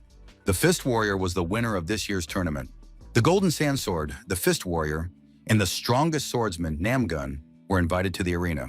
Yu Jong-hoon, as the leader of the alliance and host of the tournament, wanted to present the prizes to the winners. Namgun Wei was to receive the Supreme Starblade, a sword that the alliance leader had always cherished and valued. Once upon a time, the young Jong-hoon had walked the path of the great warrior with his sword. Namgun Wei felt immense pride and understood what an honor this was for him. Moreover, the young man believed that the alliance leader would not give this gift to anyone from the Rulers Association. Namgun Wei realized that he had been too confident. He accepted the sword with trepidation and promised to take good care of it. After that, Ma Chong Wei was invited to receive the prize. He was called a genius who is born once in 100 years, and he really made such an impression on everyone present. The young man was very modest and said that compared to the young hero from the Yona Trading Guild, he was still far from perfect. The alliance leader reassured the young man, saying that he had his whole life ahead of him. In the meantime, the young warrior had to come up with a name for his new sword. Ma Chongvai took the sword from the leader's hands and announced that he would call it the Golden Sand Sword. The name was unusual. It was the name of a martial arts technique. But as they say, the owner is the master and can name his weapon whatever he wants. Finally, it was time to award the main winner of the tournament. Yu Jung-hoon asked Jin Yeon to stay where he was and not move. After that, the alliance leader ordered the White Dragon Squad to take up positions around the perimeter and the elders to line up in the center around the platform. Everyone else was ordered to retreat downstairs. Lee Jin-yeon held the box with the main gift in his hands and waited to see what would happen next. He had no reason to doubt the alliance leader's motives. Mong-ho had no idea what was going on and asked Hwa Yunwol what would happen next. Even young Hwa did not know the answer. He suggested that at this moment, the warrior was taking ginseng root, the most dangerous process, impossible to defend against, and the slightest mistake could lead to energy distortion. It seemed that the alliance leader was going to personally guard Jin Yeon, but it was unclear why he cared so much. Yu Jung-hoon always treated his juniors this way, and Ma Young-ho watched his idols with admiration. Of course, not everyone in Orthodox sects was an outstanding warrior, but the alliance leader really gave the impression of a wise old man. He suggested that the winner take the ginseng root right away, but there was no need to rush. As long as the energy circulated in Jin Yeon's body, the alliance leader and his entire guard would watch over the young man. Jin Yan was at a loss for words, so he decided to accept the help as a gift and immediately do as the alliance leader advised. The young man sat intently and thoughtfully near the box of ginseng root. Something was about to happen that would change his life forever. Finally, he got ready, took the root, and began to chew. In his past life, as a simple wanderer, he could not have imagined such a thing. He could not have imagined that someone would guard him, allowing him to go through the process of energy circulation without problems or complications. Everyone present watched the process with bated breath. The phenomenon was extremely rare. A whole new world opened up for the young man compared to the lonely life he had before. He had achieved a great deal thanks to the azurite essence, and the time it took to assimilate the century-old purified ginseng turned out to be surprisingly short. And now the young man had reached the 9th phase of white lightning energy. Jin Yeon informed the alliance leader that everything was complete. It was surprisingly fast. He replied that it was fine, and the alliance leader ordered the guards to retreat. The old man was amazed and wanted to make sure that the victor was all right. Jin Yeon felt embarrassed, even a little ashamed, but he admitted that he was terribly hungry. Yu Jung-hoon suggested that the young man call his friends and promised that he would treat the winner to a delicious meal. This wonderful day of the tournament ended with an equally wonderful dinner. The alliance leader, brother and sister Hwa, Jin Yeon, the winner of the tournament, and the poisonous Foxchul Myung-ho gathered at one table. Jin Yeon watched his student and immediately noticed that the guy was suspiciously quiet today, probably because he was sitting at the same table with the alliance leader. Yu Jung-hoon also noticed the young man's calmness and began to joke, asking if his nickname was Liz from the gambling den. Then the alliance leader asked if Ma Young-ho had gotten used to his new umbrella. The young man confirmed that he had, and the alliance leader was satisfied. He noted that this umbrella was certainly different from the previous one and advised the young man to continue working hard. Hwa Yun-sol listened to the men's conversation with interest, not quite understanding what was going on. Her brother also could not yet understand what the head of the alliance was talking about with this relatively unknown simple warrior, who moreover did not know how to keep his mouth shut. After that, the head of the alliance turned to the young head of the Hwa clan. He asked how his father was doing and how the villagers were doing. Hwa Iwon-wol replied awkwardly that everyone was fine, but wanted to know how the alliance leader knew all this. Jin Yeon immediately realized that his suspicions were correct. The Hwa siblings were trying to hide something. The alliance leader reassured them. There was no need to be afraid or worried. He had received several reports about secret activities during the Great Battle of the Five Tombs. Hwa Yun-wol said, "Now it's clear why they're acting this way." The leader of the alliance emphasized that the young master Hwa was a representative of the great clan, and he must not forget this under any circumstances. If he panicked, it would be a sign of disrespect to his ancestors. In his time, Hwa's ancestors were comrades in arms of the alliance leader, so he did not want the young man to dishonor their memory. Yu Chung-hoon stated that since the Hwa clan was active again, Eun-wol should know the following. Some time ago, the King of Fists and the great Myung-chu disappeared from the earth forever. As for the King of Swords, he was sent a letter instructing him to temporarily return to the Murim alliance. The alliance leader asked that the old head of Heiwa be informed of what was happening so that the clan would be prepared for anything. If the demonic faction begins to take revenge, Their clan, and especially the young heirs of Hua, will have to be especially careful. It was decided to double their vigilance. Finally, the leader of the Murim alliance approached Jin Yan, for whom he also had special instructions. Yu Jong-hoon demanded that the young man become even stronger than he was now. Jin Yan listened carefully to the alliance leader's words and understood that he was not disappointed in him.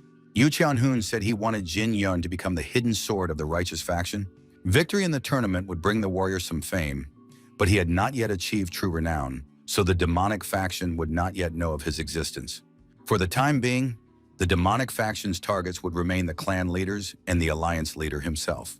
Jin Yun understood perfectly well what Yu Chong-hoon meant, but he couldn't admit out loud that he had the same goal. At the end of the evening, Poisonous Fox said that he didn't understand what they were talking about at all, but everyone said that he didn't need to understand anything. After that, the alliance leader said that it was late and time to prepare for tomorrow's events, said goodbye to the young people, and left the hall. Hua Unwol said that he would take his sister to her room, as she had a sparring session the next day, and then return so that the men could discuss the day's events in peace. Yu Jong-hoon, satisfied, left the young people, realizing that he had left behind reliable followers and could now go to sleep peacefully. It was late at night, and the alliance leader wandered through the empty, lit corridors to his room. Suddenly, he felt with his inner sense that he was not alone. He stopped, turned around, and saw the silhouette of a man. The stranger said, "I am glad to welcome the alliance leader. We haven't seen each other in a long time." This person turned out to be the Emperor of the Sword. He was not alone. Standing next to him was the Sword King's blood-covered apprentice. The Emperor confirmed that this was indeed the case, and unfortunately, that they had to accept the worst possible outcome. The Sword King was attacked by a demonic faction, which meant that the next war would come sooner than anyone had anticipated.